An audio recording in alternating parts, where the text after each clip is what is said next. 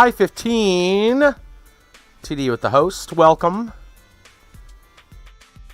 How goes it tonight?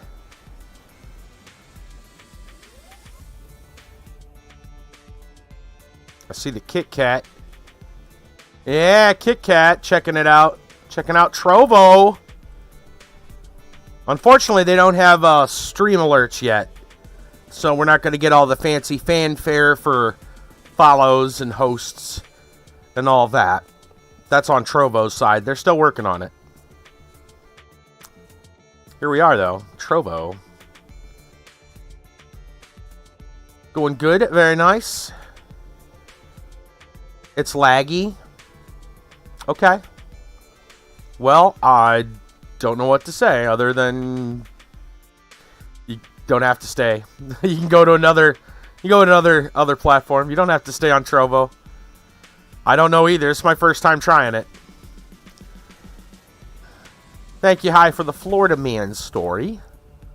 Oh, we actually did this story yesterday. We did this one. The delay is forever. Oof.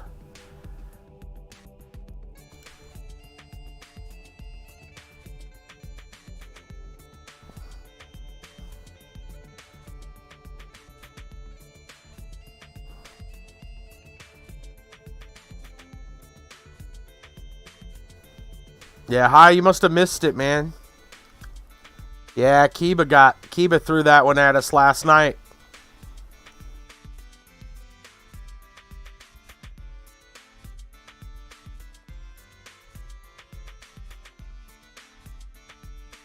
Yup.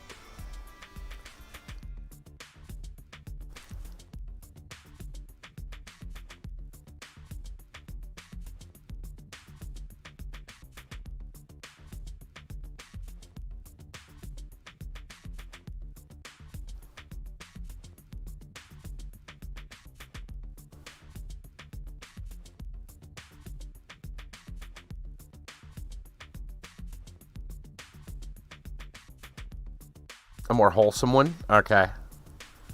Sure.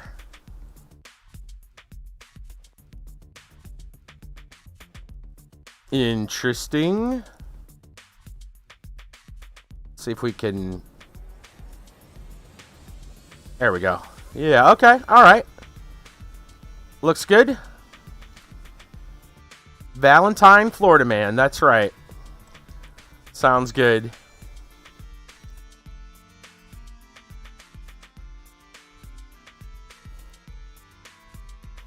Mm-hmm. Very nice.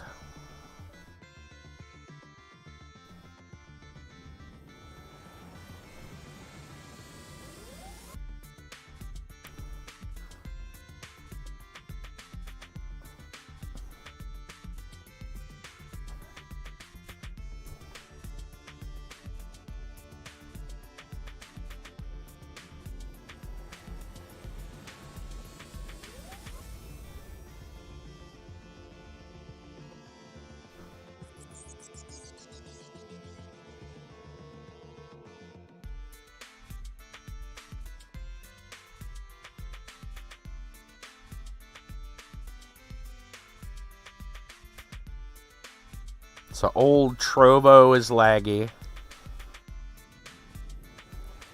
Well, emotes. I see High 15 just joined. That's interesting. I wish some of that stuff, like the follow, I wish those would show up in the restream chat. Oh, it's sped up. Huh, maybe it needed a moment. I don't know. Yes, indeed. We're going to try another platform and see. Why not, right? Let's bring up the card for tonight.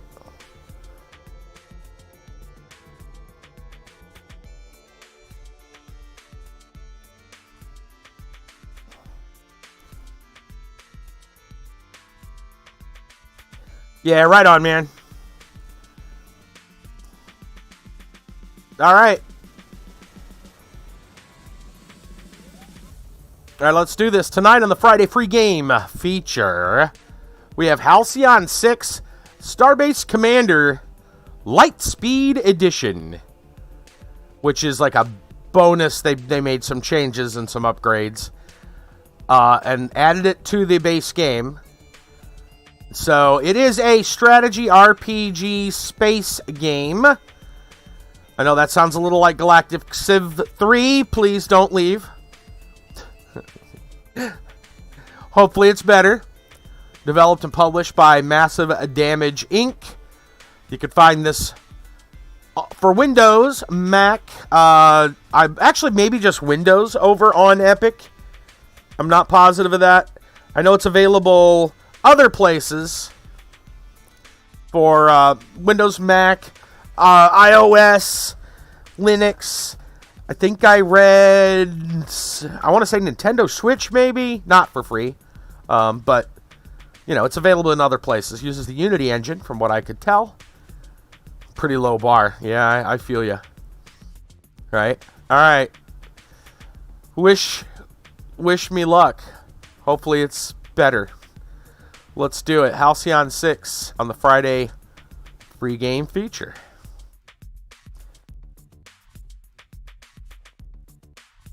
Okay. Go, baby, go. Please don't be bad. Yeah, I feel like it's got to be a low bar, right?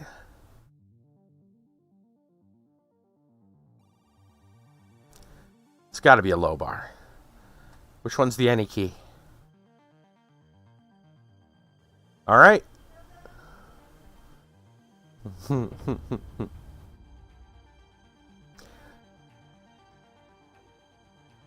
All right, let's do it. New game. Main campaign. Halcyon 6, you have some experience with space strategy games. Skip prologue. You know what? I probably want the prologue. We have difficulties here. Easy, you're new to space strategy games. Cruel expansion is less aggressive. Enemies have less health and do less damage. You have some experience with space strategy games. I mean, that seems probably right. Captain, you're experienced with space strategy games. Hard mode, probably not. And then it goes farther from there. Vice Admiral, expert space strategist. Resources are scarce, and the cruel expansion is fierce. Enemies have much more health and do much more damage. Admiral, look, it just keeps going. Extremely hard, you are a masochist. Unrelenting. Absurd health, incredible damage. Grand Admiral. Impossible, you know no fear. Resources are scarce, unrelenting, tremendous health, massive damage. Ruthless expansion. Unfathomable, what are you thinking? Unfathomable health and do colossal damage. Emperor. I can't even. Enemies have inconceivable health and do monstrous damage. Yeah, no, we're going to play Commander. Let's not go crazy. Alright. Start game. Yeah, no, I don't want Iron Man mode, I'm sure. Single save. Yeah, no, let's... Inconceivable! Yeah. Let's do it. Before selecting a new officer, you can re-roll to view additional recruits. Icons will appear over your... Oh, is that a tip thing? For half a millennium, the spacefaring races of the galaxy fought and conspired against one another for supremacy. But it was the Terran Federation, through the ingenuity and bravery of its officer class, that ultimately prevailed. Through the discovery and utilization of ancient artifacts left over from a long-dead precursor alien race, they put an end to the disastrous series of wars between the factions. One of these precursor artifacts is your home, Halcyon 6. The crown jewel of the Terran precursor discoveries, the Starbase acts as the Federation's home base in the Halcyon sector. Commanded by Admiral Bremachandra? Go with that. Federation's most decorated officer, protected by the 12th Fleet, the Starbase is permanently staffed with a variety of Federation officers with the mission of unlocking its mysteries. Today, however, the station has received some unwelcome news. A garbled hypercast ordering the 12th Fleet's return to Federation space. With the intention of returning as soon as possible to continue the work on the experiment, Admiral Brahmachandra leaves you in charge of the station. Prepare for warp.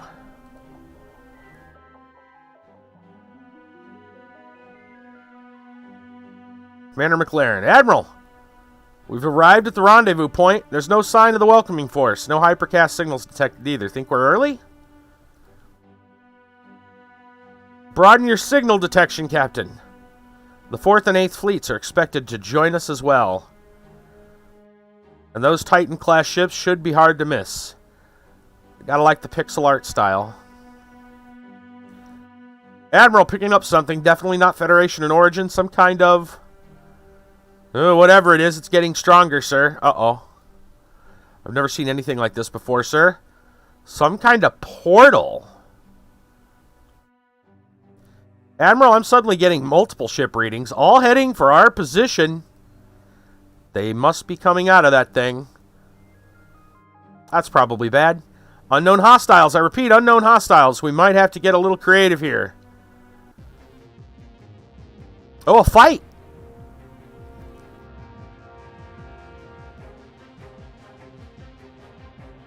Wait, we actually get to participate in the battle? What is this sorcery? Commander, they're powering up weapons. We should take the initiative and attack first. Click on the highlighted button to attack with the incisor beam power. Well, they're pointing at it. Wait, a tutorial! I just realized. We have a tutorial. I repeat, we have a tutorial. This game is already better than Galactic Civ. Alright, it says Incisor Beam. Damage, base hit, exploits vulnerable. Whatever that is. Click. Target the spiked alien. To fire the Incisor Beam. Jennifer, welcome. Hey, we got a space game that's not garbage, maybe. We have a tutorial. I repeat. We have a tutorial. Alright. Pew pew! Next, use the backstab maneuver to inflict ship disabled and prevent your enemy from attacking. Tutorial has been spotted in the vicinity. Yeah, that's right.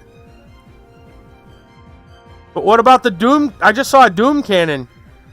Alright, backstab, ship disabled. Oh, okay. Prevent the enemy from attacking. Nice. We'll go with the guy. Target the ocular vessel. Never saw me coming, it says. Interesting. Excellent. Now select drone swarm attack to attack all enemies at once. Drone swarm. AoE. Target any enemy. Hits them all. Not effective. Uh-oh. Enemies have resistances and vulnerabilities against specific status effects. It's extremely important that you take advantage of this. You can right-click on an enemy to view their vulnerabilities and resistances. Okay.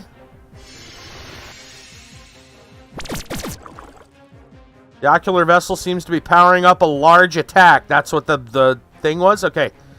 Shield yourself with protective field to mitigate the damage. Protective field. Target any ally. Sure. Shields up.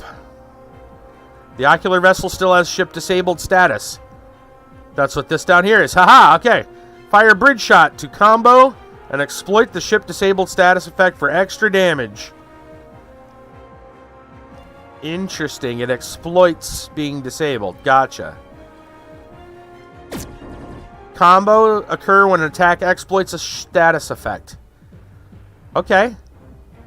Don't get too cocky, Commander. Don't get cocky, kid. Alright. Ship disabled. Select acid bombs power to attack your enemies, doing damage over several rounds. Ooh, a dot. I like dots.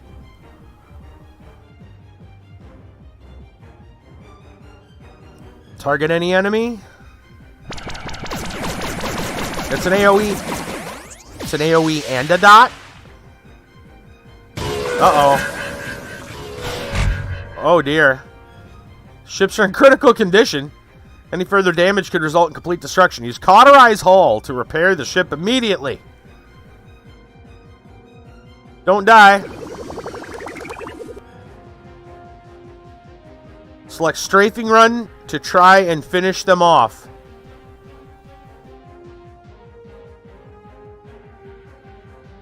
I know, right?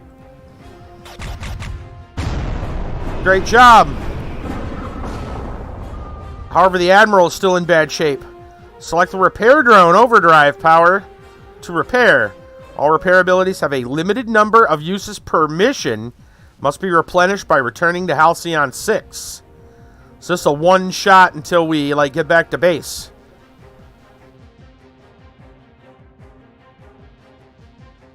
Target the Admiral's Paladin to repair itself over time. Oh, nice. Heal over time. Remove negative status effects.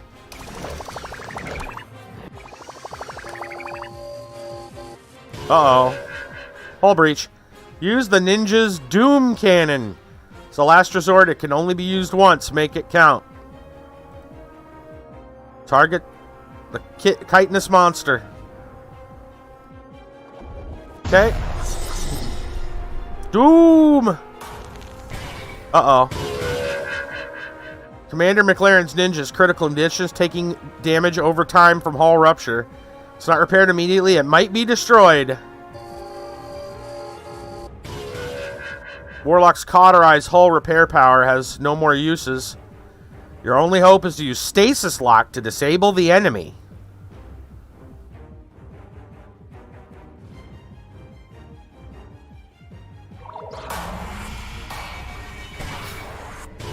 Finish it off with the Paladin's Dreadnought Ram.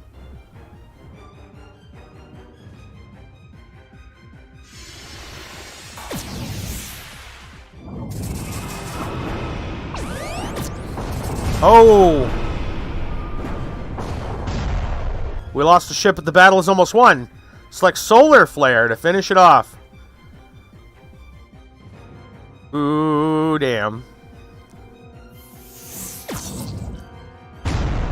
Resist. Admiral, we're picking up more of those portals on the sensor. Uh-oh. Oh, dear. That's not good. We're being surrounded. Yeah. Admiral, we need to jump now back to Halcyon 6. You having fun with the new emotes? I've got... What the... Oh, God is right.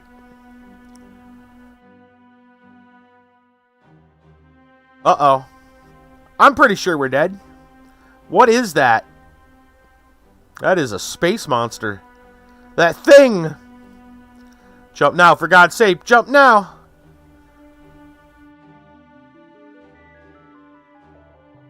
Right? Commander, we seem to have lost our hypercast link with Admiral Brahmachandra and the 12th Fleet. Yeah, I think they're dead. Halcyon 6. Starbase Commander. That's the intro, huh? That's our little beginning tutorial. With the 12th Fleet destroyed, little information as to whether the Federation still even stands. You and your crew are stranded in hostile alien territory, cut off from resupply, and in desperate need of more crew. Uh-oh. You have little choice but to continue working on Admiral Brahmachandra's experiment to try to unlock the power of the station. Meanwhile, enemies may soon catch wind of the Federation's weakness. use that as an opportunity to strike and claim the station for themselves. Choose your first officer. Oh, okay. We get to choose 3 different options. We've got a physicist, unlockable powers, space combat. That's a lot. This is a lot of information off the bat. But I guess we'll figure it out. Afflicted, confused. Chaos Theorist, unlockable prestige class. Crew Panic. Weakness vulnerable. More vulnerable target is lower damage resistance. Formerly a prestigious academician. Is that a word? I guess it is. At the new Kharkiv University. Lucas Beaumont, elected to leave its relative safety to join Federation Command after losing a debate with himself in a series of dreams he had after tinkering with some meta-universal barrier weak spots. At least he thinks it was himself. Nonetheless, he's found that being in likely death situations helps cure him of his sometimes crippling social awkwardness in ways that even the best adrenostims can't replace. Strategist. We saw the bridge shot. It's a lot to learn. Unlockable counselor. Microaggressions. Proficiency with weapon disruption. Okay. Weakness is crew panic. Corbane Lau was born aboard the TFS Tamerlane in the middle of a warp jump, leading to him gaining the dreaded epithet Warp Baby, which followed him from kindergarten through to academy prep. His deep-seated resentment to that fact has led him to cultivate an almost impossibly optimistic disposition, while his inner thoughts are left only to himself and to the counselor aboard the ship under its command. Mechanic. Got some heals. That's cool.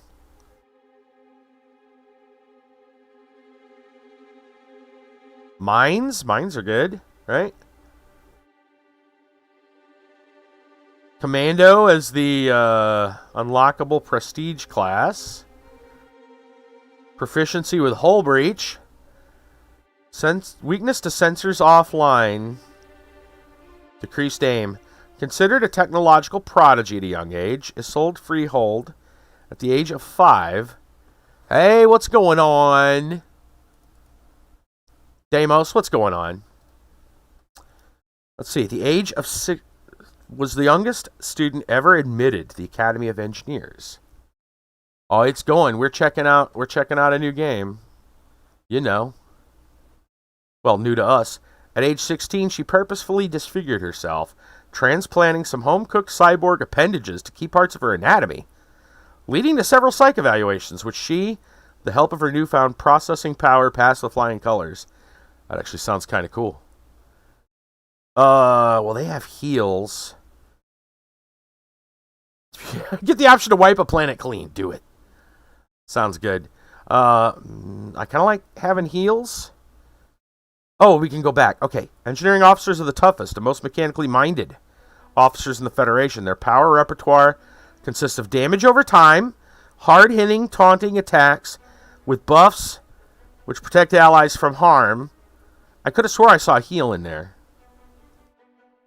Make sure it's Earth. Space combat engineering officers are able to command engineering ships, which have the toughest hull of the 3 ship types. Okay, so it's kind of a tank. Sounds like that's the tank choice. Let's see the other ones. Tactical officers are the most daring and quick-thinking officers in the Federation. Power repertoire consists of sneak attacks, immobilization attacks, and combo attacks, while their buff powers can often add aim and damage boost to friendly units. It's like a support class. Support / DPS, maybe. Crowd control, maybe. Immobilization, sneak attacks. Space combat tactical offers are able to command tactical ships. Hardest hitting DPS then. Alright. Physicist.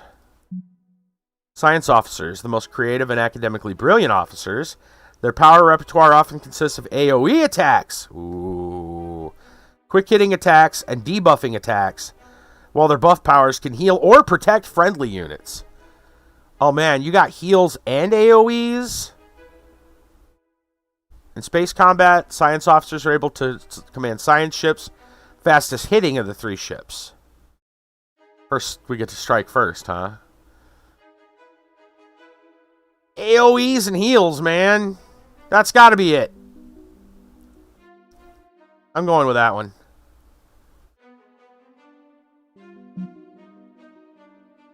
Computer, sorry to wake you, Commander. Looks like we have a situation. Oh, by the way, Deimos, you might have noticed in the chat some different icons. We're live on Trovo now, too. The multi-stream spreads. We're trying it out. Sorry to wake you, Commander, but it looks like we have a situation. Our sensors have picked up a fleet coming our direction. Yup. Oh, actually, if you mean on stream under the chat, that one's D-Live. We're on 4. I don't have the I don't have a chat monitor thing for Trovo yet. Yeah, Twitch, YouTube, D-Live, and then not shown right now is Trovo. Oh, the emote didn't work. Huh. Maybe it doesn't... No, they do work. They work in... Well, it's interesting. Yeah, no, they most of them did. Well, I mean, I don't know. Yeah, Kit Kat. Yeah, because Kit Kat's on another thing. That's what the stream is over there. You see the chat to the side? Yeah. Because they're on another platform. It's magical. 4. Twitch, YouTube, D-Live, and now Trovo. Kit Kat's on 2 of them. Sensors have picked up a fleet coming our direction. The signals suggest a pirate origin. That's right. I could be on more. But, yeah. Yep.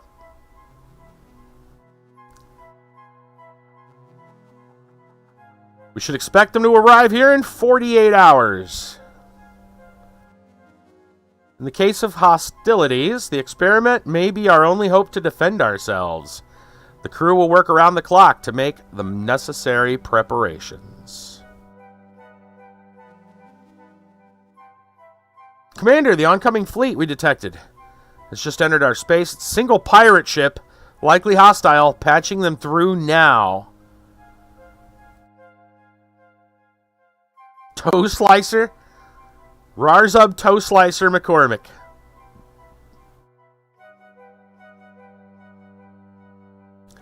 Federation Starbase, our scouts detected the departure of your fleet over a week ago. You're now at the mercy of Admirax Zeb and the Zealots clan. Hand over the Starbase, and we'll allow you to return to Federation space. Comply, or we will commence orbital bombardment. This is the scenario screen. The screen will appear during missions, require key decisions such as attacking, retreating, or using an officer to gain a special outcome. In this case, the pirate fleet is demanding your surrender. Choose the response below. Hint, you should choose to reject to surrender. That sounds like a good idea. Let's reject. I forgot. You Federales love your precursor toys. Prepare for bombardment, Federation scum. Commander, in light of this development, we should begin initializing the experimental starship creation process.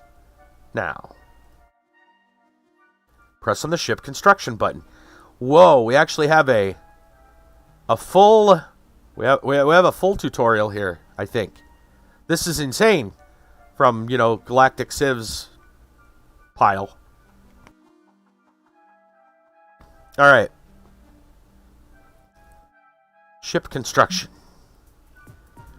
The Acolyte-class science vessel is currently the only starship the Starbase is able to build. Select it now. Press Construct Ship button to get the process started. Sure. Press the Construct button to confirm and add the starship to the queue. Construct. And it uses... Well, we've got 1,500 dark matter. Hey, it even tells us what the things are. Crew. Okay. What? This game actually tells you stuff? What is this? Starship will take a few days to build. 3 days, apparently. To skip time, you'll first need to return to the star map. Press the star map button. Press here to skip time. Okay, I guess we're just going to wait on it to build.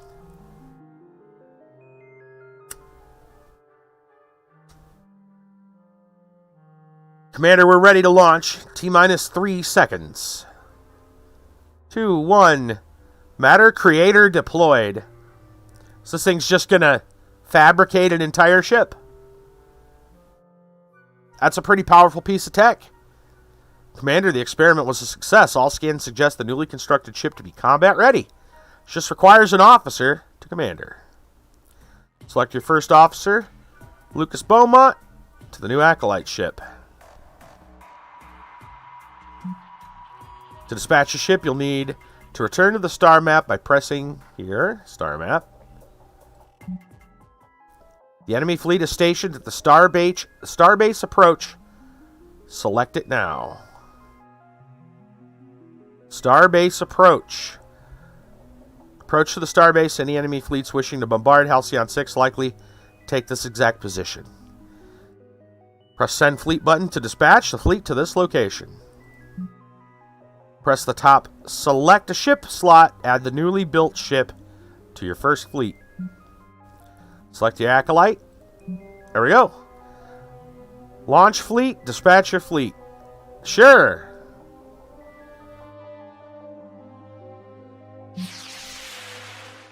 The pirate swoops into attack position. Attack! Before every battle, you can prepare your ships by configuring loadouts.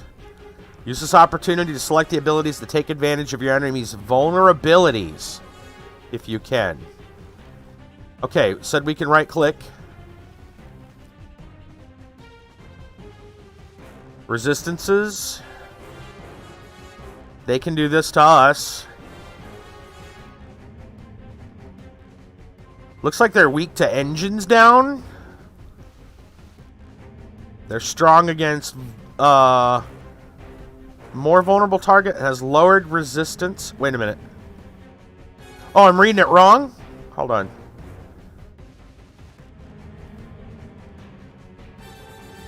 No. I would assume resistance... I would assume a negative would be bad and a positive would be good. So, they have a bonus to crew panic to resist it. Because it's resistances. That sounds right. So we want to work on their engines. Ship disable and hull breach. And sensors offline. Sensors, engines, hull breach, ship disable. That sounds about right. Can edit. Equip 3, maximum 3. So these are what's equipped. I can't select because it's maximum 3. Okay. Wait, are there other loadouts? Oh, these are unbuilt. Okay, they're just blank. Alright, so that's a heal over time. That's a really weak one. But, it affects everybody. Well, I only have one person, one ship right now. That's a single heal. Okay. One time, single ally. Upload virus. Inflict sensors offline. That's what they're weak to. That's weapons disruption. Hull breach. And crew panic. They got a bonus to that, right? They get a bonus to that. So I probably don't want to use that one.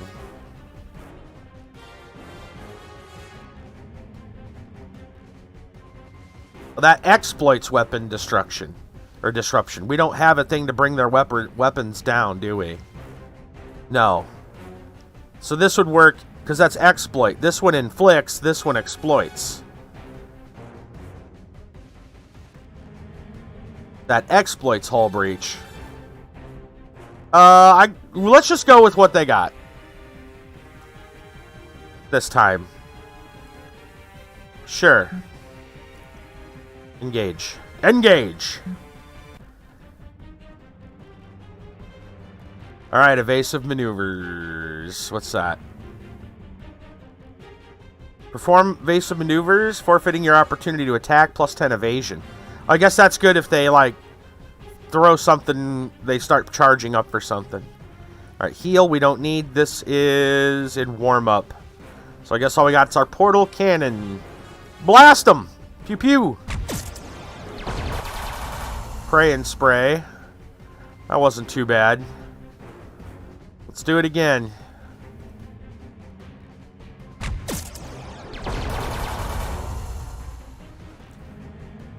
This is up. Let's upload a virus on him.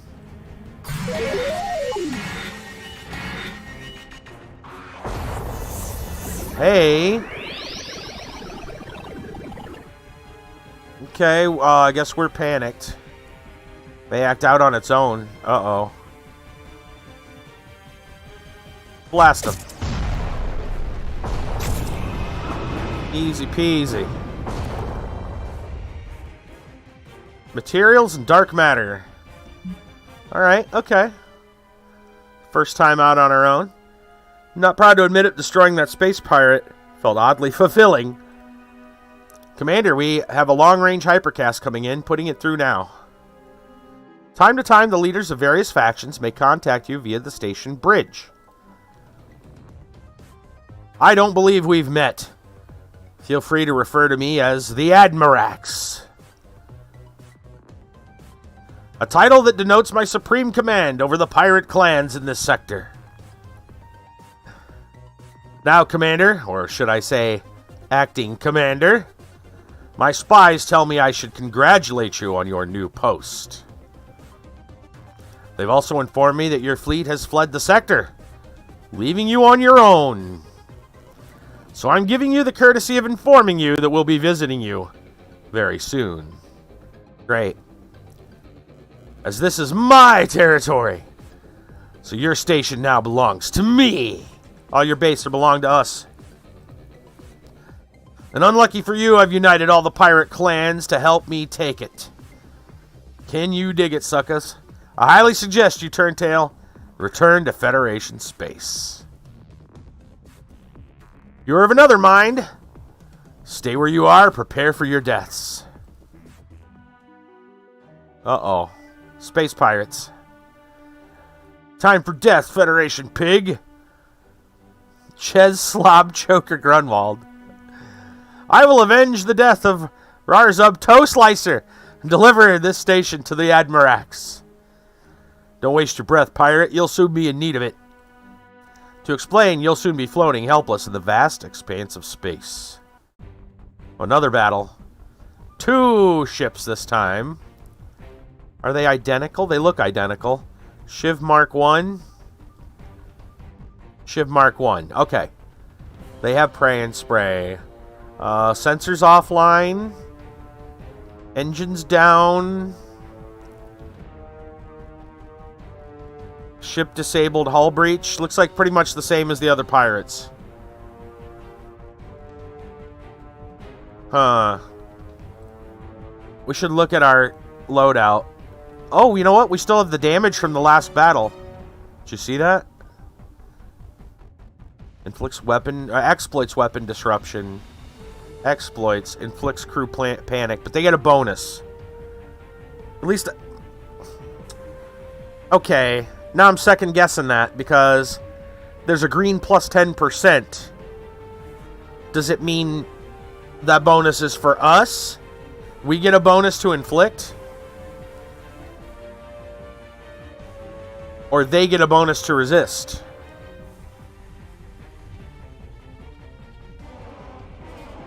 I would assume if I see a green, that's a bonus to me. That's typically how it works.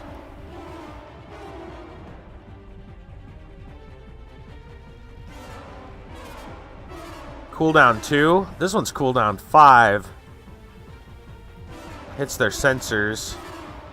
What if I turn that one off and go with this one? I'm going to try it.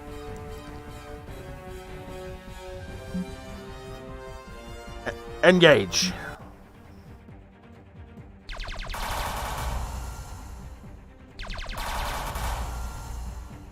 Taking some damage. How big is this heal? 228 to 408. Average of about 300. I'm going to wait. I'm going to wait until I'm like at half to heal. Because I don't want to waste it. There's a limited. Alright, let's try this. They're panicked. Barely felt it. I mean, I guess. Celery towers. Hello.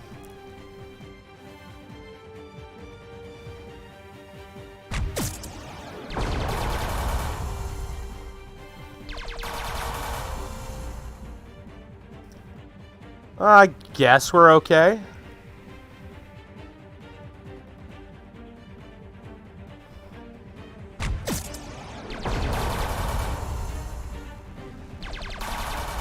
We should probably heal now.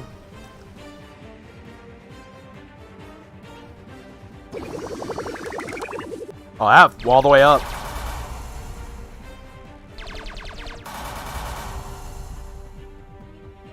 Alright, let's get rid of this guy.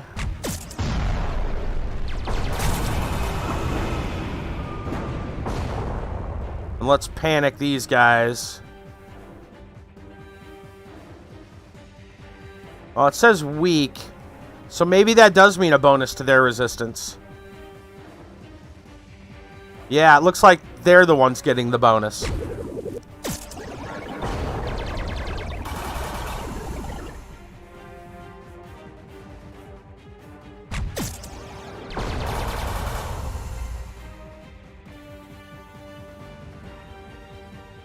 Blast them.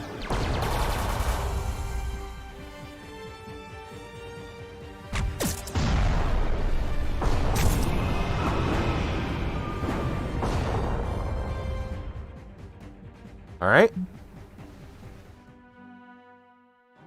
Fantastic. I think I'm starting to like this ship. You can always return to your fleet to the Starbase. Return your fleet to the Starbase by first selecting your desired fleet. Halcyon fleet, right? Pressing return home.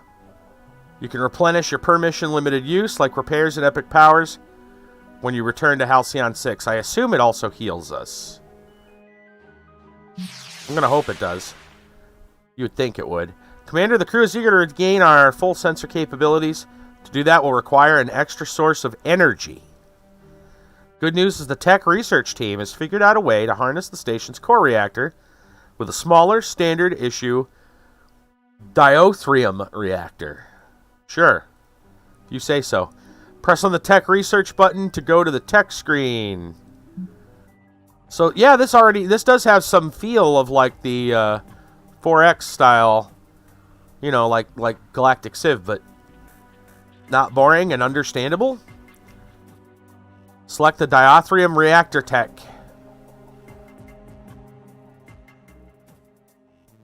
Now select research. Tech research, how to build a Diothrium reactor.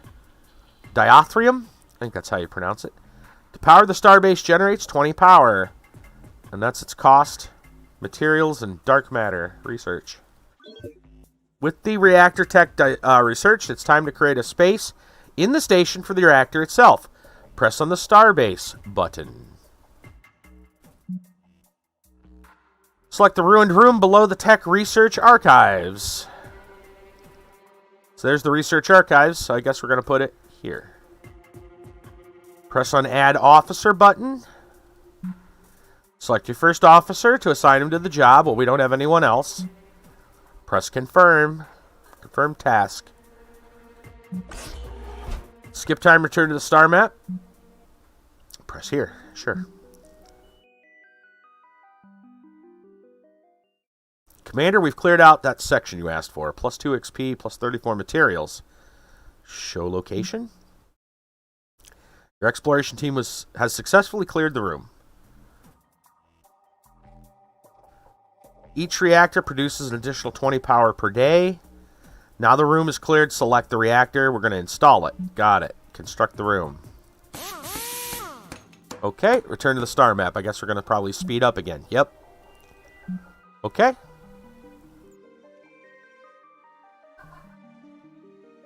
Pretty awesome. I actually like it. Storyline is good. Shows you how to do things. Yeah, right? And it's free. Right? Better than Galactic Civ already. Just because it has a working tutorial. You gotta... Well, it has a tutorial. Let's put it that way. The other one totally did not. Anyway, moving on. The station is fully powered, Commander. And our sensors are back online. You know what's funny? This didn't even say it had a tutorial. It just went, here, have a tutorial, as you played.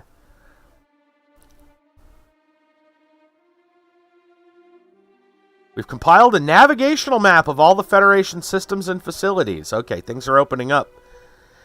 As loyal members of the Federation officer class, it is our duty to protect these facilities at all cost.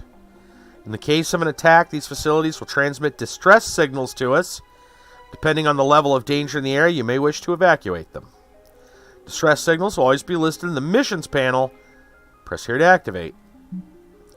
Missions with specific locations will have a go-to button for convenience. Send your fleet to the nearby nebula. Ghost Head. Nebulae contain pockets of rare gas refined into warp fuel. Fuel refinery. A Ghost Head Nebula is calling for help against a never-before-encountered alien vessel. Lovely. Let's go. Alien infector ship, huh? Well, this is all we've got for our fleet, so... And it's back up to full health, good. Launch. Prepare for battle. Okay, let's see what this guy's deal is. He does more damage. Brood pods. Oh, he's got a heal. Okay. Weapons disruption. Chaos cannons. That thing looks less like a ship and more like a monster. Damage versus engineering. Uh-oh, wait a minute. Aren't we... No, we're science. That's right. Cruel science ships use chaos and psychic attacks to debuff and cause damage over time. Alright. So... Hull breach. I'm pretty sure I'm reading this right. It's minus 50% resistance, so hull breach is their weakness. Vulnerable weapons, crew panic, and engines down are their big ones. Vulnerable weapons. Yeah, monstrous is right. Engines down, crew panic, hull breach, vulnerable weapons. Well, what adaptive armor? I guess that's just the buff it puts to allies. We'll keep our single heal. Sensors offline, weapons disruption, hull breach, crew panic. Let's look at that again. Crew panic, engines, crew panic, hull breach, and vulnerable weapons.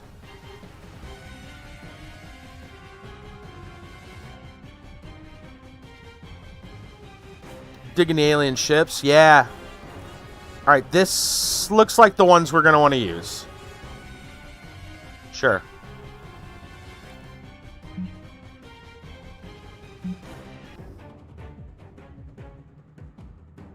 Yeah, those look pretty cool.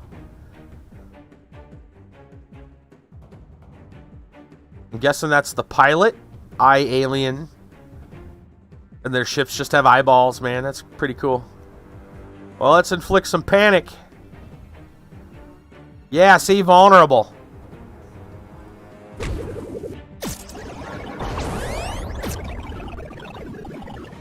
Nice.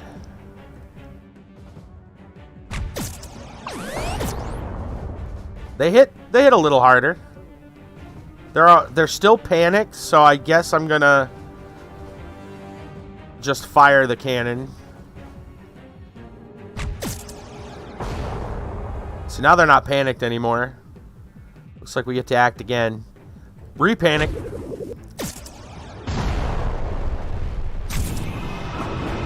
Easy peasy.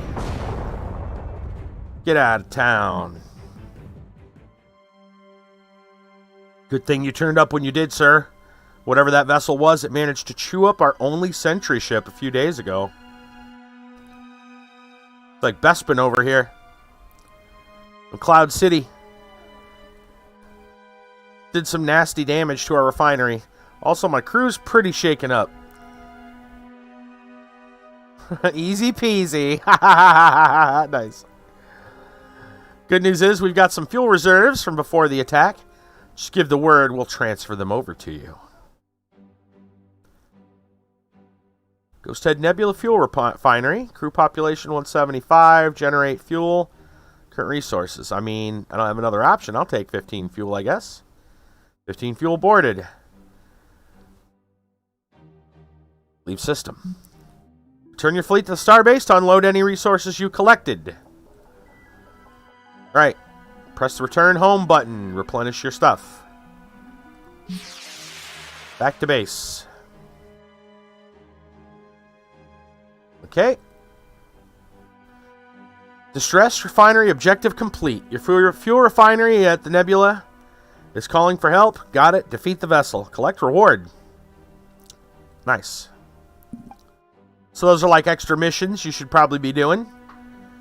Otherwise, you can do other stuff, I guess. Just kind of whatever. Commander, with all the recent events, the crew felt it necessary. Create a short briefing for you. Here it is. Briefing entries. Upgrade the Starbase and fleet. Recover Federation facilities. Investigate space pirates. And then start game. Oh, I don't know if this... Maybe this is something we get to do. Building new room modules require first carving out habitable space in Starbase by assigning officers to explore the ruined modules. Then we should build an officer academy to enable officer recruitment. That way we can train new officers to command any starships we build via the ship construction room.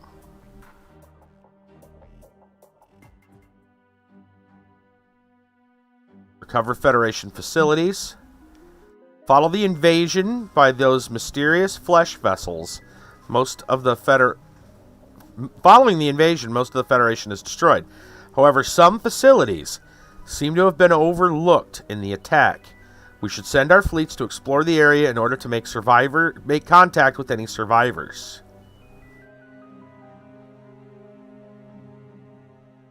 Investigate space pirates. We've been raided by pesky space pirates in this sector. Once we have a functioning fleet, we should pick off some of their smaller ships in order to gain a better idea of what we're up against. Got it. Okay, so that's kind of our main objectives then. Upgrade our stuff, recover the facilities, go explore, make sure everyone's okay, and then keep an eye on those pirates. Start game. Before you start, so this was all the tutorial. You should directly promote a new officer from the ranks. I prepared a list of suitable officers for you to choose from. Oh, we get another officer. Gotcha. Wolfgang Shantha, strategist. Space combat counselor. Okay.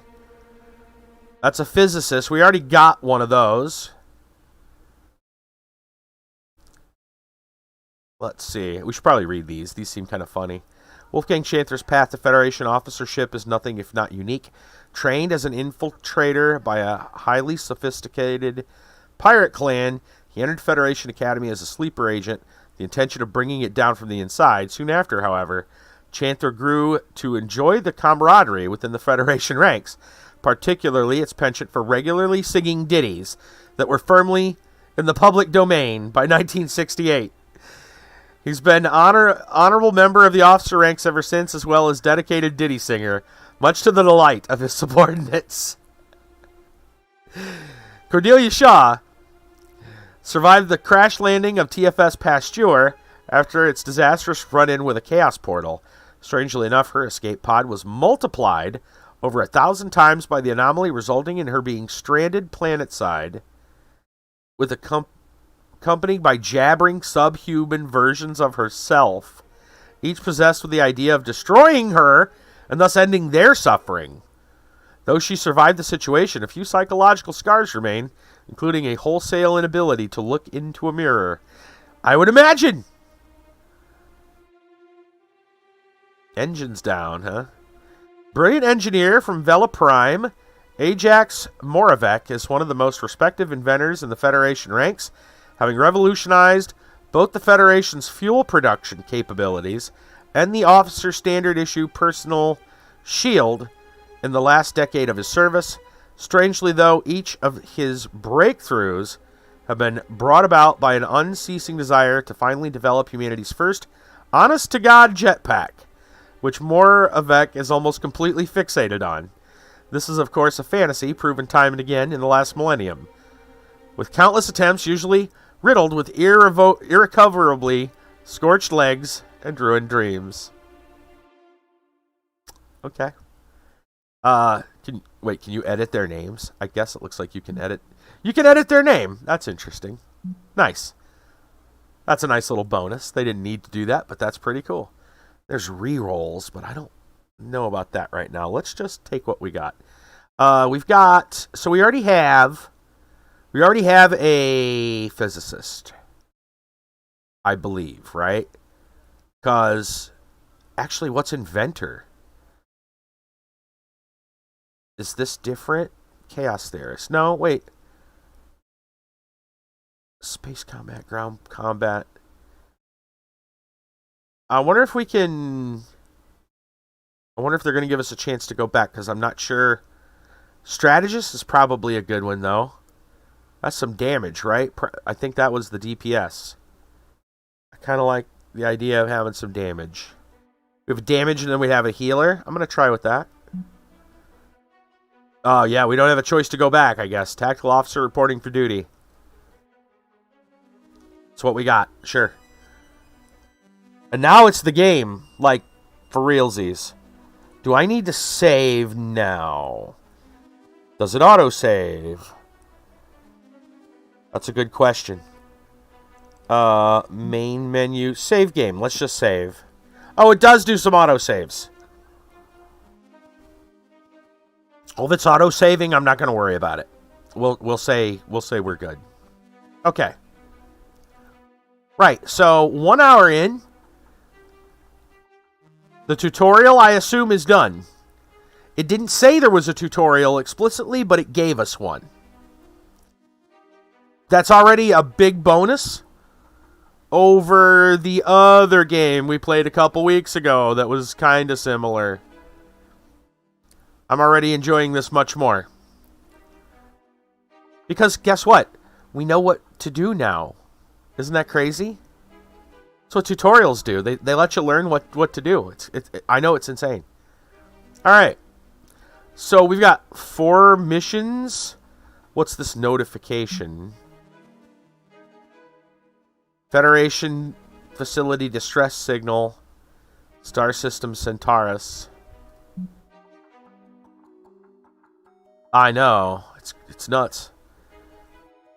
Okay. Well, everybody's got a distress signal, right? Fluidic cloud system trait. Huh. You know, okay, hold on. We should think about this. Do we want to start Upgrade refinery at Ghost Head? Ooh. Centaurus requesting raid. Upgrade refinery at Ghost Head.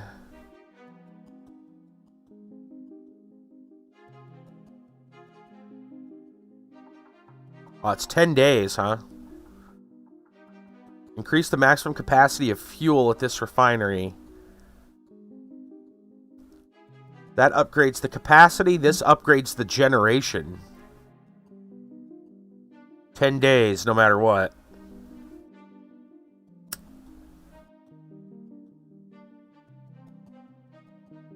But for one fuel, that doesn't seem like a lot right now. That seems a little expensive for us. Mostly in time. That's a lot of time. Not sure I'm interested in that right now. What about our own base?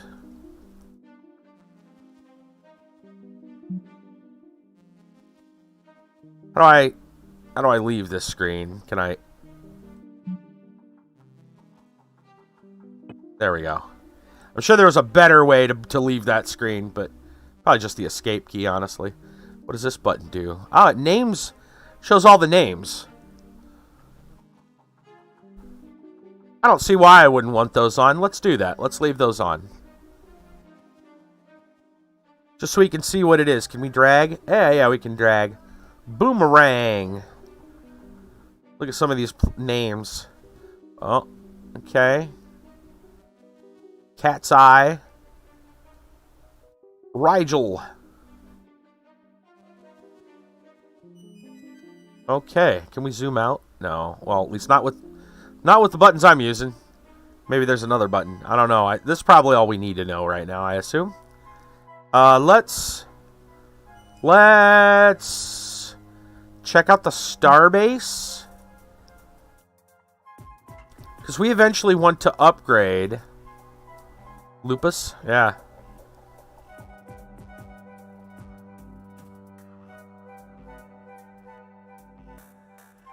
Oh, here's where we can see different upgrades. All right, hold on. Where can we see our officers? There we go. Lucas Beaumont. Don't we have another? There. Strategist. So we have a physicist, science, and a tactical strategist. So we might want to build a tactical. Oh, wow. They level up and get skill points. They got their own skill trees. Oh, this is going to be something. All right. Science physicist, tactical strategist. I feel like we should probably unlock the ability to make a ship for them.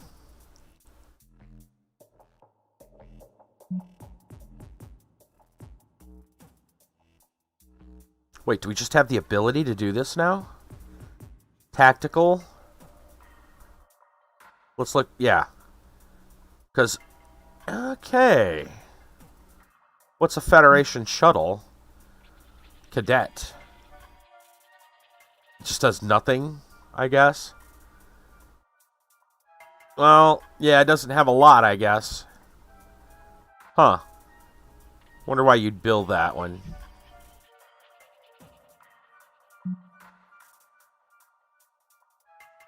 Cadet.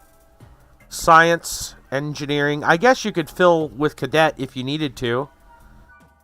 Right? They could just kind of fill things out. But we've got a tactical. We should build a tactical ship. The marksman. I wish this gave a description. That'd be nice.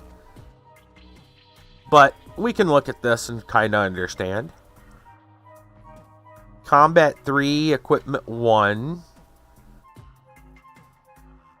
I'm surprised we can build this.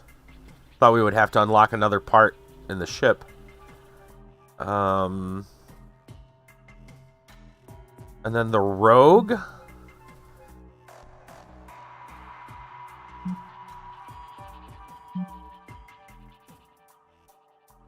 How do I know what abilities they have?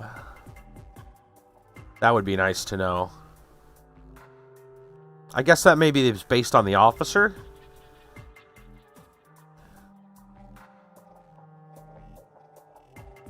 So, okay, so this one has less health.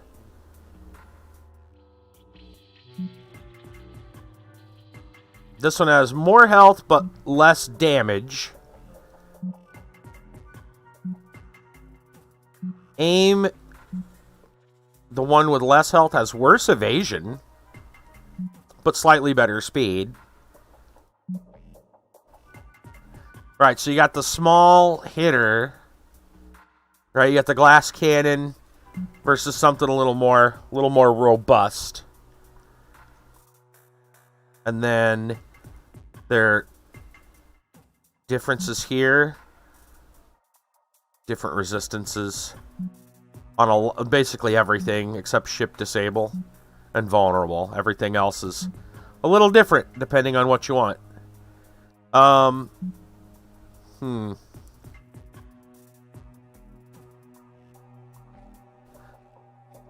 Let's go with a rogue, I guess.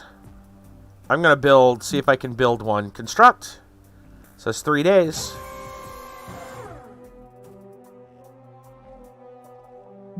Event queue, rogue, 3 days, yes. Okay.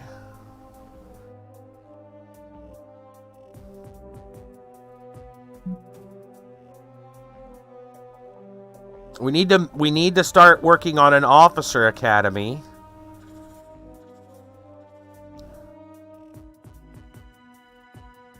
Research how to build an officer academy to unlock additional officers, improve, replace officers killed in the line of duty. It's 200 with 150. We're going to do it. Now, we also need to explore the base to make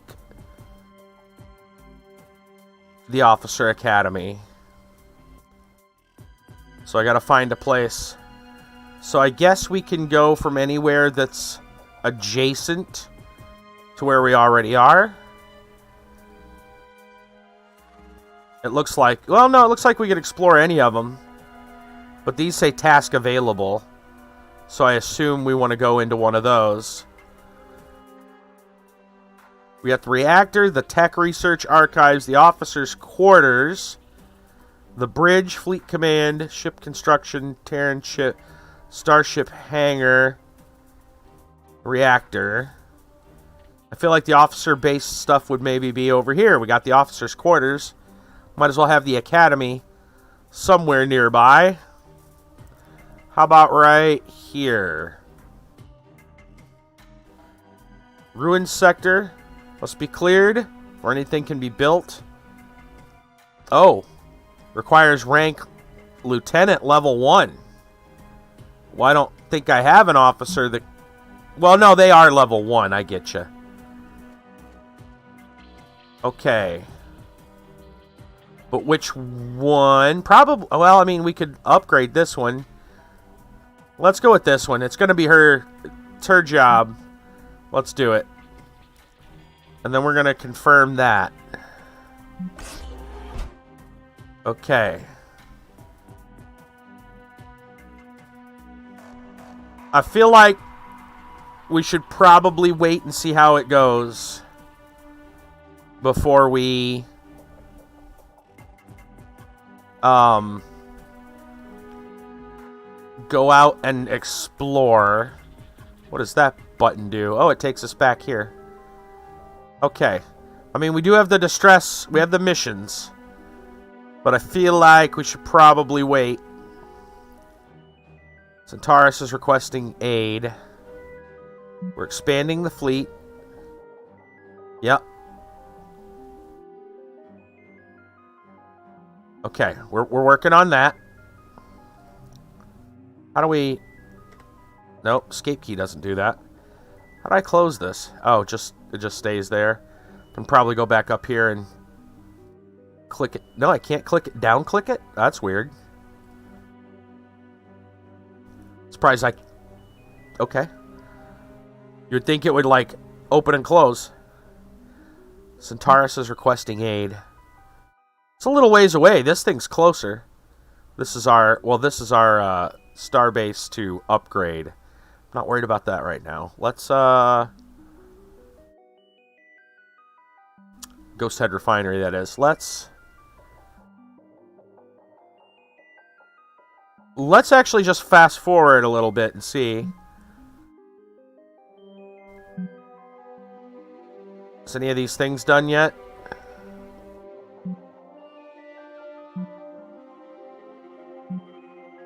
Okay, there we go. Commander, we've cleared out the section you asked for. 2 XP plus 26 materials. Dark Matter Dupe Multiplier. Oh, no. I need an Officer Academy. There we go. What does this do, though? Amount of dark matter gained from missions. Oh, interesting. Not sure what the whole energy symbol... Oh, it's power used. 60 of 80. Oh, man, I'm going to have to make sure... How much does... Result plus 20 power. We already put in a reactor, so we should be okay for now. We're going to have to make sure our power is a thing. We're going to construct this Officer Academy.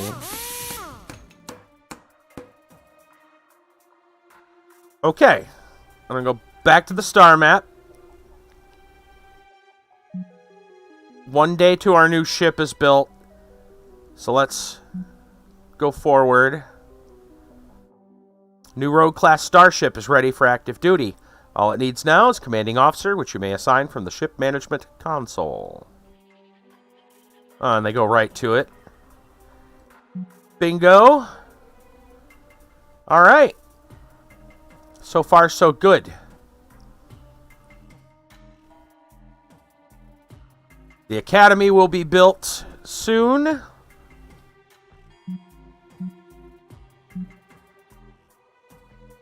Let's go back to the star map. I think we're going to go ahead and get that ship. Well, we got the ship. Hold on. We already have the ship built. We have that. Let's go on a mission then. Let's go ahead and go check out Centaurus. Oh, wait. Do I have to look at fleets? Send a fleet. Well, actually, no. I get to choose, right? So, after that. Nebula, contain pockets of rare gas. Right? New sector. Oh, that's cool. Okay. How do I exit out of that? Ah, right click. Okay. Send fleet. There we go. Select. There we go. Alright. Why are you not healed? That's weird. Not that damaged, but it's still kind of weird. That's fine. Oh, there's a repair button. Repair costs 7. I mean, I guess. Gonna cost to repair, it's not auto. Okay, that's fine. They didn't do that in the tutorial. It's nice to know, though. Does this... Oh, it's rename. Okay. Alright. Let's launch. Hold on, I want to see... Crew morale. Interesting. Station health. Fuel. Drones. Alright, launch fleet. To Centaurus. Commander, Lucas Beaumont's fleet made contact with the fuel refinery at Centaurus. The engineers crewing this fuel refinery bravely volunteer to remain at work and produce fuel for your fleets. Alternately, if you prefer, you can choose to evacuate the facility and bring their crew back to the station.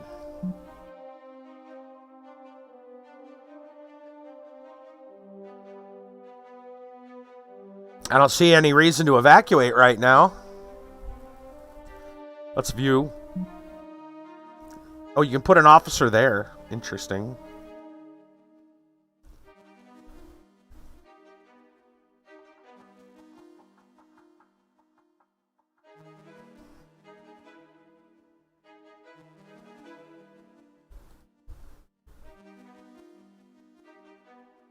Was that it? Hold on.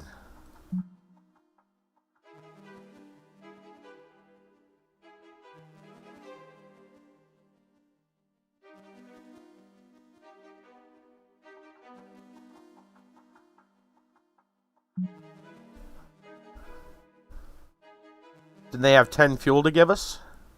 Or did we get that?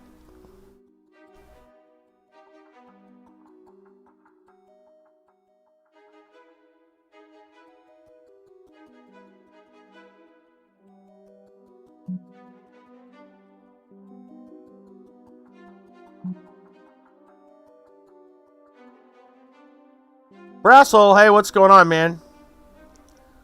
Did we not get the fuel? I can't tell. It says it's got... It said it had 10. Alright, well, it's still not... Okay, let's check the rest of our missions. Upgrade the refinery and hunt down the pirates.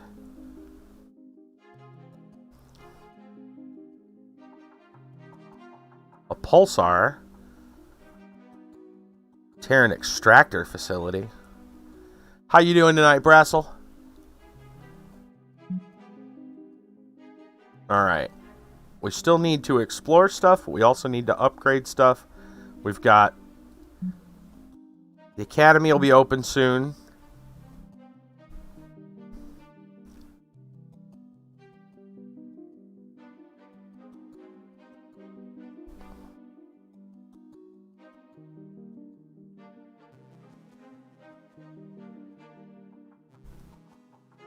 Not much, got sleep. Just woke up a few moments ago, probably. I'm great. 2 days off ahead of me. Nice.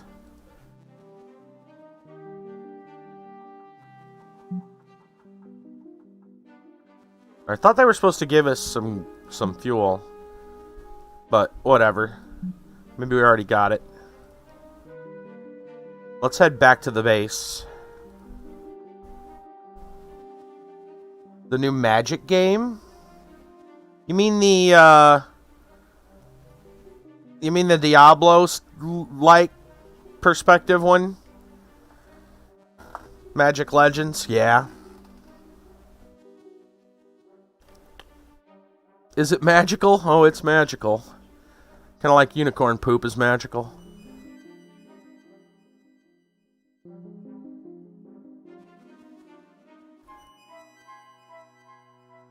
Totally not playing it right now in a closed alpha. Enjoy. Enjoy picking up shards of spells that you need to actually, have something to play. I'm sorry. I was already disappointed by the fact that they made it look like it was going to be like a 3D MMO thing by the trailer, and then it turned out to be a Diablo clone. And a not great looking one at that. I'm already disappointed by it.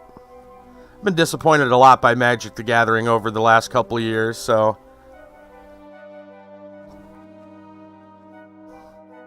let's return home, I guess. The Officer Commanded Academy is now online. Okay. New candidates are ready to be selected for promotion. Nice. Okay. We have another strategist. We have a biologist. And we have a mechanic. We have not taken a mechanic yet. That's probably what we should get. Strategist. Let's read their stuff here. Ahmed Robinson. I was given a chance to be part of the testing as well, and I skipped it. Playing another Per Alpha Ashes of Creation. Right on. Yeah, I decided to skip the Magic Legends thing. I was like, Ahmed Robinson is the sole survivor of a rogue scientist who attempted to impose officer-level intellect, memory, and reflexes onto a batch of unwilling subjects. His erstwhile creator, when sentenced for inhuman acts, famously argued that 1 out of 100 ain't bad, pointing to Ahmed in the courtroom observatory. He since distinguished himself with exemplary, remarkably cheery service to the Federation. Nadir Kaya's medical journal, entitled Encounter at Horsehead, remains one of the most well-loved publications in recent memory. Detailing his experience as chief medical officer of the NTS Galen during an outbreak of a parasite that caused irrepressible hypochondria, readers to this day howl with laughter It is incredible misfortune and possibly long work weeks in his writing. He fails to see the humor in it.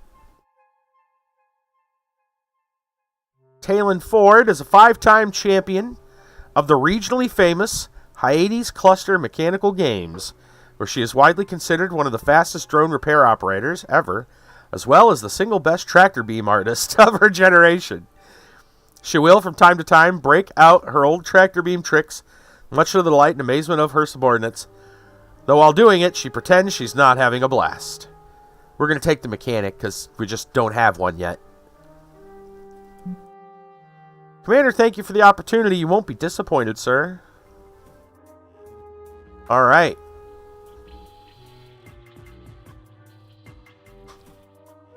So now, we don't have enough materials. We're running low on materials. Improved learning habits. Interesting. Train an officer. That costs crew, unlocks an additional officer slot. An improved officer education. Rank 7. Wow. Lieutenant Commander.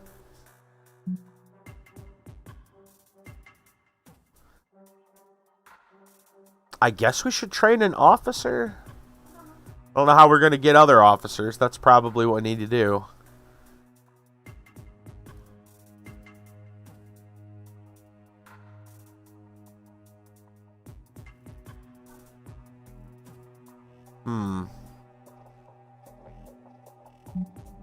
The only one we have is the mechanic.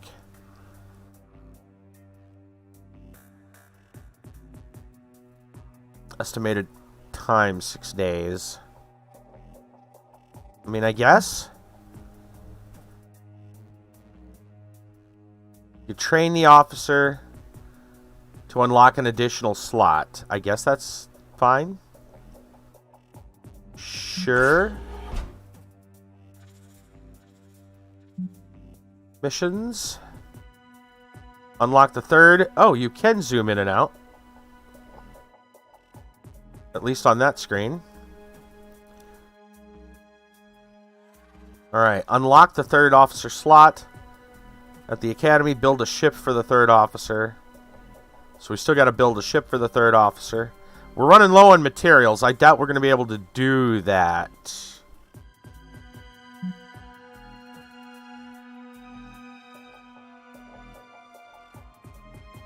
What does it take?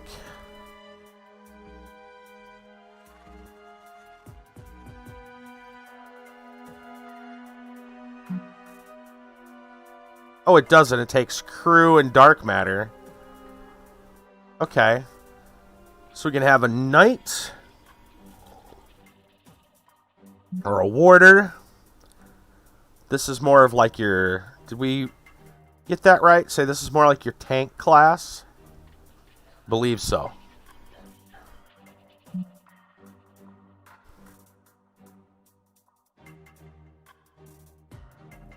So this one's got more health. Again, it's a case of health versus damage. Low evasion. But better speed.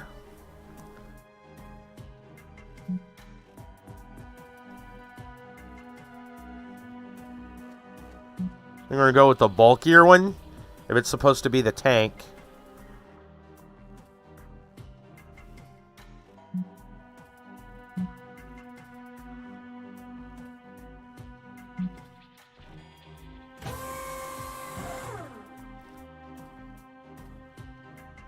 Okay.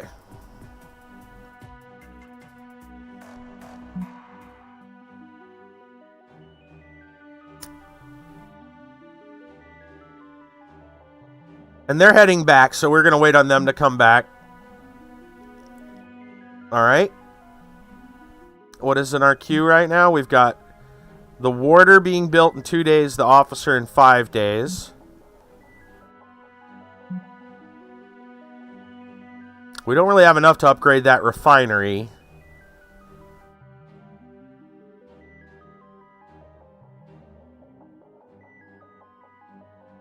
And that would cost a lot. Capacity.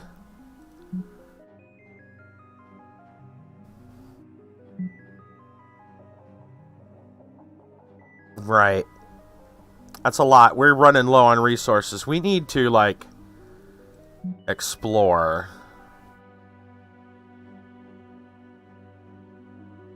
And I guess we can keep coming back to collect.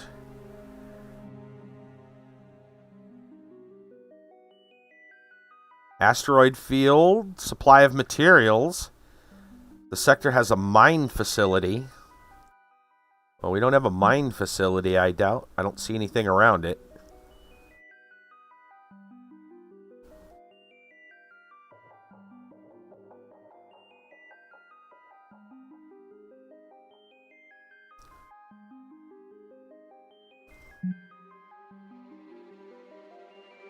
Got some enemy fleets coming.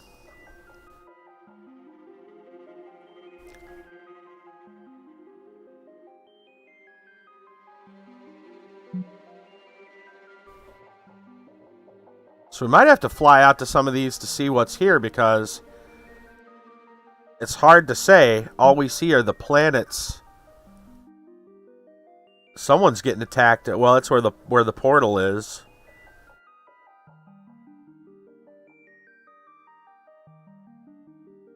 All right, well, we got to go do something, so I guess we're going to take our group to the fuel refinery and pick that up.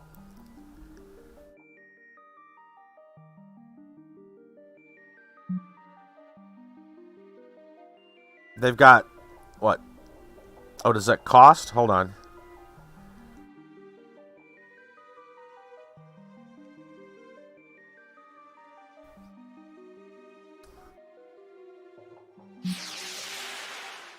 There we go. 2 fuel per day. They currently have 12. Give me that fuel. Okay. Yeah, this isn't too bad. This is much better than that other one we were playing, that's for sure. Okay. And we've got still some time, so they've got 13 of 29. We're going to go blast out there, I guess. Well, that's actually, I think that costs 8. So I'm going to wait until they have more.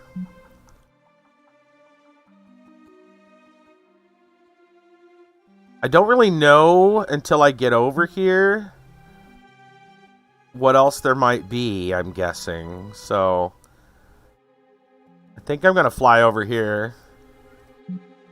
Costs 5 fuel. Ooh.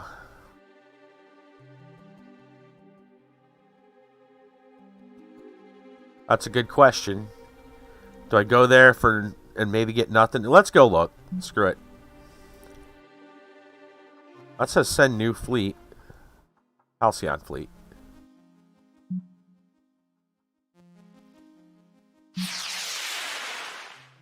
Commander, Lucas Beaumont's fleet has made contact with a materials mine at Amazon, patching you through. Oh, nice. Commander, it's good to hear from you. We thought we were done for, frankly. My choices in games are not the ones for you most of the time. It's nice to not have to face down a sentence of living out our lives in this blasted mining facility, waiting to be eaten up by whatever the hell those aliens are. Tell you the truth, that giant station of yours sounds mighty compelling to me and my men, but if you think you can protect us from these aliens, we'll pledge to stay here as long as you need the materials. It's up to you, Commander. Oh, you're going to stay here. You're close enough. We can take care of you right now. So, give me them materials. And then, you're good. We'll be back. Commander, now we made contact with a few surviving colonies. Might want to look into reestablishing our network of satellite drones to automate resource retrieval. Oh, I like that. We found a few lying around the Starbase you can deploy immediately to get started. An officer is required to travel to the individual Federation colony facilities to configure the satellite there. Once configured and deployed, whenever the facility is at maximum capacity, it will load up a freighter, which will take a few days, and send it automatically to Halcyon 6. If you want to build more, though, We'll have to research satellite drones tech and then build a satellite drones control room. After that, we can build and deploy as many drones as we please. Let's go see what that costs.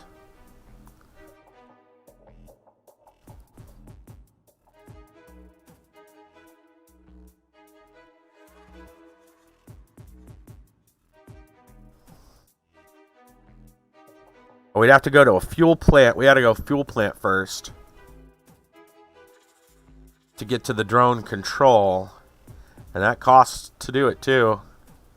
We don't have it. We don't have that either. So we're gonna have to wait and build it up ourselves. Good to know.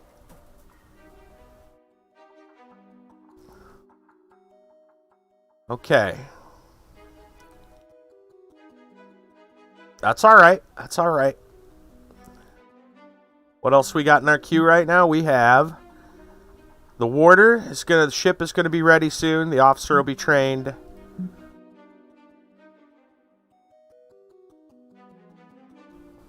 And then automate the facility. We just about got this one done. Ship will be done soon. I think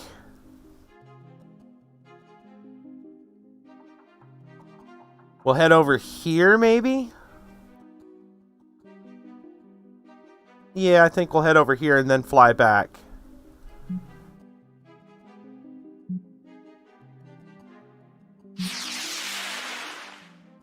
Commander, Lucas Beaumont's fleet made contact with the fuel refinery at Holst Taylor.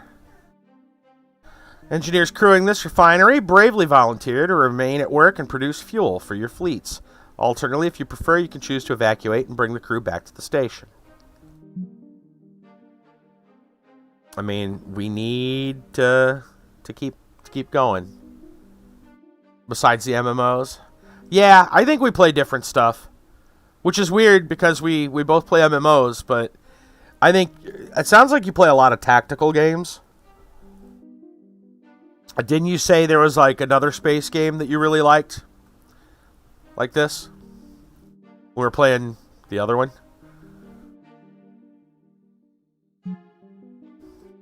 Okay.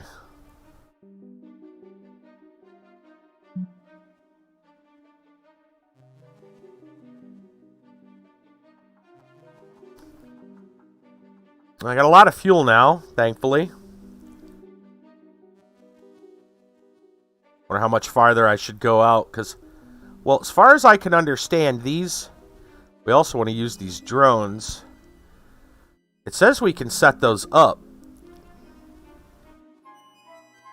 It said we could. How can we do that? Equipment. No equipment. Officer quarters. Tech research. Starbase. Maybe it's an option. Maybe it's an option if we click on this.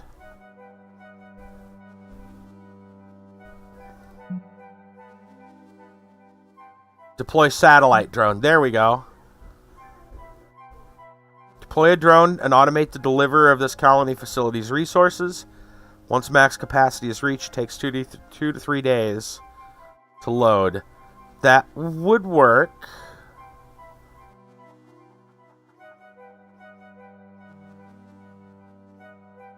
Okay, hold on. Let's go back to the star map. So, there's materials here. There's fuel here. There's fuel here. They have, what, 3 a day? 2 a day, and this one's close. So I feel like we should put a drone here for fuel. We got 3 drones. Let's deploy one here. Oh, I need an officer for that. Right, I need to get an officer first. Okay. Alright, fine. So we're going to have to wait on our officer. So, I should probably figure out what I want to do with my fleet.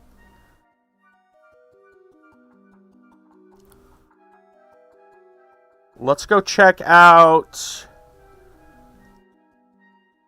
Boomerang.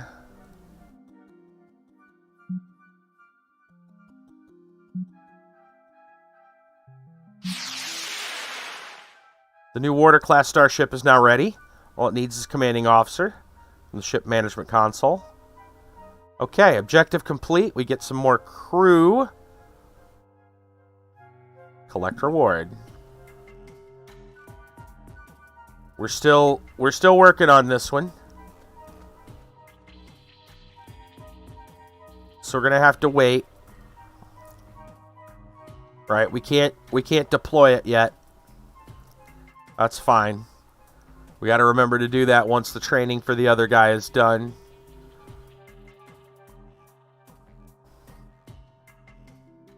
Okay. No distress calls right now.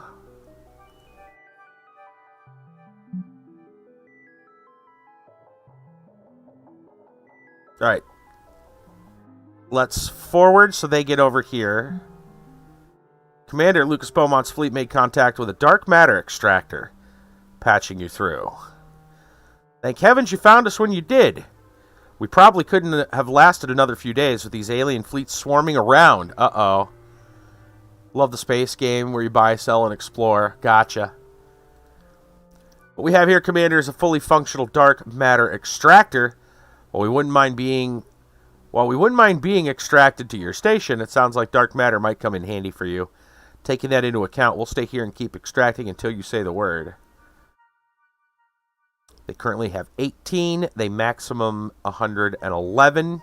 They produce 4 a day. Okay. We're going to take it what you got now. And we will wait for now.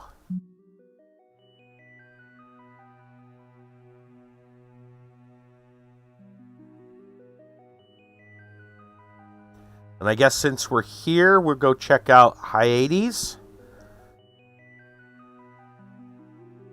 Well, that's their extractor. What about this place? They also have dark matter, possibly another thing. Lucas Beaumont is reporting the dark matter extractor is in ruins. With enough crew, we could probably get it up and running. View the system. Rebuild it for 75 crew. Produce more matter. 15 days. We already got one running. I think we'll wait. That's a ruined facility.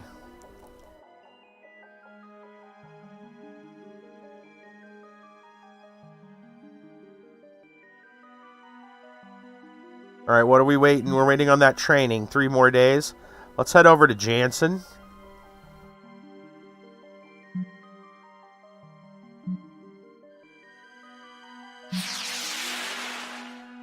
Colony below us has been destroyed. We should... One moment, Commander. It seems to pick up a signal from the surface, patching it through. Kirk, everywhere. We're masking our signal, but these things are relentless. Please, send help. Ah, here they come. Commander, we've lost the signal.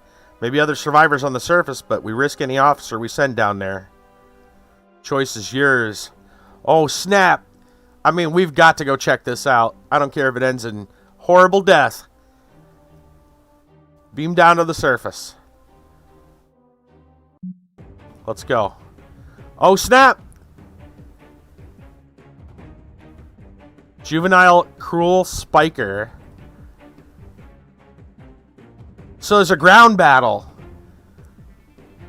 That's right, for exploration, for adventure. He can flail. He can warm up a rabbit attack. We gotta just watch out for that. Spike Twirl. Oh, that's a big one. Inflicts bleed. That's probably bad. Do we have our own loadouts? Can we edit? Heal, remove officer. A cadet. A cadet. Random dudes coming with us.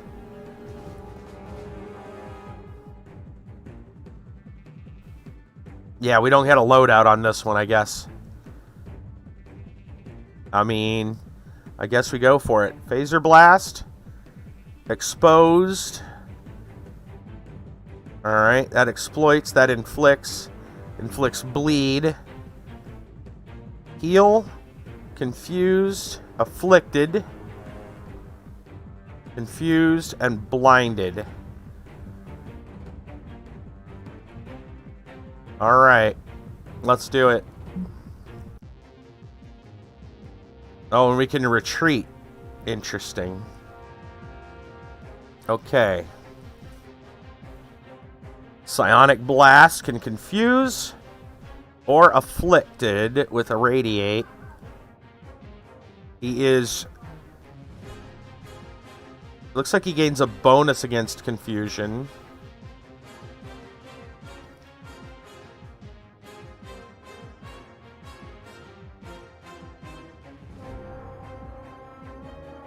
This looks like it'll hit better, though.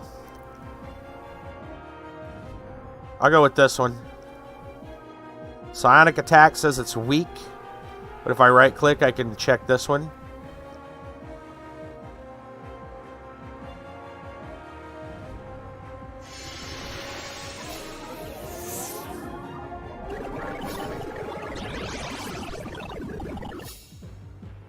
Alright.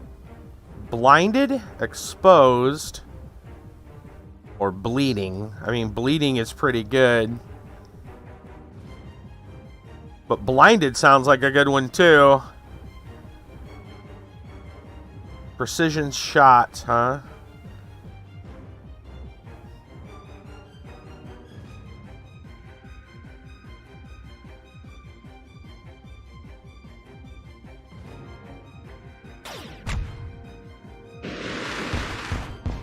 Things aren't going so well.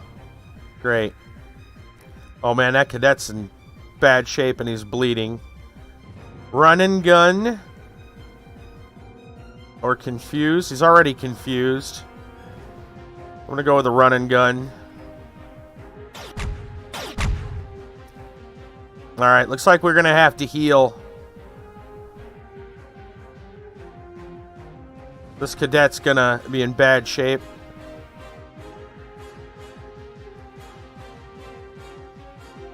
Wow, we heal him for full. But he's a cadet.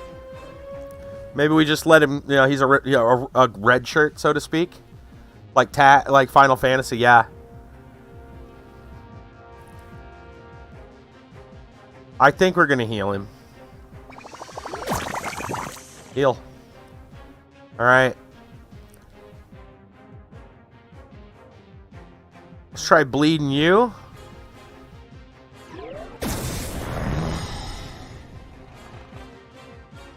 Uh-oh, he's rabid.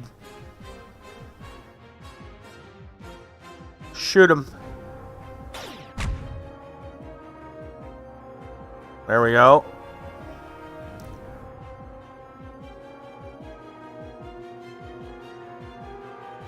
We should probably confuse him again.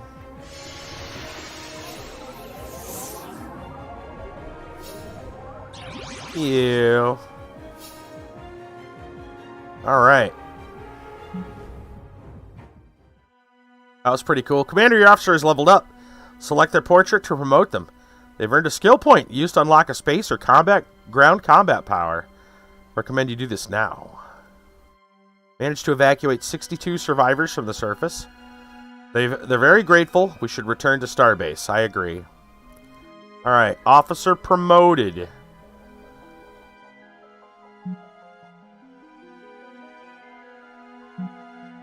Now level 2. View profile. You have a skill point. Upgrades. Traits. Bio. Okay. Well, I guess we choose from one of these trees. Because this one requires level 3. So, right now they currently have Strategist Training 1. Okay. We have Targeting Theory, unlocks Targeting Assistance Ground Combat Power. Tear Gas, Ground Combat, Crowd Control. Sniper, Bridge Shot Space Combat Power. Or Scatter Shot, Fire at Will Space Combat Power.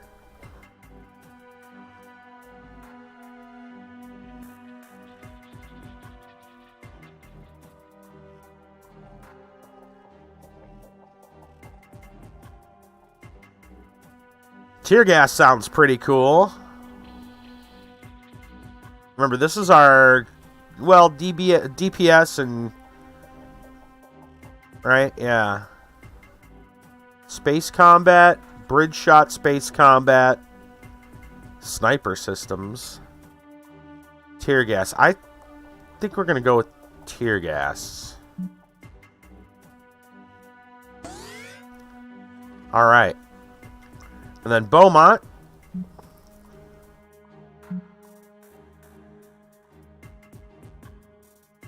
Currently has physicist training, ground combat powers, basic state and attributes, subatomic manipulation, warp atomic structure, space combat power. That sounds crazy.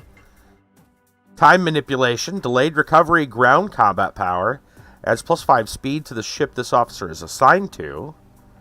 Delayed recovery, ground combat power. Sounds like a heal. Force theory unlocks the ablative field space combat power. Unlocks xenobehavioral theory.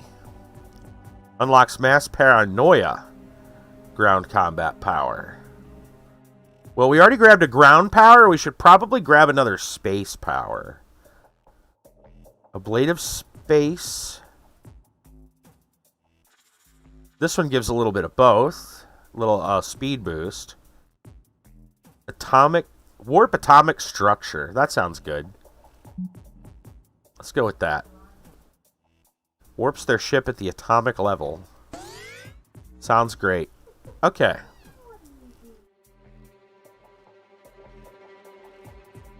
Looks good. We still got the officer being trained. And we still need to get these, right? Let's go back to the star map. Yeah, let's go back to star map, because we gotta wait. Okay. And these guys need to return home. Commander, we have a situation at the Officer Academy. While researching key officer cognition and pedagogical theory, Talon Ford discovers they had a recent ancestor who performed untoward experiments on their comrades, sometimes with horrifying results. Oh dear. Okay. Recent ancestor performed untoward experiments on their comrades, horrifying results. They dwell on it, or they take a long space flight to clear head. This sounds like a better choice. Dwelling on it sounds like a bad idea. Finding a good long space flight cures all worries. Talon Ford takes a romp around the nearby nebula, returning fully rejuvenated. Cost some fuel, but we made sure they're okay. Interesting.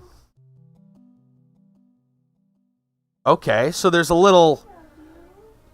There's some other things to deal with. I haven't really played it, but I've seen a little bit of it. Yeah. Just needed some space, right? I haven't played it, but I've seen a little bit of it, and that's Darkest Dungeon. Right, where you gotta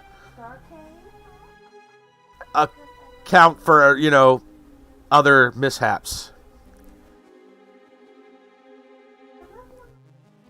Alright. Return back home. Alright.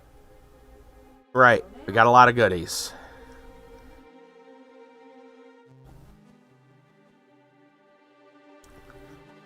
We're still waiting on our training to finish, so I think we're just going to wait for the training to finish. Commander, the Academy has completed its task. Looked at that game a few times. Yeah.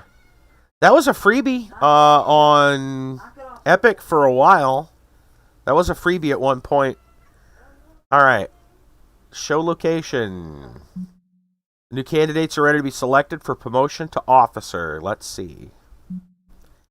Alright, we got three more. Candidates here. We have an operative who I guess looks like kind of strategist, I imagine. Yeah, I think so. Kaden Sokolov was redacted on the Redacted in Redacted. Observing an impressive talent in Redacted, his Redacted spent a great deal of Redacted cultivating that ability, bringing the attention of Redacted, and even more importantly, the Redacted. Wow. Yeah, I don't know what his deal is, but that sounds shady AF, huh? Hypothesizing the primary defense issue of the Federation being the relative slow population growth of humans, Domingo Sturm attempted to sidestep the normal debate on best practices for Federation cloning policy to instead propose a human-producing factory with a primordial soup genetic marriage algorithm concept, arguing it would better mimic the psychological foundation behind human gestation and thus avoid the kind of existential crises cause clones to violently lash out in their adolescence, resulting in inevitable clone revolutions. Federation Academia was impressed by his proposal. Hasn't been adopted as official Federation policy, much to his disappointment. Huh. You don't do Epic too much of a pain for free games. Plenty of games without Epic anyways. I don't know, man. I think it's super easy. It's pretty much the same as any other launcher. I mean, truthfully speaking, if it was that much of a pain, I wouldn't use it all the time.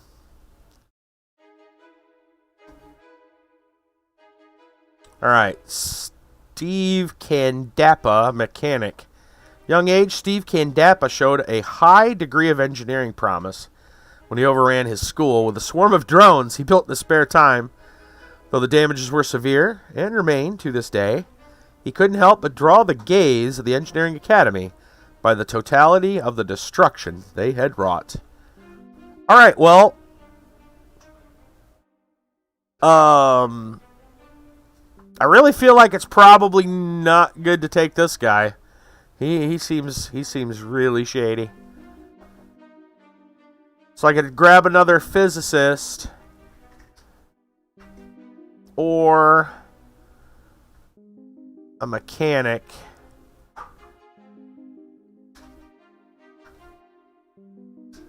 Let's take another mechanic, I guess.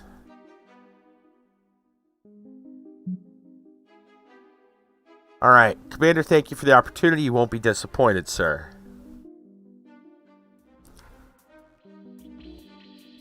Okay.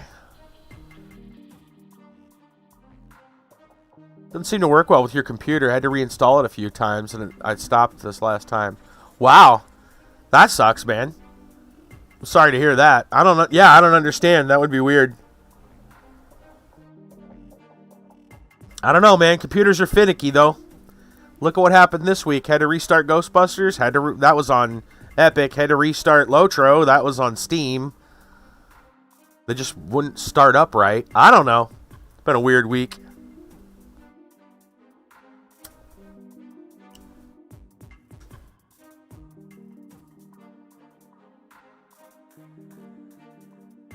Okay.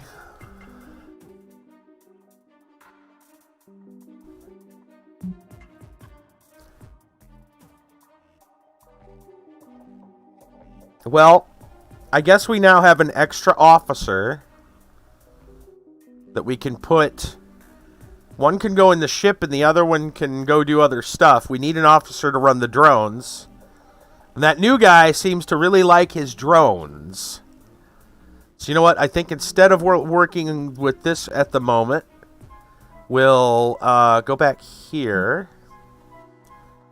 And we got to get our Talon Ford needs upgraded. There we go. Alright.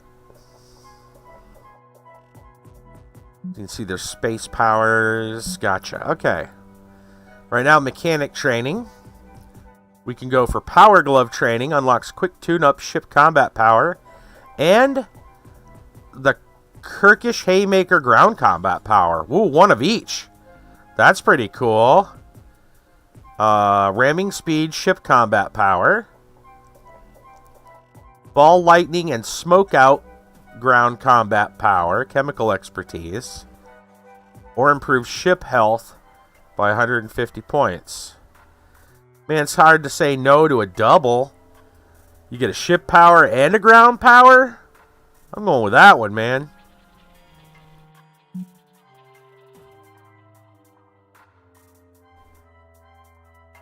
Repairs your own damage. Repairs an additional damage over 3 rounds. Massive two-handed smash with power fists. Hell yeah. There we go.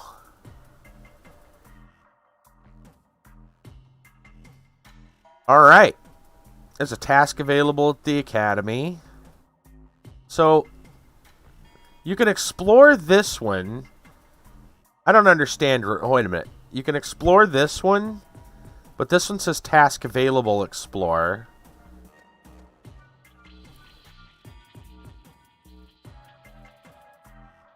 Level 1, 2 days. What's the difference? Why do these have a task available when they... Like this one, for example. Oh, maybe because that's level 7. Level 4. Okay. So, got it. Now I see. These ones are unavailable to us because of the, like, level requirements. Well, we definitely want to put the new guy, or not the new guy, but this guy needs to go into those drones so we can get stuff back automatically. Let's go do that now. Steve Candappa. What would we like more of? We can get a fuel refinery. 3 fuel, that's fuel. Material mine. That one would take a lot longer, I feel.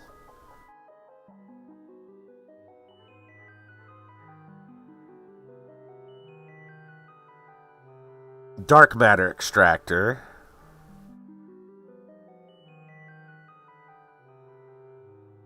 I guess biggest bang for our buck might be this one over here.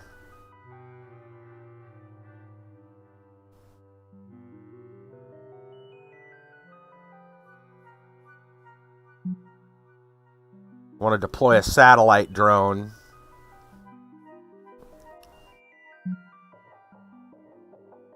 Wait, why is this guy unavailable? Why would he be unavailable? I don't understand. I don't think he's doing anything right now. I'm confused. Was there a level requirement that I missed on there? Hold on.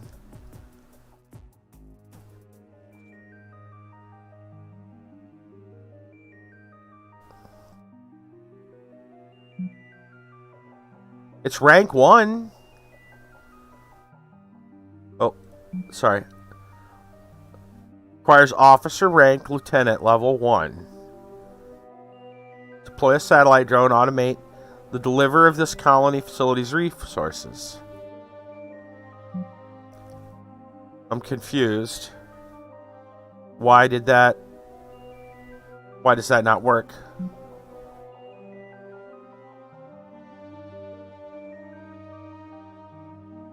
Where's our, I guess we don't have a fleet at the moment. Maybe I've got to send them over? I'm confused.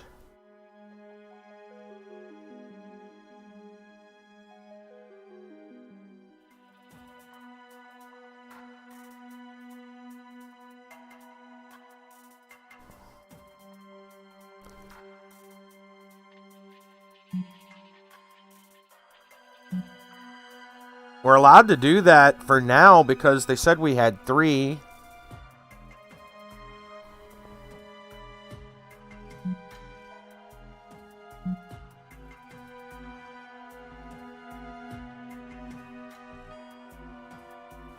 So we have nothing queued up right now. And this one's... Talon just got done Are they still in the academy? No. As far as I can tell, otherwise they'd have been in here.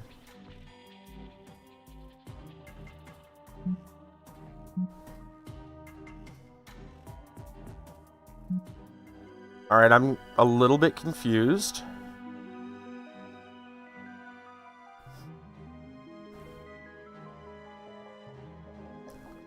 So here's what I'm going to do. I'm going to...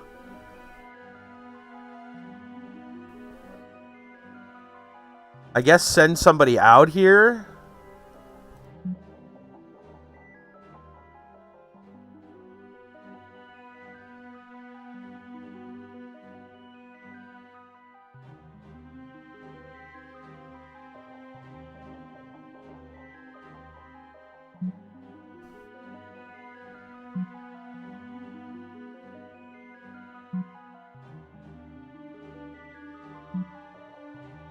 There.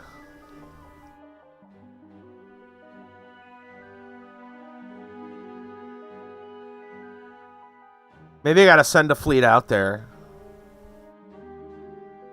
That's all I can assume. Commander, cruel fleets that are harassing our remnant facilities have been detected emerging from interdimensional portals in and around Federation space. Now that we have a full fleet, we should investigate these portals, attempt to shut them down. The longer we wait, the more cruel will pour out of them. Cruel Delta portal. Opened a portal in the sector. If the cruel keeping this portal open are defeated, the portal will close. I get you. I get you.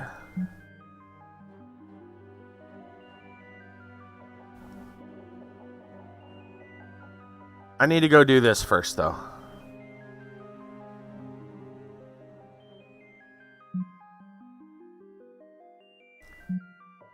Well, I don't need to redirect them. They're already going there.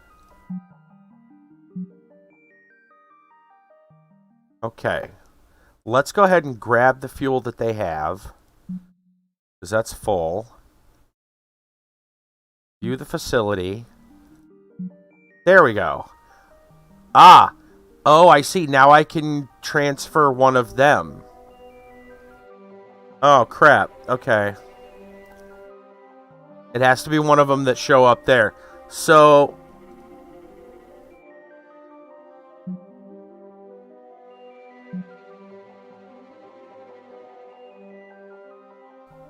well, I kind of want to keep that fleet, so I might have to get this guy his own ship and go out there.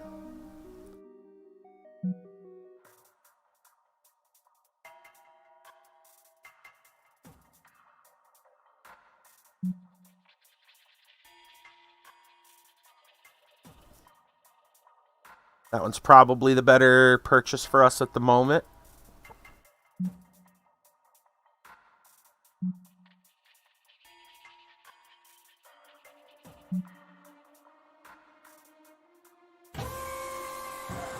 Three days. And that'll have to be what it is.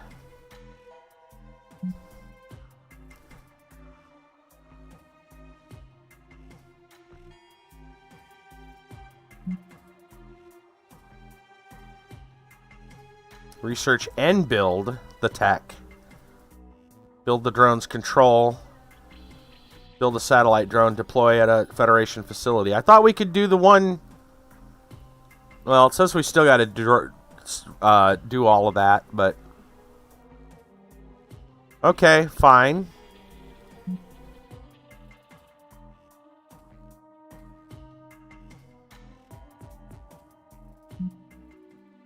Okay. I just realized what time it is. We should probably take a break. Take a break and do all our stuff up. I guess it's probably auto-saving. Day 20. We haven't saved in a while. Or just, you know, save. Save one. There. Okay. Yeah, exactly. Alright. So, I think we'll go ahead and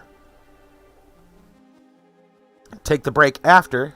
That's right, it is the time. It is the time of the story.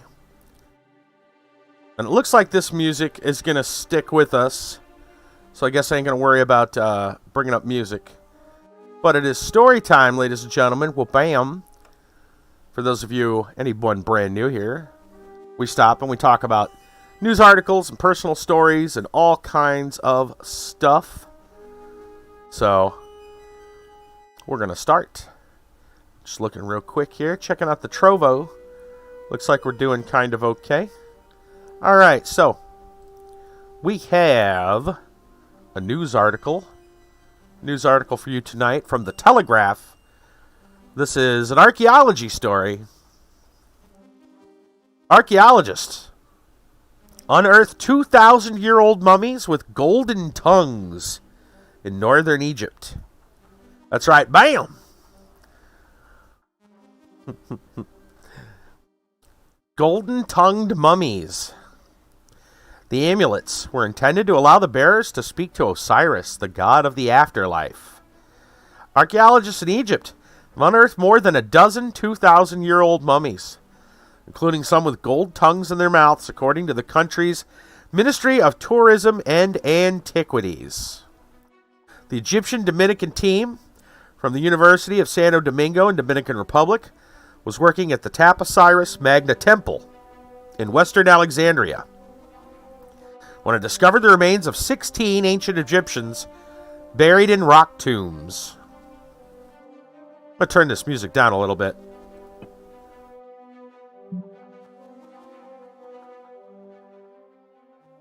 So I don't have to yell over it. I feel like I'm fighting to, Okay. It's a little better. The mummies were poorly preserved and in a state of significant decomposition. Photographs released by the ministry showed a human skeleton with a clearly visible, tongue-shaped piece of gold placed in its jaw. According to officials, the amulets were placed in the mouth of the mummy in a spiritual ritual to ensure their ability to speak in the afterlife before the Osirian court. In Egyptian mythology, Osiris was the god of the afterlife as well as fertility and agriculture. Dr. Kathleen Martinez, who headed the team, explained that of the 16 mummies, the two most important had preserved alongside them the remains of scrolls and parts of their cartonnage, a kind of papyrus or linen-based paper mache used to construct the intricate face masks that envelop the mummified bodies inside the sarcophagi. That's really interesting if it's paper, basically. Like a paper mache still in condition. 2,000 years. The first of these bore gilded decorations of the god Osiris. The other mummy wears a crown decorated with horns and a cobra snake at the forehead. Chest of the mummy, meanwhile, shows a gilded decoration representing the wide necklace from which hangs the head of a falcon, symbol of the god Horus. The falcon-headed Horus was god of kingship and the sky. Alongside the golden tongues, the gilded cartonnage, and the mummy's location in rock-cut tombs suggested the mummies dated to the era of Greek and Roman rule, ministry said in the statement. While the tongue amulets might have been the most striking element of the find, Dr. Khalid Abou El Hamd, Director General of Alexandria Antiquities, was cited as saying the most important discovery of the archaeological season were funeral mask for a woman, 8 golden flakes representing the leaves of a golden wreath, and 8 masks of marble dating back to the Greek and Roman eras. That's a lot. That's a lot of masks and stuff. Pretty cool. The Osiris Magna Temple is thought to have been constructed by Ptolemy IV, who ruled Egypt from 221 to 204 BC, while coins bearing the image Cleopatra VII have previously been found at that site. Pretty amazing. Golden tongue mummies. I don't know, I thought that was kind of interesting. It's one thing to have a mummy and some burial masks. It's another that they have golden tongues in their mouth. Skeletons with golden tongues. Kind of cool. Definitely different. All right. High 15 TD, of course, brings us pretty much every day a Florida man story, if not multiple ones. Tonight we have, from the Tampa Bay Times, what might actually be a wholesome Florida man story. We don't get those very often. Tampa couple found love quickly. They credit COVID-19. It's love in the time of coronavirus with a Valentine's Day wedding. Definitely not your average mummy. Yeah, with the golden tongues. No kidding. Here we go. Norman Harris and Alicia Henry say they're normally not the kind of people who would ever let a friend set them up on a date. And normally they don't move very fast in relationships. Little has been normal for them, or any of us, since the start of the COVID-19 pandemic. That strangeness, they say, has been a blessing, a jolt that shook both of them from a romantic rut and put them on a path to be married Sunday, Valentine's Day, a little more than 6 months after first meeting in person. Harris says, "I credit COVID. A lot happened between the start of their relationship and that first meeting, though, including a scary bout with the disease. Start of 2020, Harris, 43-year-old lawyer, been working nonstop to grow his legal practice while serving on executive boards for Hillsborough NAACP, Tampa Hillsborough Action Plan, and Arts Conservatory for Teens, among others, and working on multiple political campaigns following his own run for office in 2018. He was never home, figured he'd meet someone when he was out doing his thing, or he wouldn't meet anyone. As long as he kept up the pace, it kept him distracted from looking inward. Henry, a 37-year-old model and makeup artist with her own hair and makeup studio in Tampa, had also poured herself into her business. She was only a few months out of a 10-year off-and-on relationship that she called kinda toxic. She was taking time to focus on work, her 2 kids, and no time to meet a nice guy. For a while, a mutual friend kept trying to introduce them, inviting them to the same events, but they both avoided the matchmaking. Then the pandemic hit. Harris's life halted, no court, no meetings, just his thoughts for the first time in a while. I finally slowed down, he said. I reflected, I reset, I reevaluated. A friend encouraged him to think about what he wanted, which, it turned out, was to get married. That friend also encouraged him to write out a list of traits he wanted in a wife. So he did. When he finally got around to looking up that woman his friend wanted him to meet on Instagram, he was attracted and introduced himself through direct message. After a few weeks of messages, came their first phone call. They talked for nearly 2 hours. The only way I can describe it is magical, Harris said. She liked he was a go-getter, entrepreneur like her. He liked she was progressive, but like him, seemed to balance that with respect and humility. Things it takes to make a relationship work, he said. They discussed their thoughts on marriage and kids, and on that first phone call, he read her the list of 10 qualities he wanted in a wife. Ambitious, a believer in God, a certain kind of curvy figure, and so on, saying she seemed to have all of them. I know how that sounds. I would never do that on a first phone call, Harris said, but doing things the way I'd always done them was not working for me. Henry agreed, though she was maybe less smitten at first. Normally that would freak me out too much too soon, she said, but it was okay. They kept talking for a few weeks, cutting through the normal superficialities. Because they could not meet in person due to the pandemic, we're put in a position to have meaningful conversations, Harris said. Normally that's delayed when you're focused on going out and doing fun activities. I mean, that's true. That's kind of an interesting take on it. Then Henry got sick with COVID-19. Uh-oh. She was terrified, in part because of previous health issues. She started getting horrible body aches. She recorded a video saying goodbye to her children, just in case the worst happened. Harris and Henry still had yet to meet face-to-face. At that point, a lot of people might have taken a step back. Harris decided to do the opposite. He sent me vitamins. He sent me Instacart with groceries. He sent me flowers all the time, she said. He kept checking on her, sending positive messages of encouragement, which she believes helped her recover. I was really taken aback. This guy had never met me, and he was doing things some of my family and friends didn't even do. I just thought, even if this doesn't work out, you never go wrong with establishing strong friendships, he said. The scary experience changed everything, Henry said. It made me realize life is short, and I'm not getting younger. If something works, go with it. Don't wait. One for COVID, I don't know if I'd be getting married. After Henry recovered and tested negative twice, they finally agreed to meet in July. Henry needed to pick up a birthday gift for her son from a store in Orlando. Harris would drive her there and get a meal. Kiba, thank you for the host. They were both a little worried. What if the chemistry wasn't there in person after all that? The day of the date, Henry came outside to find Harris talking to her parents.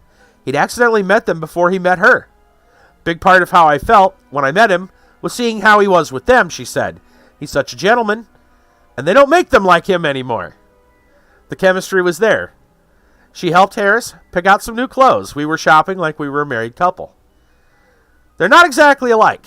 She's originally from New York. He's from Georgia. Always walking fast, and he's always taking his time. I've traveled to a lot of different countries, and he's like, yeah, I've been to Texas. He's more spiritual, and I'm not, but it works for us, because we're open to exploring, trying new things with each other. Days later, he asked her to be his official girlfriend. By the end of that month, he thought, I can play it by the book and just delay the inevitable, or follow my heart. He casually asked her, how soon would be too soon to propose, and what would be too long? She said sometime between the following day and 6 months would be good, not taking him seriously. Soon after, they went to the beach to celebrate her birthday. She tried to open the blinds in their hotel room to look out at the water. He told her to shut them. He's like, close the blinds. I like it dark, she said. I was so confused. We came here for the water. Why are you being weird? He didn't want her to see the beach. When they left the room, he blindfolded her. A friend took her hand, guided her to the beach. She opened her eyes. Rose petals were all over the sand. Friends and family standing there. A sign read, will you marry me? Wow. Classy, huh? Like, truly classy. Not sarcastically like the guy the other day. Obviously, Henry said, I said yes. Everything else had been so unconventional, Harris had thought. Why not compress the dating time before engagement? I'm a lawyer. I have a tendency to overthink, he said. This time I said, no, I'm going to resist this. I'm not going to resist this. I'm going to go with it. Yeah, right? For real. Brasselgrats on the 100 message cup.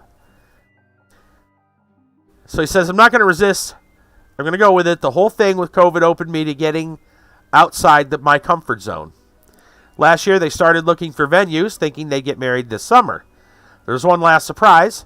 They found a private outdoor spot that they liked, but it was booked up for a year, except for one much sooner date, vacated by a cancellation.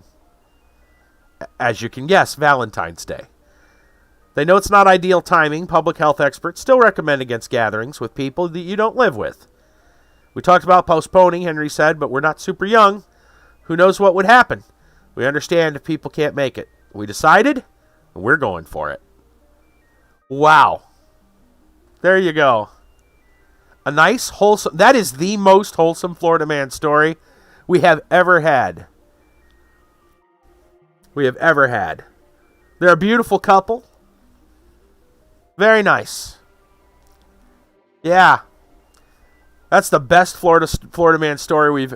As far as wholesomeness, that's the winner right there. Nice Valentine's Day Florida man story for y'all. Right? Well, assuming it goes off without a hitch. Knock on wood, fingers crossed for them. Because, knowing Florida man, it turns into like a super spreader event or something. Oh, goodness. All right. Let's take a look here. High's got another one here. All right. Something else, because why not? Sure, let's do it. Another Miami story. Okay, Miami. Yeah, another Florida story, but this is interesting. I don't know if I'd call it a Florida man story, but it's definitely a Florida story. Check this out. From Bloomberg, we have Miami pushes crypto with proposal to pay workers in Bitcoin. Yeah, isn't that something? Miami Mayor Francis Suarez proposed paying municipal workers and collecting taxes in Bitcoin expanding a campaign to promote cryptocurrencies. I'll tell you what, man, Florida is really becoming like the truly progressive state, right? Like, in many ways, and they're progress. Maybe not just progressive, and not politically progressive. I don't mean it in that, like truly like trying new things progressive. Brussels like, give me real money or I leave. Yeah, I mean, I get you. Pay me real money. Yeah, I got it. I think I'd rather want regular money right now, but show me the money, right? Yeah, dude, I'm just saying they're at least trying something different. I mean, also right now, Florida, we'll get to the rest of the story in a second, but Florida also is like one of the places that is very open right now in terms of the whole COVID lockdown pandemic stuff. Like, most of Florida is pretty opened up comparatively to the rest of the country. There's only a few other states that are like, and they're really low population, right? The other states, you know, like what is it, like South Dakota or something like that, I think is pretty open, but they have a much smaller, you know, a less dense, you know, population overall. Yeah, I don't know. We'll see how it plays out for Florida. People are worried, but we'll see. Anyway, the mayor wants to allow the city of Miami's workers to choose to receive all or a portion of their pay in Bitcoin. Okay, so it's not mandatory. It is your choice, according to a resolution passed by the city's governing commission. In addition, the mayor proposed allowing people to pay all or part of their property taxes or city fees in crypto as well. Interesting. So there's no mandatory here. This is all optional. Although the commission approved the resolution 4-1, it significantly dialed back its original wording. It only agreed to study the practicality of such steps rather than taking action as the original proposal had suggested. Suarez has been courting Silicon Valley investors and technology companies for months, and adopting Bitcoin is a critical part of that plan. I think we're on the cusp of seeing a major titanic shift on this, Suarez told the city commission. It's an industry that's boisterous, vociferous, and growing, and this would send the right signal. Suarez also wants the city to analyze the feasibility to invest some government funds in Bitcoin, it says in the resolution. It's not clear how much of that is actually possible. Florida statutes have strict limitations on how local governments can invest surplus funds, generally restricting investments to low volatility, such as those issued by the U.S. government. So I guess no game stonks, right? or Dogecoins, maybe. In the past year alone, Bitcoin has shown it can double in price or lose half its value in a month's time. Still, it's all or part. I wouldn't want to do any. Well, yeah. No, I'm just saying. As long as, I mean, the fact that there's no mandatory involved, you can choose zero, right? Suarez doesn't seem fazed by the volatility. Miami, the mayor's original resolution said, is committed to promoting the emergence of Bitcoin as it continues to gain mainstream acceptance. Some city commissioners cautioned against embracing Bitcoin without a close study of the risk. Kiva's got stocks in Blockbuster. We're putting stocks in... Yeah, right, Kiva. Good job. Yeah. That Blockbuster's going to make a comeback one of these days. Isn't there like still like one... Did that close yet? Yeah. There is still I thought there's still officially one Blockbuster video open. I kid you not. There's one left, and it's almost like a museum to video rental places. It still does actually rent videos if someone wanted to, but mostly it's a museum. Anyway, some city commissioners cautioned against embracing Bitcoin without a close study of the risks. Let's analyze this before we jump in, said Manolo Reyes, commissioner. Maybe you're ahead of your time, maybe you're right, but let's analyze it. A fan-owned Blockbuster, is it? Okay. Suarez, who is up for re-election this year, has portrayed himself as someone who is willing to consider and promote new ideas.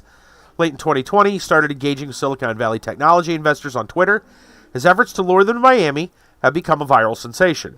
While Suarez's Twitter campaign may have given him new influence, the mayor of the city of Miami doesn't control the budget or municipal workforce or get a vote on the commission. He asked voters to give him more managerial power, but the initiative failed.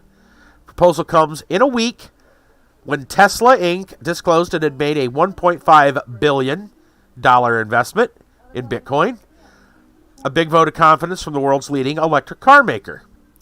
Mike Novogratz, billionaire founder of cryptocurrency investment firm Galaxy Digital, said in an interview Monday that it's the messaging that matters, even if the investments themselves are relatively small. Don't understand Bitcoin, it's all non-physical. Yeah, it's hard to explain. I've looked into it because I have a friend that I got a couple of friends now that have invested in some cryptocurrency and several types of crypto, not just Bitcoin, but there's other ones out there. There's there's Ethereum and there's Dogecoin, of course. There's several of them out there now. And actually DLive, for example, DLive, I guess in a way I could have cryptocurrency right now if I wanted to cash out. I don't know if I have enough to cash out, but DLive has its own cryptocurrency. Or you can convert your points to cryptocurrency. Kinder, what's going on? But yeah, so the way cryptocurrency, it's a little difficult to understand. But yeah, it's digital. It's digital, and it's got all this verification code stuff. It's not something I really want to get into at this point because it's a long kind of thing. Get you some kind of intro song for story time? Maybe.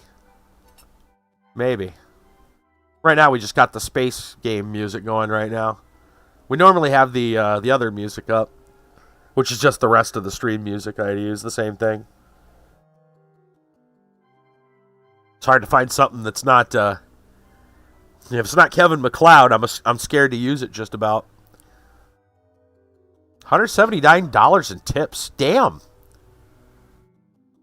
That's a hell of a night. Very, very nice. All right, it says, in the resolution, the mayor described Bitcoin as an increasingly popular asset for people, corporations, major investors. Plan as part of a campaign to make Miami a city that embraces new technologies. Ken Russell, vice chairman of City Commission, said he's certainly not opposed to the idea of integrating Bitcoin into the city's business, but it's important to ensure we all know what we're getting into. What needs to be done is diligence, not just from legal perspective, he said in an interview Wednesday. It's not just a currency, it's a concept. Yeah, I don't know. I mean, I'm not sure about cryptocurrency. I think it's got a lot of potential, but yeah, it's an investment at this point. And cryptocurrency, I'm no investor on anything like this, but yeah, it's got its maybe it's our future. It could very well be. Yeah, it could very well be. I imagine, let's look at it this way. I think we're seeing the phasing out of physical currency. I mean, think about the coin shortage, right, that we had. Think about just how easy it is anymore to just have a bank statement, so to speak, whether it's a card and you can, put that in or whatever, right? We're moving away from physical currency. This is just like we were talking about the night before with Australia and Google search and media. We're moving away from printed media, right? We're moving away from printed currency. Yeah. We're definitely moving away from that. Digital currency is just like digital media, right? Kind of the future, right? So whether that currency now granted, digital currency, even dollars, obviously exists. Yeah, it's what bank cards and all that's about, right? But this is something a little different, right? It's an evolution or a branch. It's a different beast. It really is. Will it overtake? I don't know. The interesting thing about a lot of stuff like that is it's kind of a decentralized currency, which, pros and cons. So yeah, I don't know. We may see something like that. Like a cryptocurrency essentially becoming a powerhouse for business transactions and all that in the future. I'm sure it'll happen. I'm sure it'll happen eventually. But yeah, expect physical currency to just go away for good or ill. You can argue that all day. There's going to be a lot of people that aren't terribly happy with it. I'm sure. I'm not sure I'm happy to see it go entirely. So, yeah, it's a change. People don't like change either. So, yeah. I expect it to play some part in our lives, though, for a while. If not become just the standard. So, anyway. The mayor looks like they believe the same thing, and they're trying to push with it. So, we'll see what happens. Not the craziest Florida Man story by any means. I'm kind of glad we've had some relatively mild Florida Man stories today. Anyway, I'm going to go ahead and take a small break, refresh the beverage and all that stuff. KitKat says fine with it. It's obsolete to have physical currency, dollars and coins. It's getting there. It really is getting there. Yeah. Yep. Everything can be done. Almost everything now can be done with a card. So, yeah, it's just about that way. I mean, I agree. Anyway, we're gonna pop on out. I'm gonna have a quick break, and then we'll return with the game.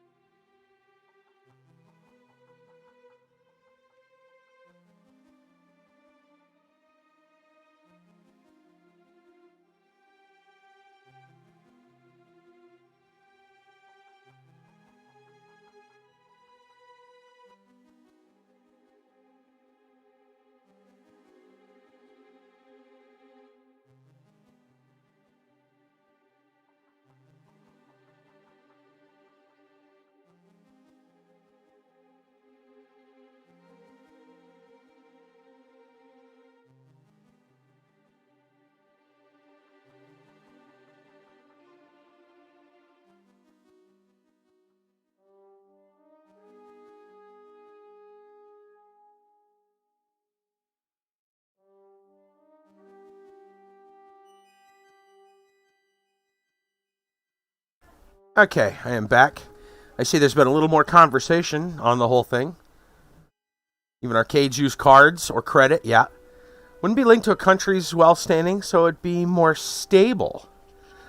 Yeah, I would think it would. And that's an interesting point to bring up, too, that if a cryptocurrency... I'll get rid of the BRB in a minute. While we're still talking about this, I'll just leave it up. Yeah, that's part of the pros and cons of it, right? Because it's not necessarily backed by anything. That said, most countries have fiat currencies, including the U.S., has for a while. So it's not really backed on anything either, except, the value of the dollar, right? Thank you. Yeah, that's kind of it's kind of a pro and a con in a way, right? Because I guess if everyone adopts it, or a majority of people adopt it, it's kind of has it has its own kind of standard, its own value. But yeah, it's technically not really backed by anything, I guess. Maybe I'm wrong on that one. That said, though, again, most of them have fiat currencies anyway. Most of them have fiat currency. Most countries have fiat currencies now anyhow. So what's the difference, I guess, is the way to look at it. But yeah, the fact that it's not really based off any country, though, I guess gives it, in a way, some a strength. And it makes me wonder. It makes me wonder if maybe why some would not want to adopt it would be based, I guess, almost like saying you're willing to throw away, so to speak, right? To leave your country's currency. That might be another take on it, right? Like, if your country's currency, if you decide, I'm going to go all digital, all crypto or whatever, right? You want to push for that, then it kind of gets. It's almost like saying you don't really have faith in your own country's currency. I don't know, but I don't know. I don't think that's necessarily true, but I guess that argument could be made. Because I guess if it took off and it worked, then that would just be the standard trade, right? And you wouldn't need other currency. There would be no need at all, right, for yen or dollars or euros or any of that stuff, right? It'll just be Bitcoin values or whatever, crypto value. How many doges? Currency will become more valuable to collectors. The former currency? You mean old school currency? Like physical? I'm sure it'll have a collector value at some point. There's some collector value, like in the old, what was that? The old Civil War money, right? The South money and stuff like that. There you always find that. Yeah, you'll find that. I don't know though if like your standard dollar bill would ever be worth much. I highly doubt it. Not most of the modern money, I don't think, would be worth a lot. I mean, you're going to have, coin collectors and stuff like that. And that'll be worth a little bit here and there, but yeah, I don't know. Don't know.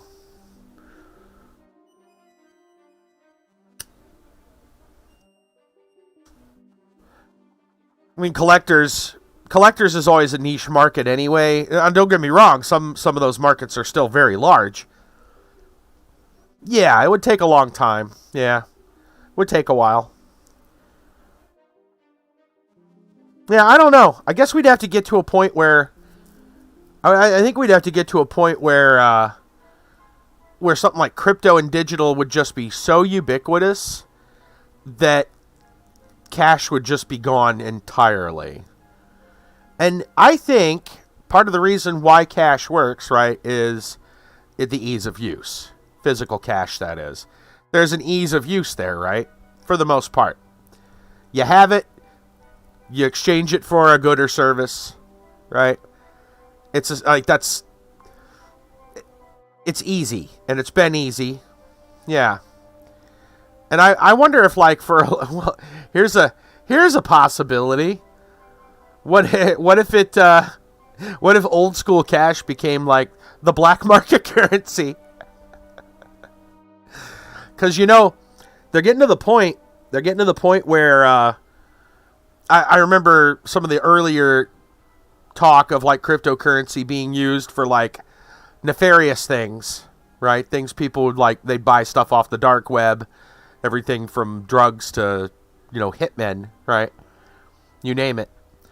And cryptocurrency, I guess, used to be used. I don't think I would imagine with cryptocurrency gaining popularity, it's probably not a smart move, right?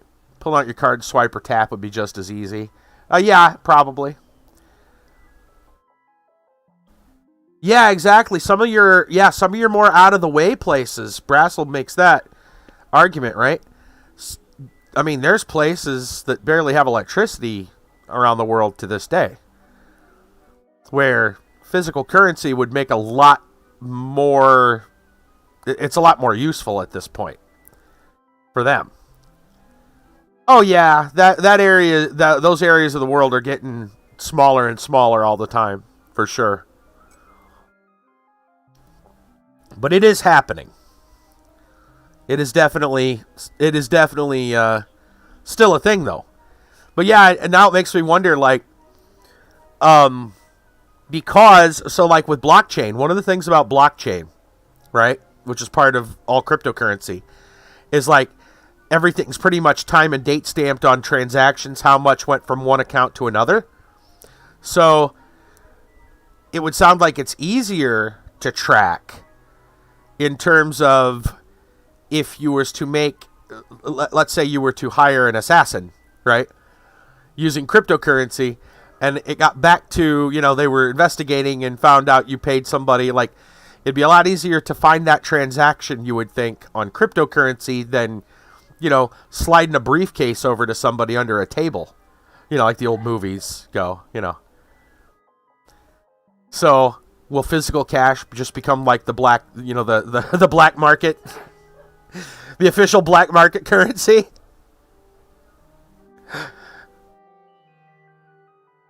I'm sure it'll still have value to someone. Not saying, that... I don't know. I would think that would just be easier, right? And a country wouldn't be happy to feel, most hitmen are paid in US dollars compared to any other currency. Oh, goodness. But yeah.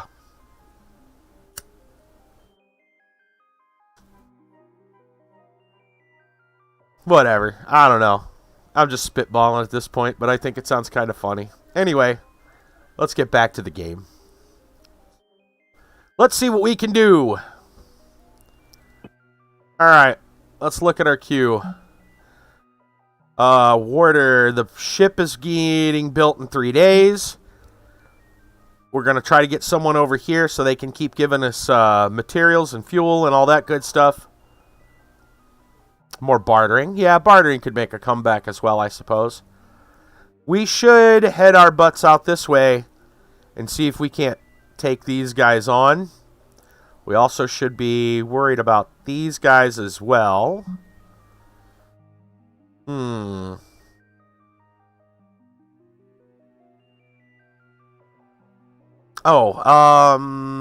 the warder is being built, could I use my officer to research? We got to get the satellite drone control going. Oh, we don't have enough materials. We're close to it too.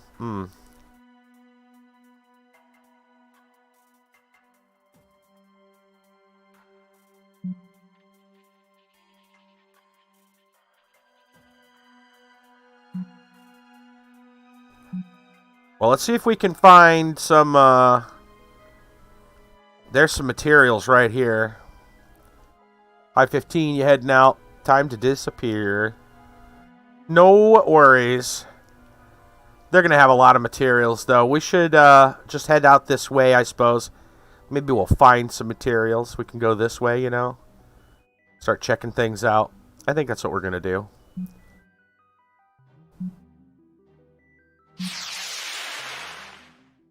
Commander, asteroid fields used to be site of materials mine. Leaders reporting the mine has been rendered worthless by the cruel. All the miners appear to have been killed in the attack. Records show they were due to send a large shipment of materials to New Terra. Thanos gonna get us. Yeah.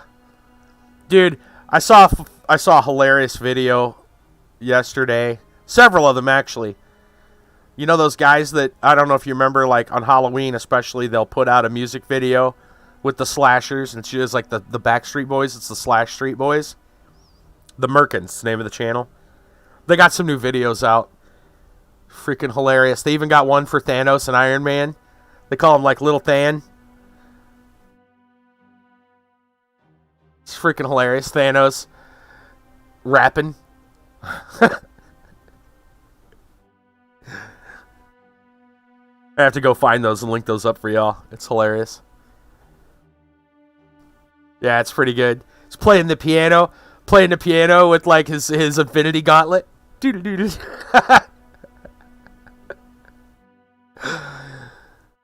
Alright. Records show they were due to send a large shipment of materials to New Terra.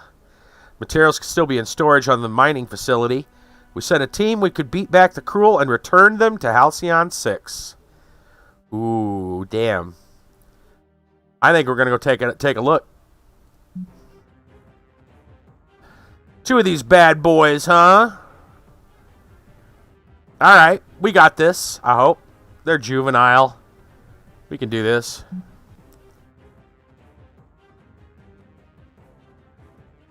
Sonic Blast. Irradiate.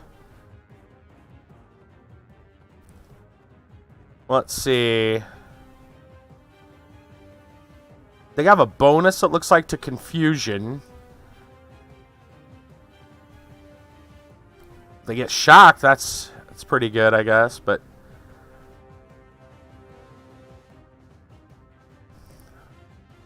let's try Irradiate.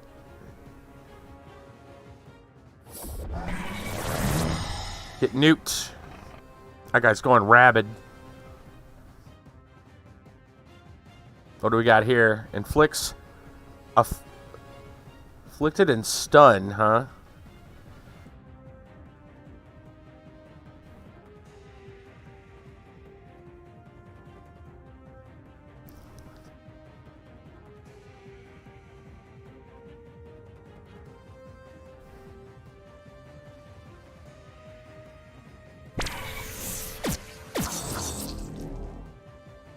Alright, he takes a little affliction from that, but what do we got? Electrocute, shot. That's a good one. Mind toss, ooh. Exploits blinded. Well, I didn't have that up yet. This exploits afflicted. We're gonna have to go with this one right now.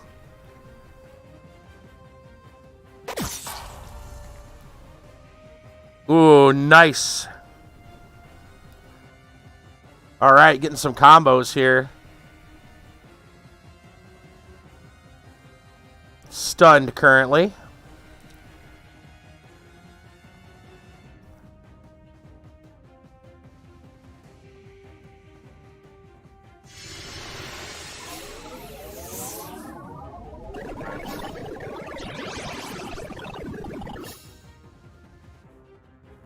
Inflicts blinded. Exploits explodes. Inflicts bleed. That's on cooldown.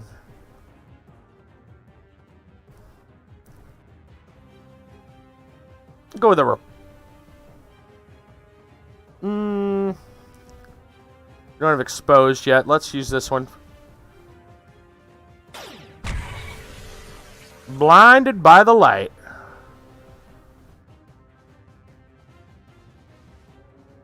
This exploits blinded. Beautiful.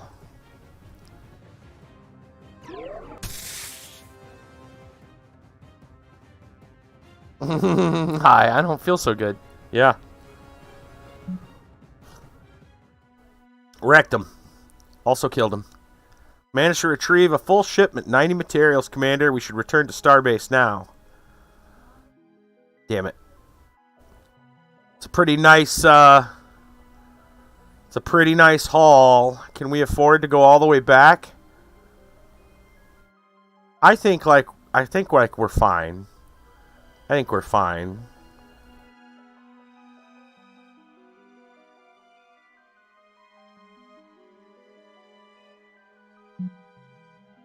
Still 2 more days on our warder.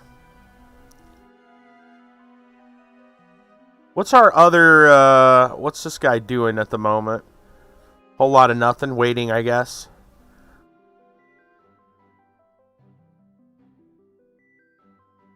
Alright, let's, I want to go forward. We'll work our way over.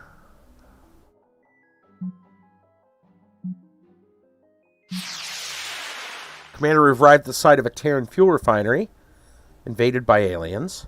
No distress signal broadcast. Safe to assume the workers inside are already dead. Cruel or organic, they likely have little use for fuel. We send an away team to the refinery. Might be able to get some of the fuel back to Halcyon 6. Hell yeah, let's do it. Whoa, what are you? A sensate. Juvenile, cruel sensate. It's a bonus against exposed. But he gets blinded easily, probably because of that big eyeball you got there.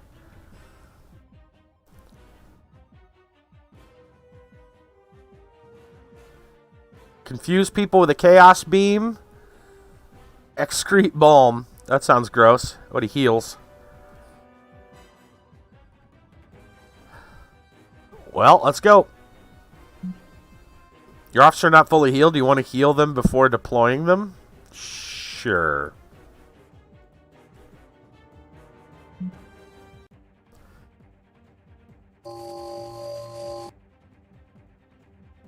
Hit me with your beam.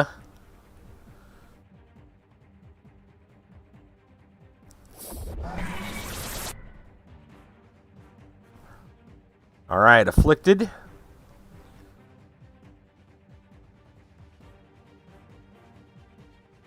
Let's inflict some blindness.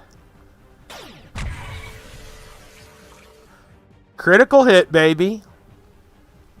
Looks like he was powering something up there. We can exploit either of them. This one is guaranteed to kill him.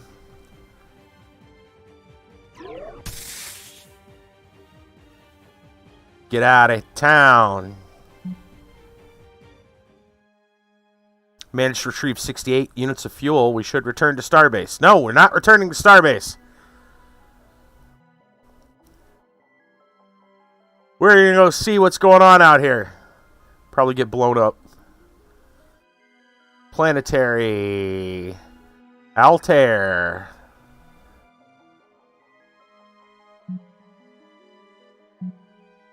Forward. Commander Lucas Beaumont is reporting the colony is in ruins. With enough crew, we could probably get it up and running again. I don't think we're going to do that. It's too close to the alien portal right now. No thank you.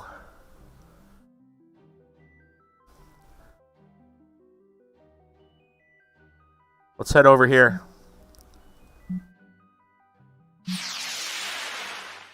Commander, Lucas Beaumont's fleet made contact with the materials mine. Really? Willing to remain at this mine and continue extracting resources. Alternatively, if you prefer, we can choose to evacuate. Well, I'll take the materials. But I think we're going to leave you here and hope we can take these people out. Alright. The portal. We got this guy over here. Spawn Pit Defense Fleet. Tier 1. Tier 0. And a Tier 0. That one looks like a problem, but these two don't look too hard.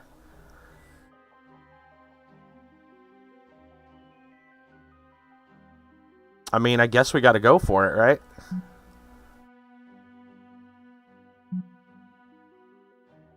Take them out.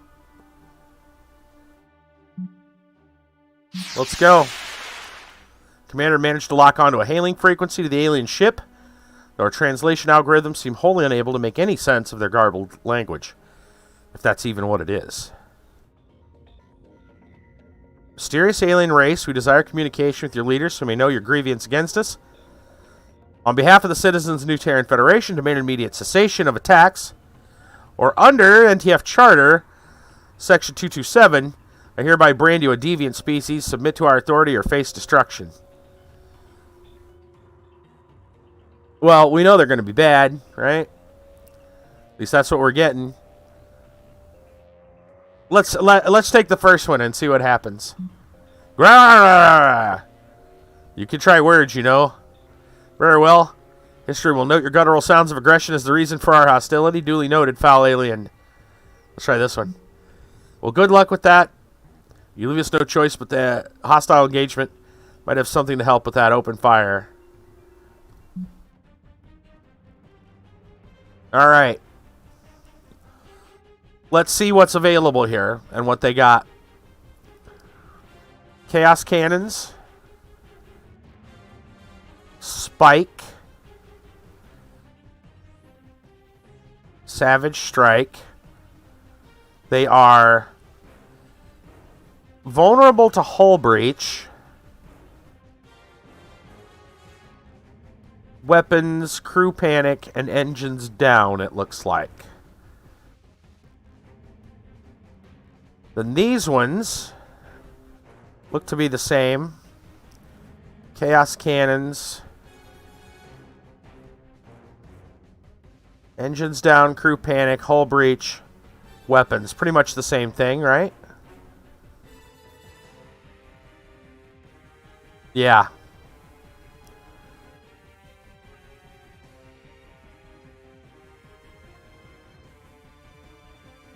Yeah, okay.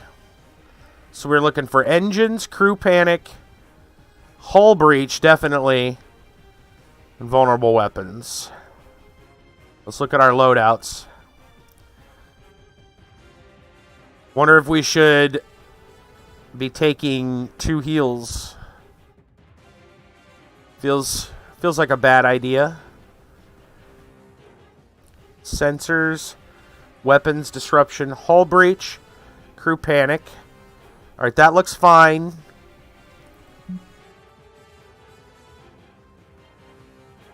Vulnerable exploits. Engines down. Weapons disruption. Sensors offline. Inflict sabotage, but exploits vulnerable. Okay. Exploits vulnerable.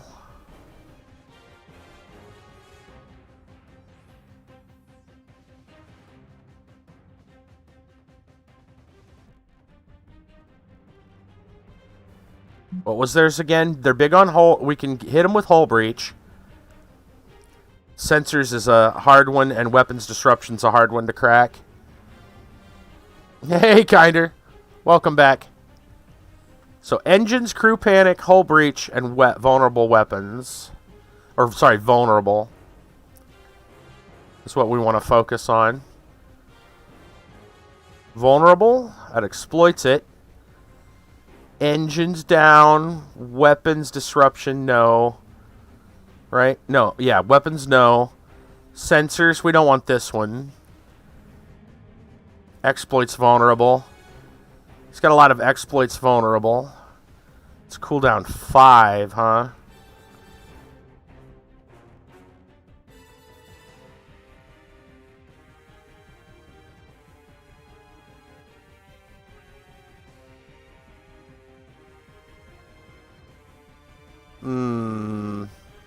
All enemies.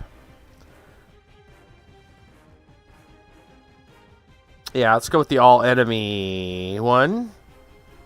And then this one, we've got inflicts hull breach,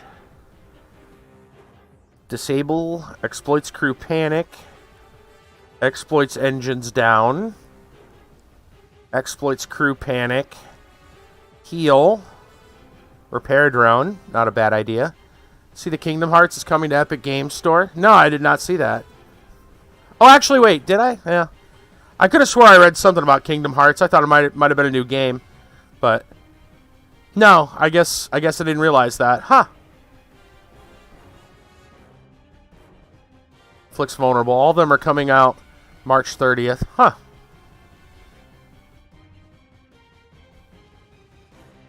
Inflicts vulnerable. Let's see. I got a single enemy, a heal, a single enemy with a cooldown. Deconstruct, inflicts hull breach. Inflicts ship disable, exploits crew panic. Long cooldown. Exploits engines down.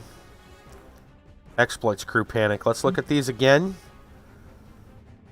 Exploits hull breach. Inflicts crew panic. Exploits hull breach. Inflicts crew panic. Inflicts engine down. Inflict sabotage, exploits vulnerable. Exploits vulnerable. We need to inflict vulnerable. And maybe inflict hull breach. Or exploit engines down. Inflicts hull breach.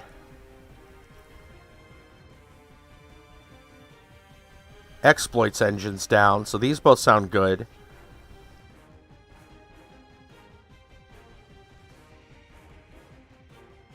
Alright, we already have ways to inflict vulnerable, right? Off of these guys. That exploits it. No. We need to inflict it. So we kind of want that one.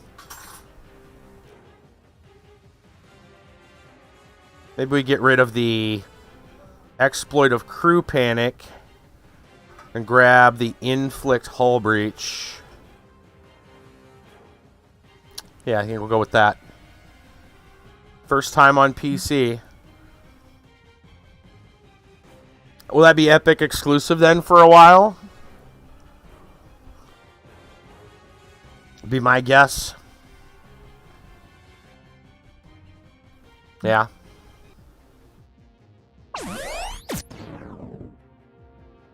Okay.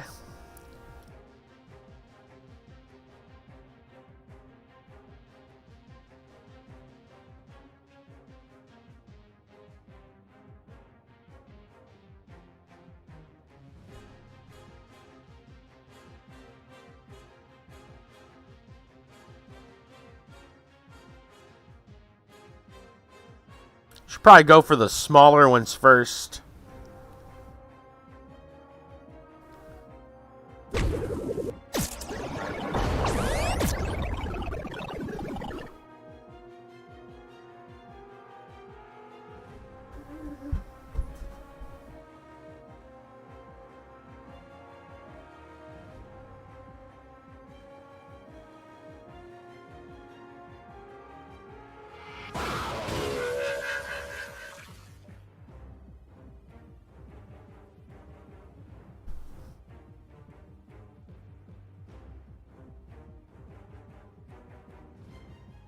Oh, you got an extra one there?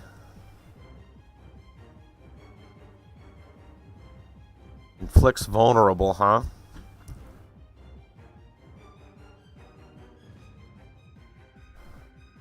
That's a dot?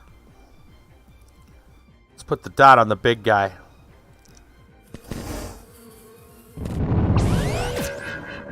That drone sounded like bees. He's shooting bees! Shooting bees out of his mouth. Exploits hull breach. That could be a good one.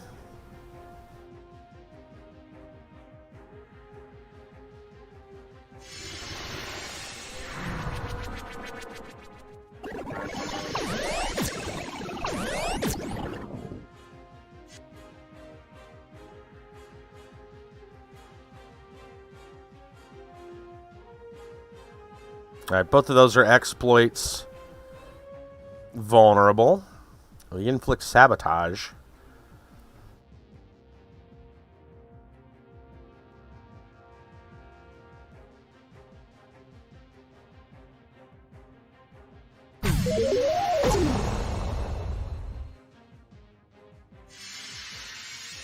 This guy could probably use a heal at some point.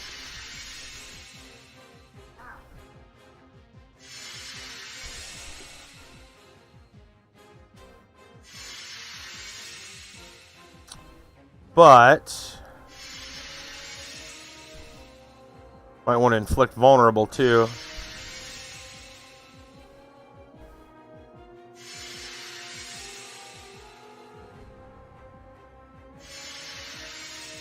Debating if I want to do a quick tune-up. I think I can wait one more turn.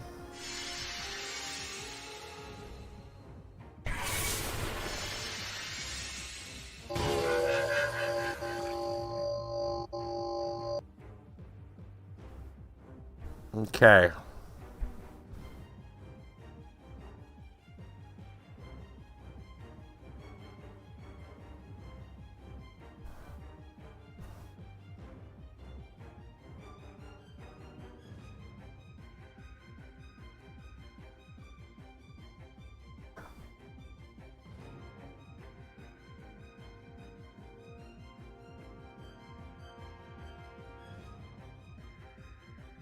Let's go with this one.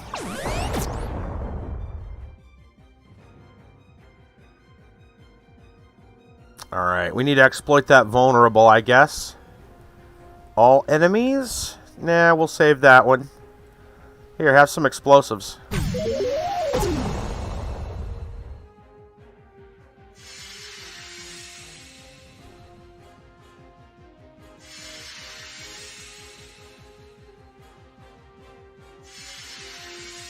Inflicts a hull breach.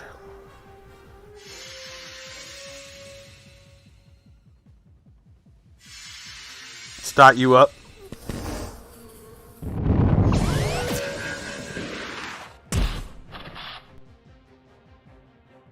Okay. I don't think we need to heal just yet. Exploits the hull breach.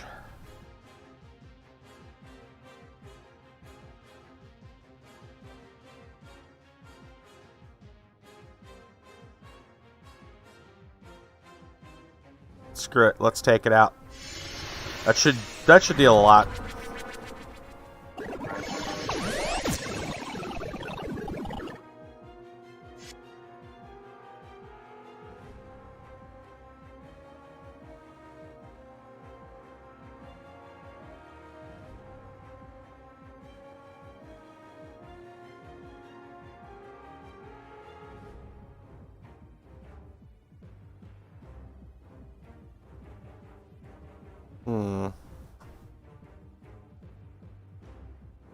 I've got to inflict some more vulnerables, what I need to do.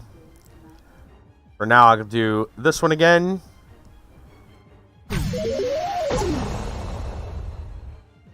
Not as much damage that time.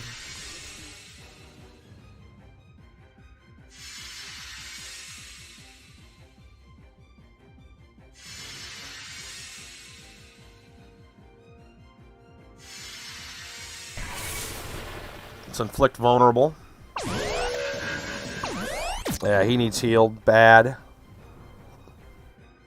Alright, let's do that.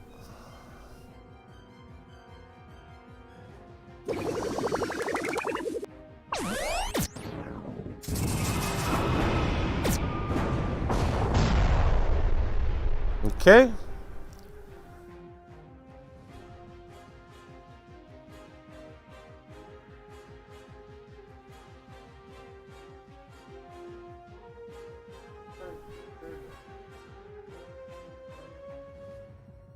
That's a dot. 45 to 71. That's a longer cooldown. Let's just go ahead and... that one?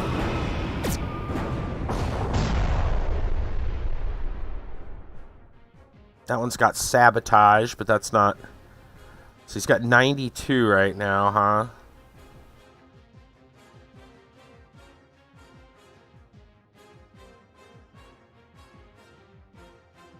That's on cooldown. We got heals. I guess we're going to go with this one.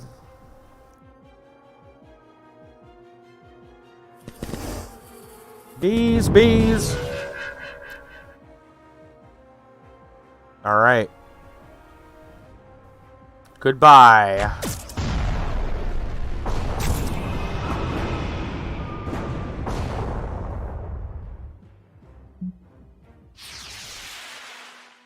Okay, Commander, it seems the portal our fleet's location dissipated as soon as we destroyed the cruel contingent guarding it.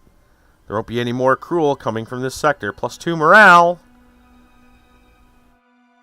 Interesting. Collect reward. Yay. Very nice. New officer promoted. Our group got level 3. Very good.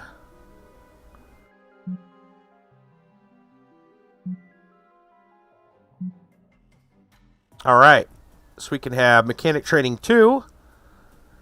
Greatly improves the ground combat powers available, along with the requisite upgrade in attributes. Drone Mastery.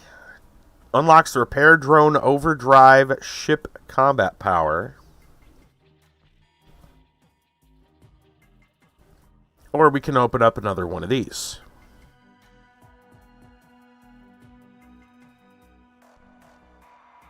I think we should probably go down the tree a little bit and see what's good.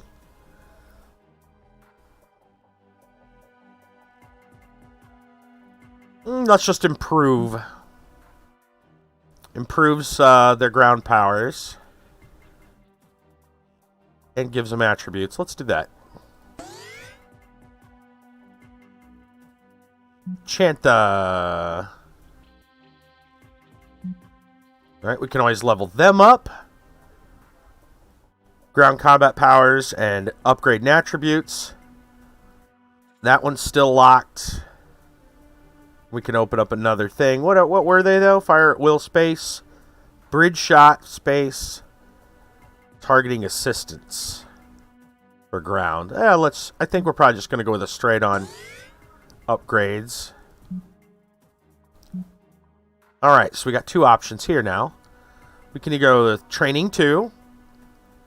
Ground combat improves, along with attributes.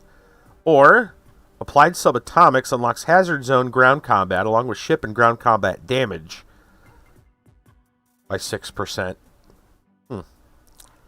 Well, you know what? We did the same with the other two. Why don't we just do this one? Just give them a second train. I'm fine with that. Alright.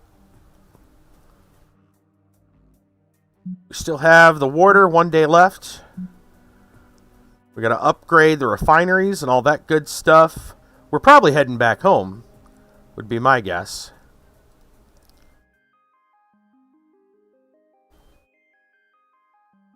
We've been out quite a ways for a while. I feel like maybe we should go check this one out here while we're out here, though.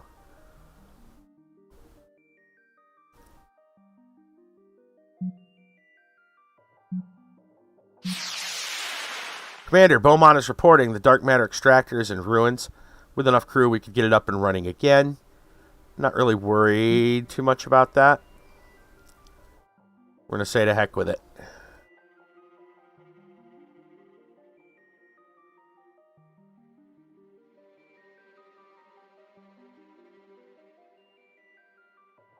Right, I think it's time for them to go home.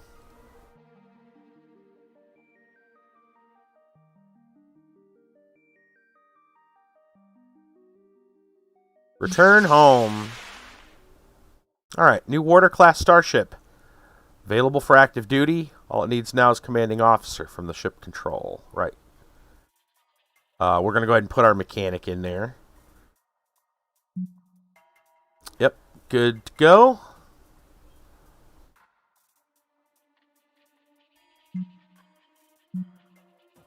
Reputation gained. Cadet Shaw. Cadet Sun, Cadet Shaw. Oh, look at that. New elite crew. Nice.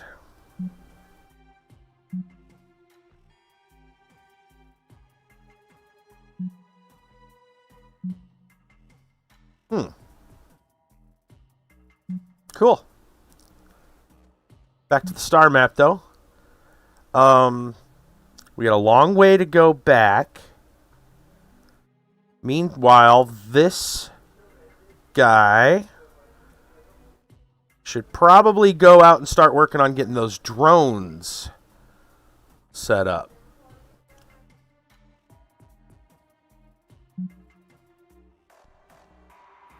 It's level 1 in his ship.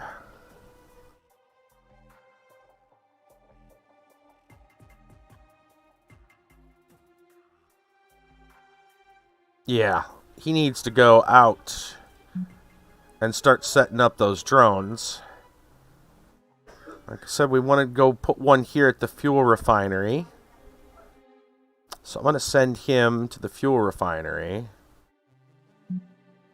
New fleet. Create new fleet. I don't think it's going to be around very long. We're just going to say drone. Create. You. Launch. Okay, Centaurus Fuel Refinery. View facility. I should be able to add the officer now. Take 4 days. No. Wait. Wrong. We want to deploy the satellite drone. I hit the wrong one. 5 days. There we go. Confirm. 8 days. That's fine. Okay. Excuse me. So I guess he's just like stuck there. That's what I would assume. And we've got another thing going out. Is that just saying that we need to upgrade or something on that one? Ghost head. Hold on a minute. There's... I don't remember that. Full capacity. Oh, pick it up. Gotcha. Well, shoot. We'll just send them on over here for now. We'll send them over and then come on back in. Ooh. We don't have enough fuel for that. Alright, well, I guess we'll just have to wait.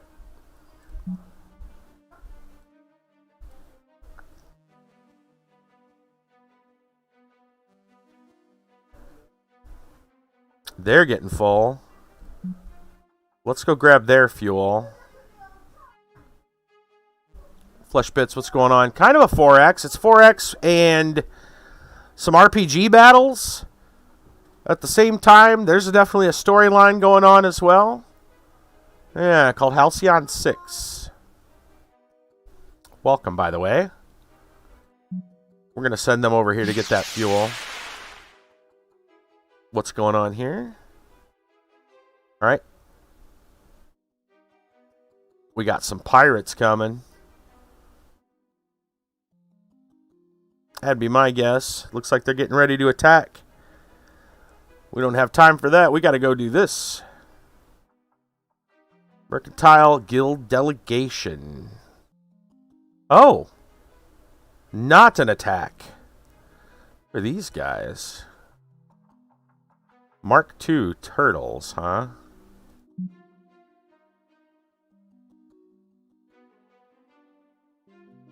Not stationed. What the hell is this about? Can't really do anything right now. I can look at them. Turtle class ship. Yabbling engineer vessel. Oh, maybe they're coming for a peace agreement.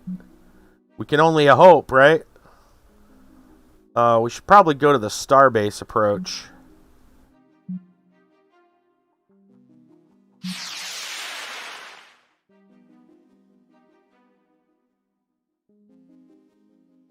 Alright, what do we got left in queue? He's still deploying the satellite. I don't know what they're doing. We also need to upgrade the refinery. I'm gonna head this way then? I don't know what they're doing. I don't know which one would be the right way to go. I don't know what they're gonna do. So I guess we're gonna continue on with this until we see. There we go. Detective Yabbling Fleet requesting an audience. There we go. Whoa, nice station. The Federation bigwigs never let us get this close to it before. I suppose we'll be spending a lot more time here. Hey, Callum Murray, what's going on? Thank you for that follow over on the D Live. Suppose we'll be spending a lot more time here now that you are our primary contact with the Federation. What? Really? What do you mean? Well, following what looks to be a devastating apocalyptic event within Federation environs, which surely you've noticed, you are, according to our research, now the ranking Federation officer. What? Congratulations! I'm sure you've done something to earn it. Of course. Totally. I'm sure you've got some important Federation-ing to do. We thought we'd come say hi. You're saying no one in the Federation command made it out? No. I'm afraid it doesn't look like it. Those cruel things really came on quick, didn't they? If we find any refugees, we'll let you know, though. We'll give you a great deal on them, too. Anything for our Federation friends. I know we've had our differences. But now that your galactic presence has been reduced, I think we can start having a more even-handed relationship. Yeah, gotta enjoy a good opportunist, right? Speaking of, let's get down to business. Great job finding and securing this precursor alien station in the middle of this gas cloud. I love the music for this guy. Our records suggest we did many sweeps in this area. At least 100 yabs before you did. We didn't find anything like this. Still, intergalactic regulations say finders keepers, more or less. Let's stop tiptoeing around this. How much do you want for the station? Oh, wait, what? Come on, name your price. Dark matter, materials, rare space fauna? This starbase is definitely not for sale. Well, I don't think you're making a prudent choice here. Ancient superstructures never hold their value. You're looking at the perfect time to sell, my friend. What do you even want for it? Yablings live in swamps, don't they? Let's further the conversation. Oh, we don't want to keep it. We'd most definitely try to flip it to someone else. Probably the Corzan. No thanks. Okay, well, we tried. Oh, this whole resisting this oncoming extinction event thing works out for you. Lovely.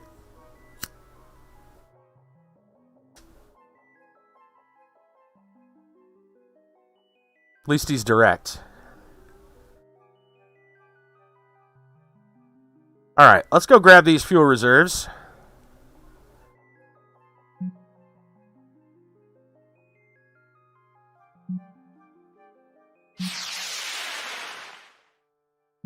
There we go.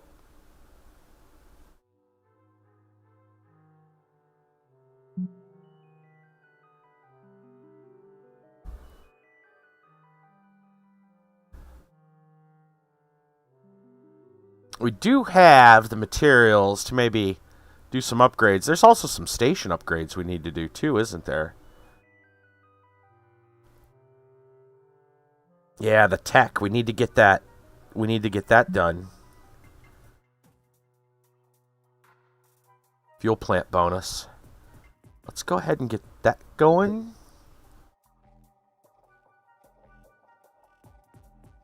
And then the satellite drone control, that takes up all the dark matter. Ooh, let's not do that one just yet.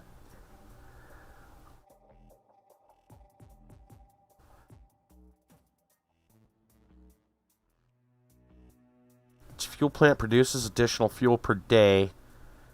Let's see if we can build.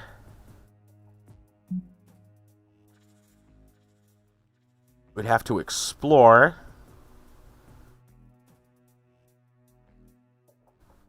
There's no task available because we don't have an officer to go check it out.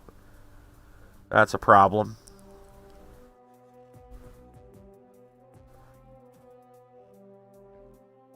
Keeping the officers going is a bit of a thing. The other one will be done. I assume when he's done with the drone thing, he can come back, though.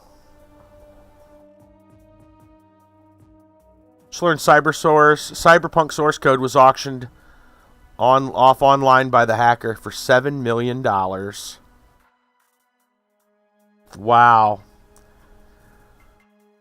Oh boy. Dang, man. That's crazy. Wonder what's going to happen, though. What do you do with that, though?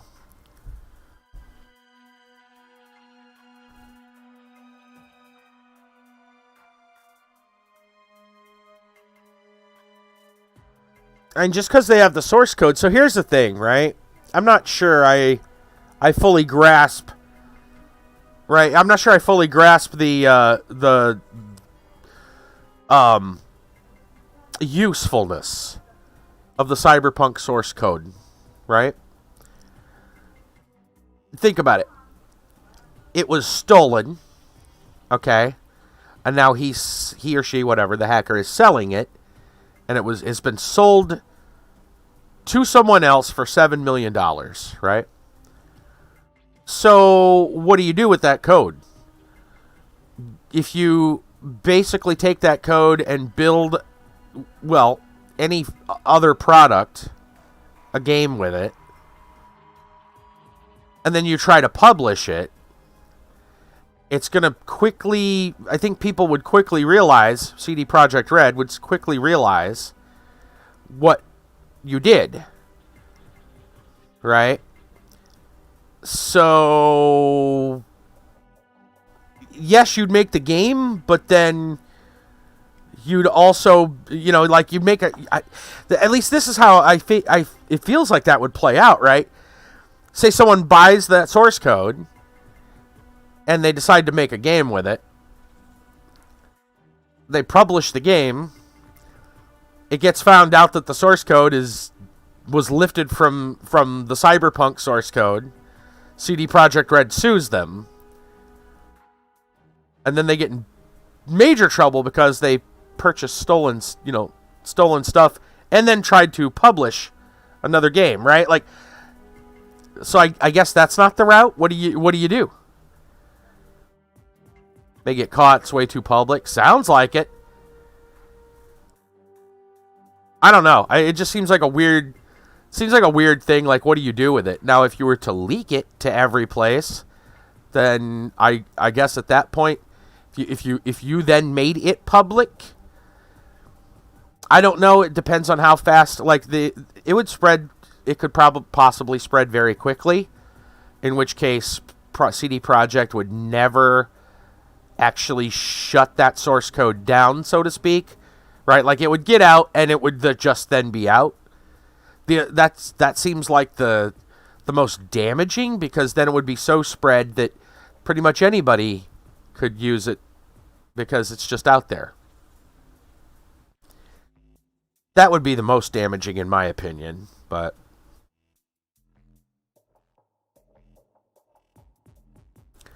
why is there trying to understand why there's an upgrade. We already upgraded them. Why is it blinking upgrade? I don't know.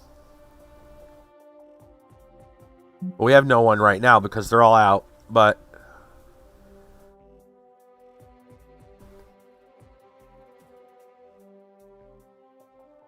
We do need more people, but we're going to have to wait.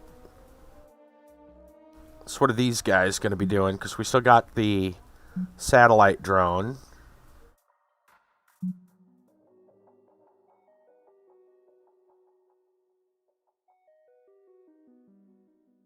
Okay. I mean, they could stand to come back anyway. They're damaged. I think we send them back to base.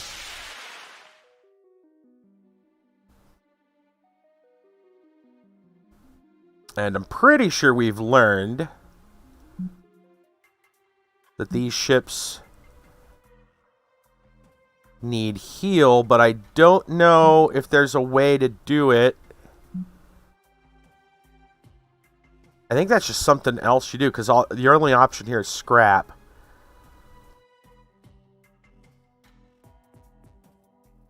Maybe that's just something you do on the way between battles. Still learning this stuff, so it looks like that's how that works.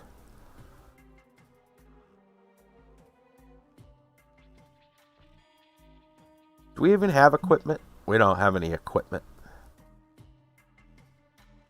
Okay. How is our power going right now at the Starbase? Because that's still a problem. Reactor 20. I think we're still at like 68. What was like 68 of 80 now? Something 67 of 80. Not sure where we can see that.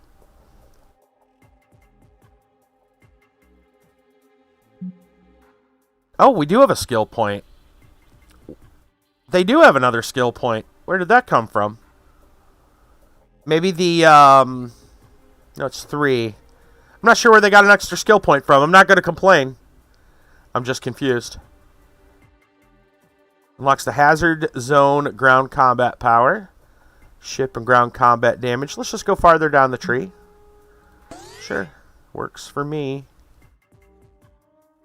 Alright, you're going to have to unlock something new. Targeting theory, targeting assistance, ground power. They already have ground power from that one. Bridge shot, that seems pretty good. Or fire at will space combat. Let's take bridge shot. Can we look at it? Oh yeah, we can look at it. Vulnerable. Self? Ooh. Not sure. Yeah, I don't know about that one. I think this one's probably better. I'll take that. And then you. We can unlock drone mastery. That seems like a good one. Let's do that. Sends out a repair drone on overdrive. Okay. Nice. Yeah, I would assume that it would be I would assume it would just be problematic for them to get that whole thing like with the code like that. What are you going to do with it once you have it? I don't know. I just don't think you could release a game with it. That just seems so dangerous. Like you'd get caught, you know. I'm going to put out this game. We're going to call it, you know, Future Dude 2078, you know.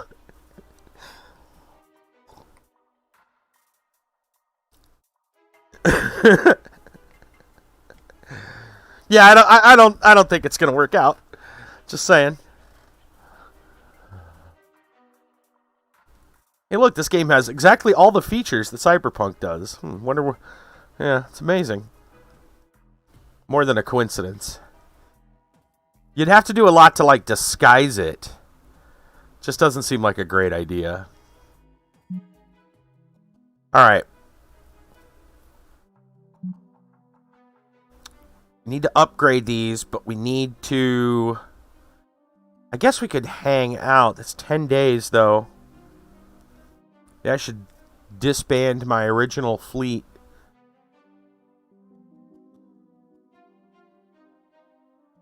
Other uses for the code that us non-coders don't know? Yeah. Well, I mean, now if it was chopped up, right? If there were... Yeah, I guess that's possible, right? If you were to extract parts out of it and be like, I like this, I like this, that might work. We gotta hunt down the pirates as well. We haven't done that at all.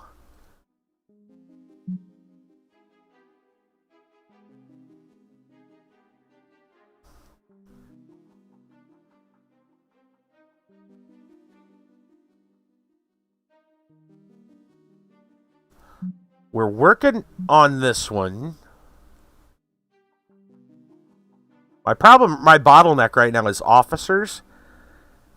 I wonder if my officers, since they're here right now...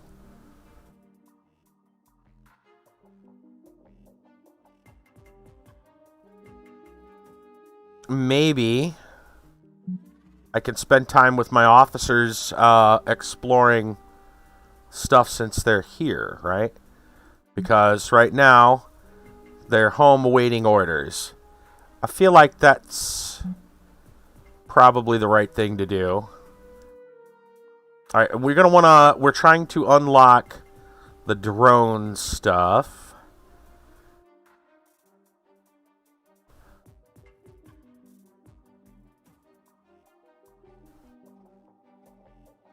Let's see what this one takes. A level 1, 2 days. Add an officer.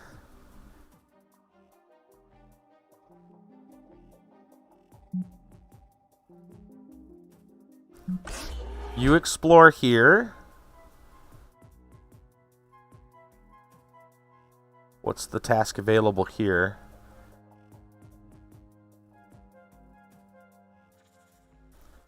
I don't know if we really need to do that one. We're doing satellite drones and the refinery. Yeah, I mean, yes, it'd be nice to have better stuff, I guess, but I'm going to say no on that one for the moment and stick to the plan.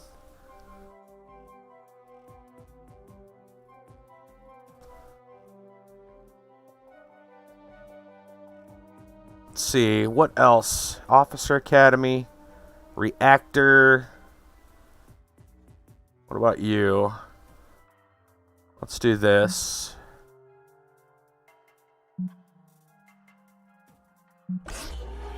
You go there, you go there. I guess you over here.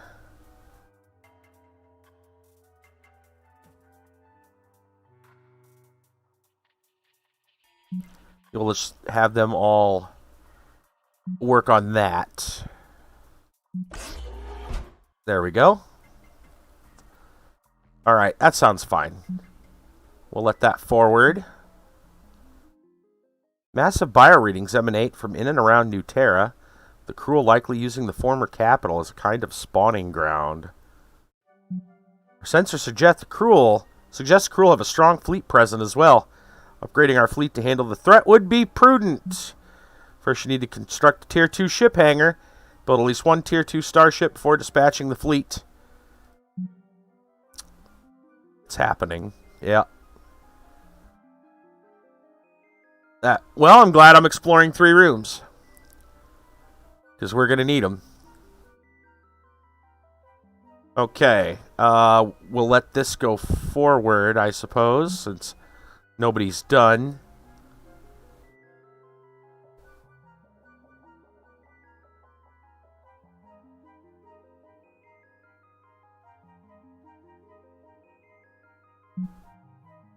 Okay, not necessarily a mission, but we know we need to do it. Alright, let's let this forward. We've cleared out the section. Alright. We're just going to say acknowledged. Alright. Acknowledged and acknowledged. Sir, a pirate fleet has arrived in our system. Preparing to bombard us, we've picked up some of their chatter. There's no comparison. Kut is definitely the strongest candidate to replace the Admirax. Let me get this straight. You trust that mutant Zilar to continue the Admirax's legacy? So what if he's a little unstable? You weren't at Scorpius. You didn't see that maneuver. If we're talking piloting skills, why not Willa then? To me, it sounds like someone's a little biased against the Zlar. Listen, say what you will about Yablings, you can't ever doubt their profit motive, right? Hey, I hear you. Anyone except Savik, right? That collective thing gives me the creeps. You said it. Commander, that was the extent of the communication we were able to intercept. Pirates have since taken bombardment position against our station, have opened fire, reducing our crew and morale by the day. Lovely. And so you're aware, bombardment is going to cause station damage over time. When our station reaches 0, the station's destroyed and mission will fail. Yeah, that's bad. We've taken some damage. We need to take these people. We need to take our fleet over here. Get rid of them. They are awaiting orders now. They should be, at least. Yes. I guess we heal them on the way out. Because I don't see a thing here. Like, if we go to the Starbase, ship construction is literally building. Right? Maybe the hangar? Because the only way I saw we heal is in between the thing. In between battle. That's just upgrades.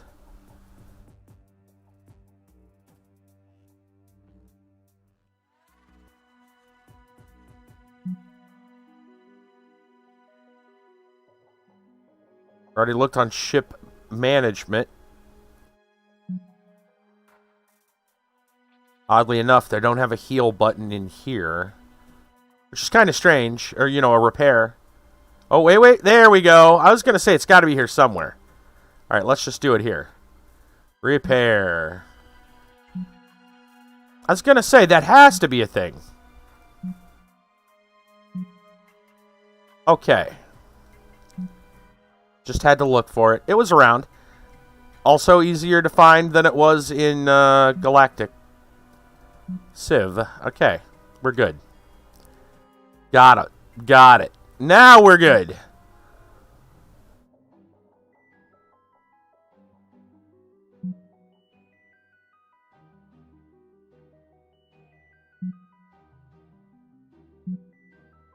Send our Halcyon fleet. Orbital bombardment. Enemies take up position. Starbase approach area. Begin bombarding the base over time. Station damage. Immediately do everything in your power to dislodge them when this happens. Let's get a battle going. Oh, they're not very big. These are just the little guys. Engines down. Hull breach. Sensors. Ship disable. That's what we're going to want to focus on. Sensors, engines, hull breach, and ship disable.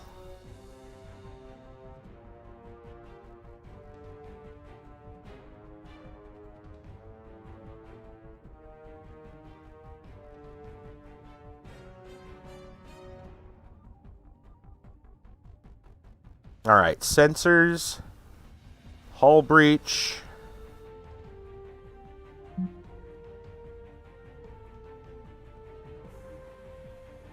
engines,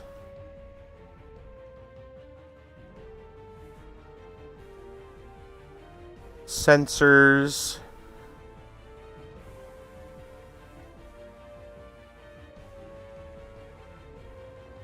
they have a vulnerable? Hold on.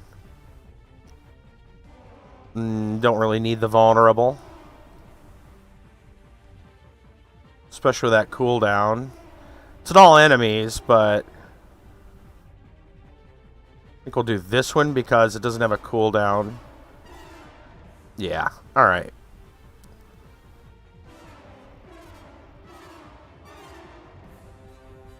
And then you. Hull breach. Disable. Engines. Vulnerable. We'll turn that one off. And we'll go with...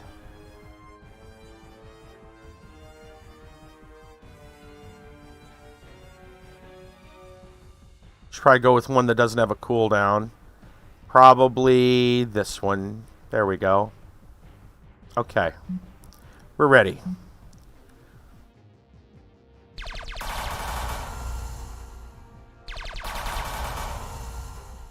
Okay. Exploits. Inflicts exploits. That one's got a cooldown. We'll go with this one for now. Ooh, look at you evading. I see you.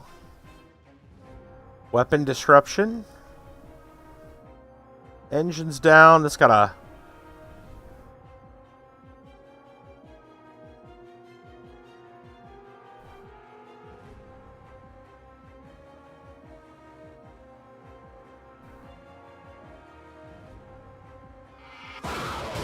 oh, he got busted.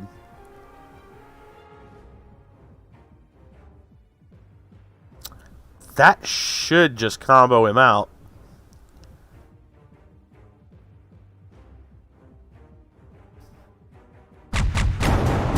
Gone.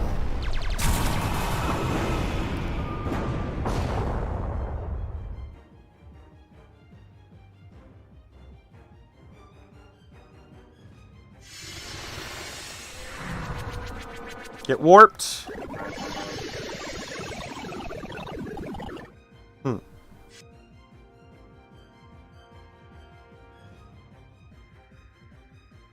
Have some explosives. It's a dot. You'll die.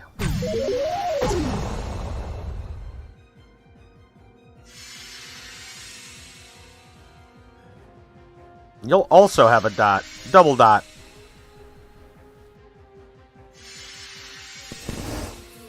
Bees. Bees, bees.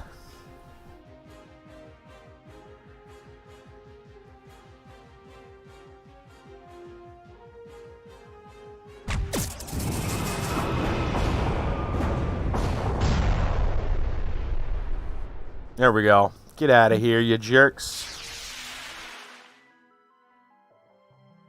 Alright. Cool. Still waiting on that satellite drone. That's taken a while.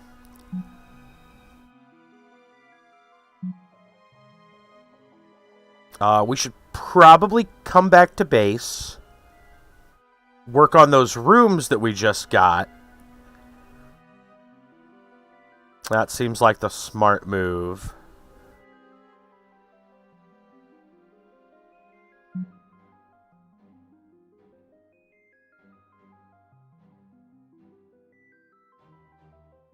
In transit to Starbase? Well, that's fine. Let's just let that happen. Okay. Now they're at the Starbase. Let's go ahead and heal the ships up.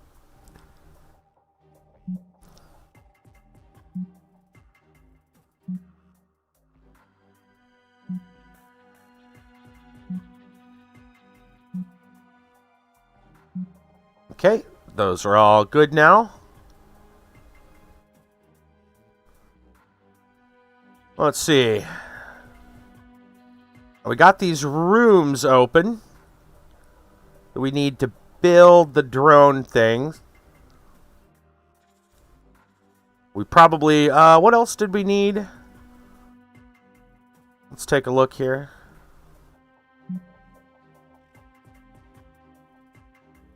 Research the satellite drone's tech. Build the control room. Okay. Do we have enough stuff to do the tech now? I think it takes a lot of dark matter for that. I think we were looking at it. Yeah, I'm not ready to do that yet. That takes a lot. So I can't build the room until we have the tech. So that's a problem. We've researched Most of it.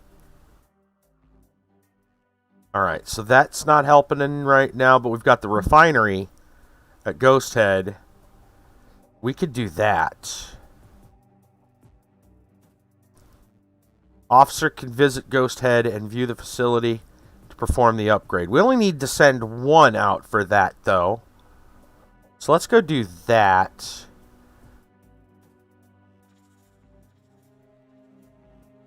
I don't know who'd be the best at it. I guess we can look at our people here. Science is high. Tactical is high there. And engineering. Probably engineering, right? Sounds like it's something a mechanic would want to do. Fuel. Yeah, sounds like an engineer's job. So if we could send Talon out. Do I have to disband? How does that work? Let's see. Check ship management. Turn that off a minute.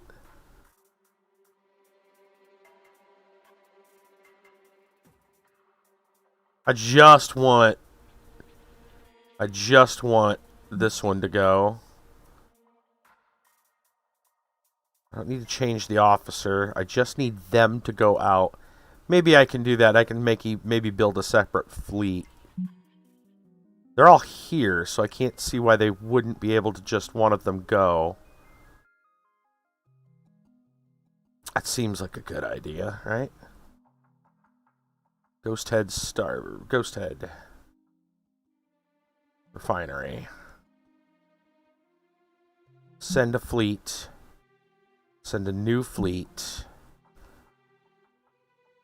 I'm going to create a different one because, well, actually, I could remove... Why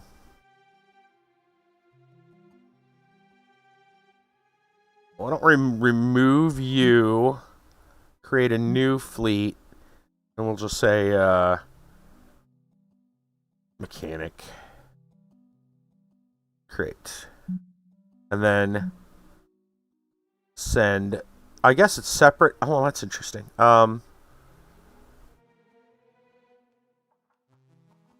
Send you out there. Launch you. Refinery. There we go. View the facility.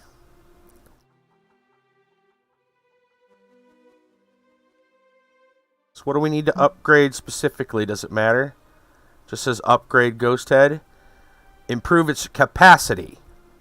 That's what we want to do. Alright, we want to perform the capacity. 10 days, huh? Alright, well first, hold on. Let's go back to the star map. Alright, we're already here, but I wanted to grab the... Yeah, sure, whatever. Redirect. Okay, let's grab the 6... I know it's not a lot, but 10 days, they'll probably fill up, so we'll grab that. Then we'll add our officer to upgrade the capacity. We got lots of material right now. 2 days. Hey, that's not bad. Really, you can add more officers? Or maybe that's a switch. I don't understand. Whatever, 2 days. Pretty good. Okay. So what are they going to do for 2 days? Or so. How long's the other guy? 3 days. He's a newbie, though. Makes sense. Let's try to get one more little thing done. We should try to see what else we need to build. We need a secondary hangar. They were saying we needed to upgrade that. Upgrade the fleet. There we go. Tier 2 ship hangar. So why don't we look into this?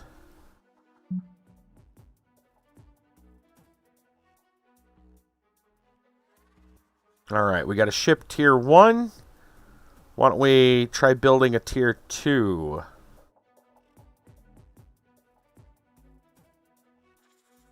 Okay, why is that not... Tier 2 starships. Maybe I need to tech research it?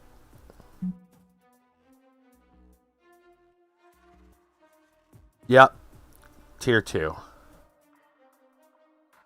Okay, hold on. Tech research. How to build. Whoa, 1200 dark matter. Oof. And the officers must be level 4 to command the starship. We're not ready for that.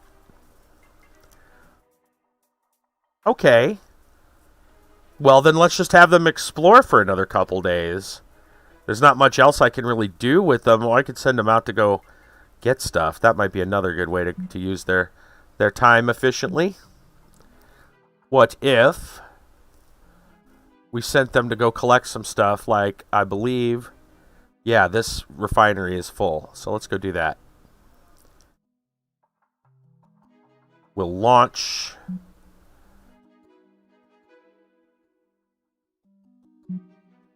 We'll launch Halcyon fleet.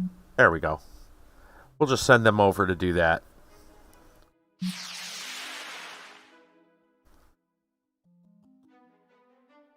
Transfer. Okay. Leave system. I assume that is getting full as well, by the look of it. This kind of gives us an idea of like the time thing on it.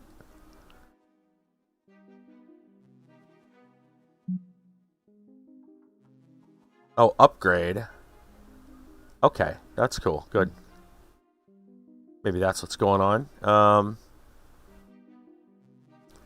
They can either go back home, or we can send them here. I don't think we need to send them there. We'll just take them back home.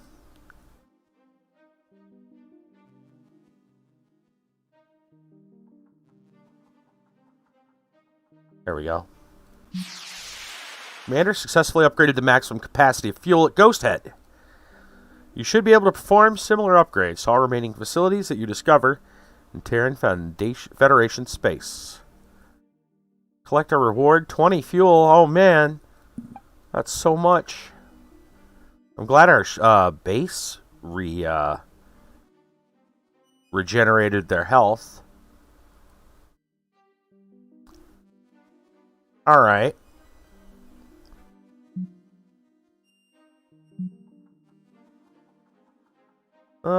Let this. Oh yeah, how's this guy? Waiting orders probably now.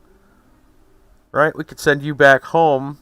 So is the drone installed now? Over here? Oh, we didn't do one here. That's this guy that's got the drone installed. Still working on that thing. You were just what were you doing here? I already forget what they were doing. They were, oh yeah, upgrading that.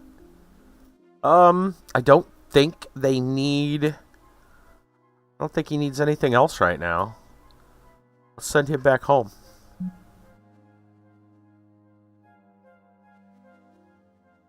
Go home. Alright, he went home. Is there any other orders we can give him? You know, it's time, I think it's time maybe he trained somebody else. We need more officers.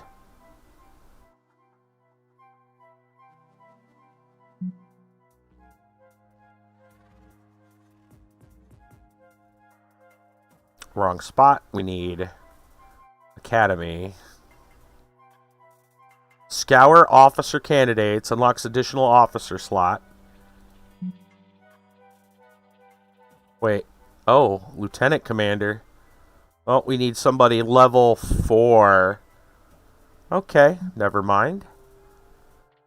More experience from combat. I don't know if that's really worth it. We need a lot of dark matter. Well, it's gonna do something. I want to see this thing get done. I want to see how that works. So what do I want to send this guy? You know what? We'll probably have him await orders and just come in here. Is there any other place that's full up? Not really.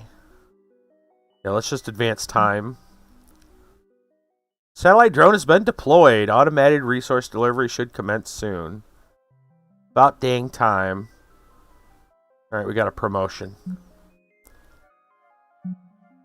Yep, level 2. Alright.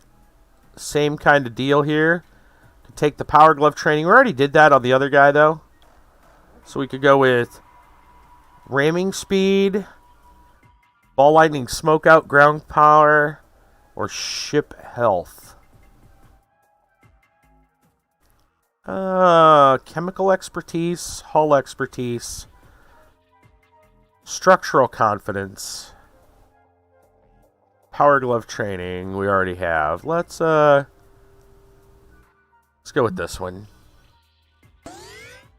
There we go.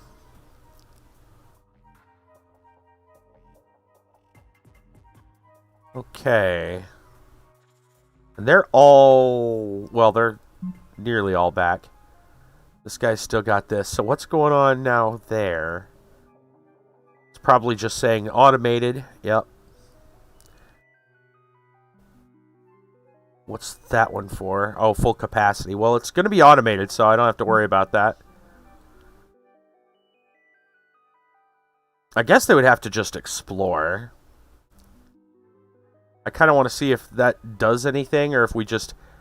if they actually graphically show anything, or if it just does its thing.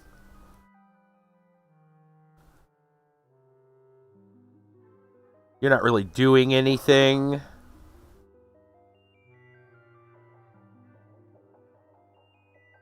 Let's send you over here.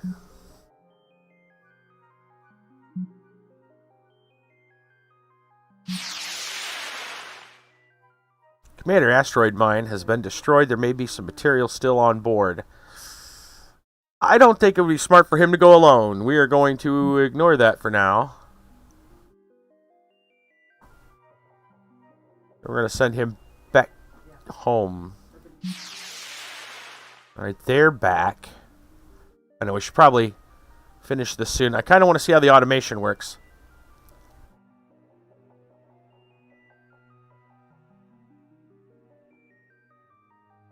Okay, what are they doing? Not a hell of a lot. I don't know what else they could do right now. They need to go search, I suppose. Why don't we send a fleet over here? I don't think we've done that yet.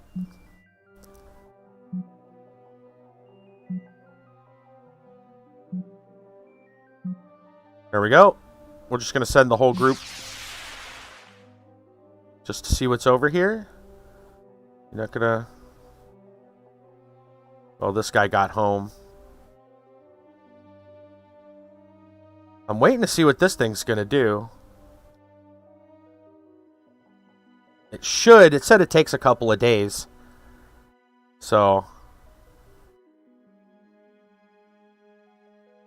Alright, this guy's back at home. We should probably send him out to go do something. He can't really do too much by himself, but he can kind of scout.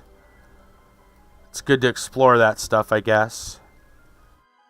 Like if we went... I don't think we've been over on any of these yet.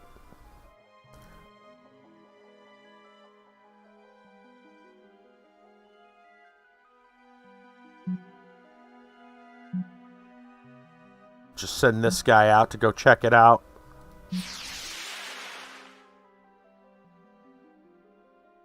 Commander, Steve's fleet made contact with a dark matter extractor, Cat's Eye. Federation scientists in charge of extracting dark matter from this pulsar heroically offer to remain at work and store dark matter for your use. If you may prefer, you can evacuate the facility. Well, let's take 81. Is that what he says? 81 dark matter. Yes, please. And you will stay there. We'll just say leave the system for now. Where's our other group? They hanging out? Am I really enjoying the game? I don't know. I'm just curious to see what's going to happen here. Oh, there. It's gone. Current reserves, 3 out of 29. So we didn't actually see... Oh, is that the drone? There it is, Federation Freighter. Plus 29 fuel. So it does show up. There it is. I was just curious to see what the deal is. Like if it would just be an automatic thing that would happen, or if we'd actually see it. We can't control it. It's just automated. Yeah, I was just curious. So like, if I take this group here, we should probably go take them to go see, to see what's going on. Like, in one of these spots. Pirate Scout Fleet. So we take our Halcyon fleet over there. You can watch this one's making its way. All right, let's do one more thing. Let's finish this here. Independent bands of space pirates hold little to no sway in Federation space. Excuse me. Halcyon sectors teaming with them. Time to end it. Sector scanner results. Under null space conditions, ship systems are far better able to maintain stability and functionality, despite crippling blows. Okay. What's your weaknesses? Sensors, engines, hull, and disable. Sensors, engines, hull, ship disable. Sensors,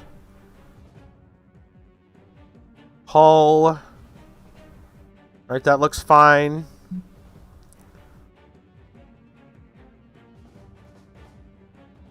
Engines, sensors,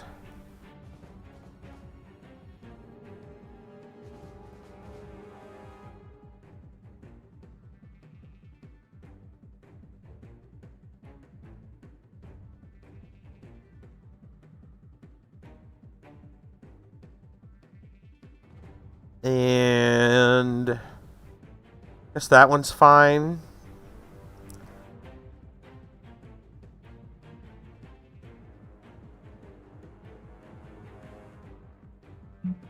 And this one, hull, engines, and then a heal.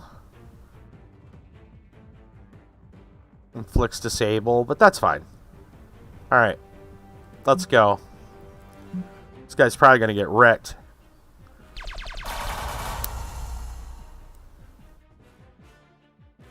Alright, what's this ability doing? Null space, ship disable. So ship disable is like hard to do, is my guess.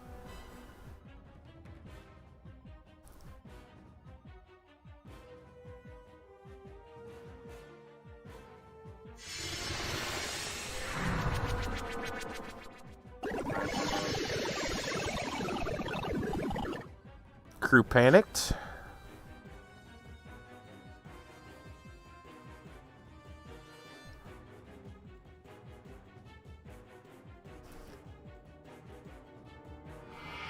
Gone. Wrecked and shreked. Okay. So is this the place they were? Maybe we can talk to somebody there. Well, it says they're already stationed. Well, let me... Yeah, it didn't do anything. Okay. So there's nobody there. Alright. Well, let's save right there. Sure. Alright, and we're gonna go back to the main menu. 'Cause it's about... Yeah, that dude stood no chance whatsoever. Alright. We've been at this for a little bit longer. Not too much longer than normal. But there we go. Let's go ahead and bring up the URL for you guys. You want it for yourself, there you go, epicgames.com. You can find this right now. Be free for about a week. Thoughts on the game? Well, definitely better than Galactic Civ 3. So, we played that a couple of weeks ago. And for those of you that weren't here for that, man, oh man, oh man. You missed out on the most confusing and boring game of all time. Well, TLDR on that one, they say they have a tutorial right on their main menu and on Galactic Civ 3, and you go and try it, and we spent the whole stream in the tutorial, 4 hours, to finish the tutorial, and they gave us, mainly because they gave us basically zero direction and guidance. It was so close to zero, we'll say like 2%. 2 out of 100, maybe 5. I'll be generous and I'll say 5. It was really bad. So if you weren't already experienced in these type of games, and probably have not played the two prior, you would probably be, just like I was, sitting there going, what? I don't understand. They basically leave you to fend for yourself. And that's weird because it's a tutorial. It says tutorial right on the button. You click the button and go, let's learn how to play the game. And it goes, nah, figure it out for yourself. By contrast, this game does not have a tutorial button. It does have like a prologue option you can turn off and on, you know. And it is the tutorial. And it was very helpful. It was wonderfully helpful. We learned pretty much everything we needed to get the grasp of the basics of the game. They didn't teach us ground combat at all, but if you've played ship combat, you kind of understood how ground combat would work. They're very similar. It's just people instead of the ships, right? That's really the only difference. So, yeah, that I can see why they didn't add the ground combat into the tutorial. So, it wasn't really necessary, right? By the time you get to it, you kind of already understand how their turn-based combat works with the inflict and exploits. So just that alone, the fact that they're tutorial, that they didn't bother to say it was one, but you start a new game, they tell you how things work. That's already a great step in the right direction. As far as the game itself, I imagine if you played this genre of game, you'd find that there's a lot of similarities, right? That's what a genre is about. I feel like this one's probably a little more, well, again, this one outshines Galactic Civ 3, because, holy shit, you can actually play and engage in the battles. On Galactic Civ 3, again, it's great to make this comparison because, from what I understand, they probably were released in just about around the same time, and they're similar games, same genre. So I'm going to make, and they were both free on Epic within the last month. So we're going to do a direct comparison. That, and I don't have a lot of experience with a lot of the other ones, like Master of Orion and whatnot. So it's going to be my direct comparison between the two. This one's way better, TLDR. Reasons for it: 1, it has a good tutorial. 2, you actually have interactive, you actually play the combat. Yes, in Galactic Civ 3, you don't. You just watch combat. It's just a movie. And it's not a good movie. Like, it's not even fun to watch. We watched it, and even with the multiple angles thing, it's not fun. This was fun. You actually get to participate and go, this person does this person does that. And it's more than just your basic attacks. So getting into that, not only does it have combat, it has decent turn-based combat. The idea of the whole inflict and exploit system, reminiscent probably, I say probably because I didn't play a lot of, but it feels a lot like it feels a lot like a Pokemon in a way, right? Like this one's weak against this and strong against that, right? So you've got that kind of whole, not quite like that, not quite as varied as that, but generally speaking, you've got this rock, paper, scissors plus thing going on of resistance, strong to this, weak to that. And then the combo system of you use this ability, one inflicts an ability, or a status effect, and then another one says, haha, now that they have it, I can exploit that and do extra damage or whatever. Great system. It's simple to understand and does the job. I feel like everything about this was more intuitive than what we saw in Galactic Civ 3. Maybe because the tutorial was better. I don't know. In terms of aesthetics, I don't really like to compare games aesthetically. I mean, each, it's kind of an apples and oranges, because this is like a pixel art. The other one was kind of a, 3D-esque. I say that because it's not rendered really well. Those battles, they cut into the ships. It looks so weird. I would say if you just wanted to talk about overall, like, which one kind of looks better in terms of, like, well, they don't cut into stuff on this one. At least it's not all weird. It's your personal preference, though. The pixel art style works for me. I enjoy pixel art style, so I'm happy with it. I think most of the designs of the ships and stuff look great. I would say the weakest point, as far as the looks of the game, was probably in the people. But I mean, how do you make humans, look interesting? I guess they're humans, right? They're very reminiscent of your Star Trek looking suits, like your classic Star Trek suits, which was kind of cool. So that's fine. Not a lot really stood out. They all kind of looked very similar though. So I don't know. That's just kind of whatever. But the rest of it looks great. I love the art. Otherwise, I think all the rest of it looks good. The alien designs and stuff, was happy with all that. The Halcyon there looks really neat. So yeah, that looks good. I like the retro music and sound effects for the game. Again, aesthetically talking, especially that one. It almost sounds like something out of Pac-Man. What was it? It was like the Disable, I think it was. That one was that one's really cool. I love the sound. So it's got kind of a retro feel to it, even though it's not really retro. It's kind of mimicking retro, and there's nothing wrong with that. That's totally cool. Great stylistic choices. Kind of fits in the idea that it's older, it's retro, so they even went retro with the suits of the characters. I mean, it fits. So, yeah, overall pretty good. Not my favorite genre of game. Never has been. I always find this to be really slow and plodding.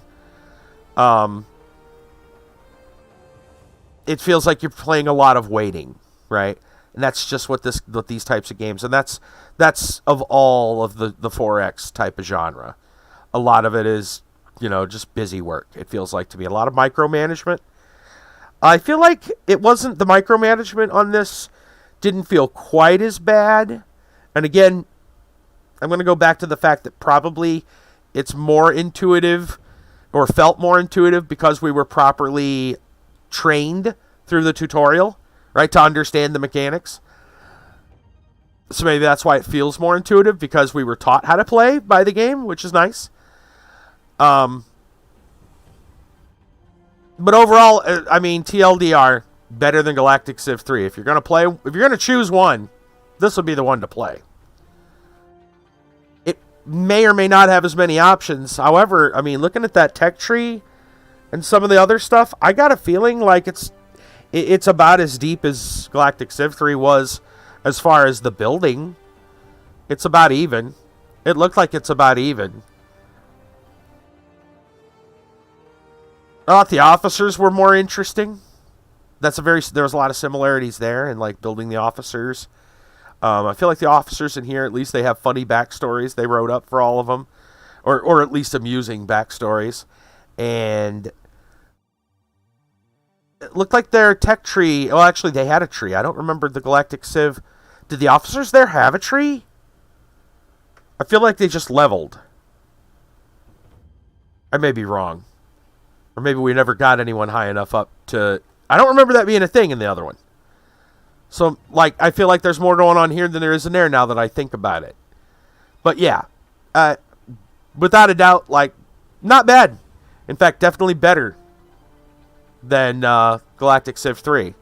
So, yeah, if you was playing Galactic Civ 3, man, give this one a try. I think it's gonna be way better for you. But otherwise, not my favorite type of game. I do like to try different stuff. I was a little bit frustrated in a way to find out, like, oh no, we're doing another sci-fi space 4X strategy game. But this one actually impressed me. By the time I was done, I was actually happy with it. Again, I'm not sitting here going, oh, I'm going to play this. I won't stream this again. I'll be honest with you.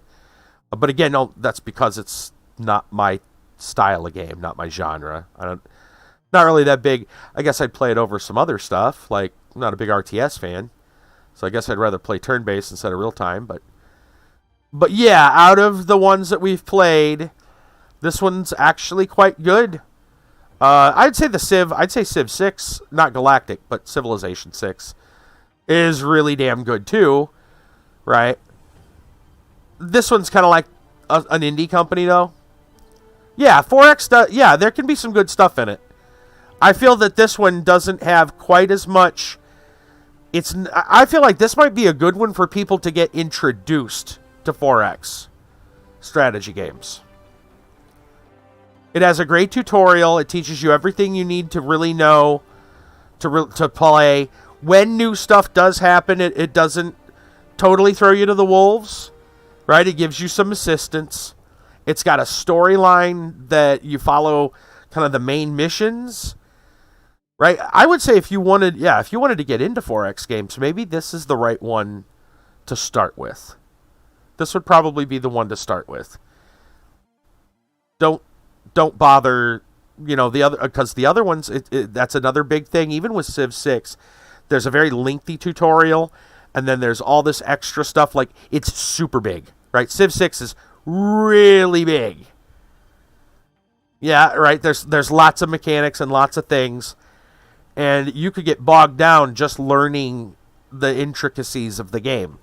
This one feels like they took almost a keep it simple, stupid approach. Right? It's not now for a 4X game. It's simple for a 4X game, so to speak, right? But simple for a 4X game is complex for compared to a lot of other genres. So I would say, yeah, this would be a great starter. Like, you want to get into 4X games, play this one first. Get used to how the genre plays, and then maybe get into something a little more in depth if you liked what you played. Right? Yeah, that's what I think. I believe that's a good one. We don't have too many people tonight. I know how these games go, especially when I'm not super interested in them myself. People tend to wane, and I don't blame them. We're going to go ahead and just call it a night. Not going to worry about hosting anybody. Small update for y'all. So, it looks like so far, we didn't have any real problems with Trovo. I assume we got a couple of follows. I'm pretty sure Kit Kat at least followed. I appreciate that. We'll probably stay with Trovo as well. There's no reason not to, I think, at this point. I'm hoping there's more integration. Chat integration is good. I'm glad for that. But I would really love stream alerts and all that stuff. I think we'll stick with this, though, at least for now. I'd like if there was at least a chat notification that said somebody just, followed. Like, that would be nice. They don't have a lot of that yet. This Trovo still, well, if you look, it still says beta at the top corner. If you're on Trovo, it still says beta, so it's still new. Yeah, Trovo. Trovo.live. You need a link, Brassel. Very similar to Twitch, yeah. There's a lot of similarities between this one and DLive, actually, too. Somewhere in between DLive and Twitch, I feel. Trovo.live/Sheenans1930. A new platform. Here, I'm just going to go ahead and paste this for everybody. We'll just throw that in there for everybody else. Those of you who are already on Trovo, obviously, you know what's there, but there you go. If you want to go check it out, Yeah, that's where KitKat's been chatting from half the time. Trovo. But yeah, it's another option. We'll stick with it and see how it builds. I mean, the fact that I just saw the other day, it's like, oh, chat integration with Restream. I'm like, well, let's do this. Why not? So, I just hope to see more integration with Stream Alerts. Another thing, real quick. So, I am still going to, do the t-shirt things, right? Well, not just t-shirt things, swag things. Let's just say the swag things. But I'm still not sure where I'm going yet. I think Teespring is probably where things are going to end up. Only because I had some problems with Spreadshirt. Not real happy with how they do stuff. And whatchamacallit, Cafe Press, their site was like bugged. I couldn't upload picture. Couldn't upload an image or anything. So theirs was bugged. So I'm gonna try Teespring and see how that plays out. Sorry for the delays in that, but I mean, I want to make sure I don't want to have to keep hopping from one to another and be like, well, this didn't work, let's try this one. I'd rather wait and make sure I'm, happy with the results before I, launch, so to speak. But working on that still. Got a number of designs that I got to work on to get all that done. Figured I'd just update y'all. It's coming. It's on the burner. I got a lot of irons in the fire right now, trying to juggle at once. But it's on the way. There's a lot of cool stuff. Depending on the place, they had. So there's shirts, right? There's t-shirts. There's hoodies. I don't think Teespring. In fact, Teespring's changing their name to Spring or Creator Spring or something like that. They just announced it. I don't think they do hats. Which is weird because they do a lot of other stuff. They do pillows, leggings, face masks, banners, posters, stickers, coffee mugs. Yeah, I didn't see any beanie options. I'll have to look again, but I didn't see any hat options whatsoever. The other ones offered hat options, which I really wanted, right? I'm not 100% sure on that, but I'm almost certain they don't offer that. I could have swore. Yeah, I know, right? I know. Well, maybe there'll be another place that I can maybe just do the beanies. Right? Could just do hats. Maybe there's a hat website. I don't know.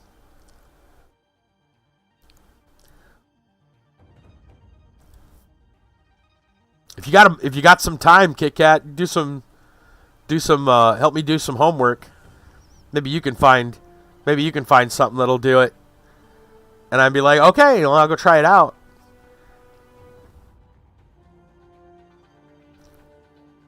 I know you want one. We're gonna find a way to make it happen. We'll find a way to make it happen. Kiba, what's Trovo? Trovo is a new. It's a relatively new. It's still in beta. Streaming, and Restream has integrated chat now. KitKat's on it right now, chatting on Trovo. You might want to look into it. It's a lot like Twitch.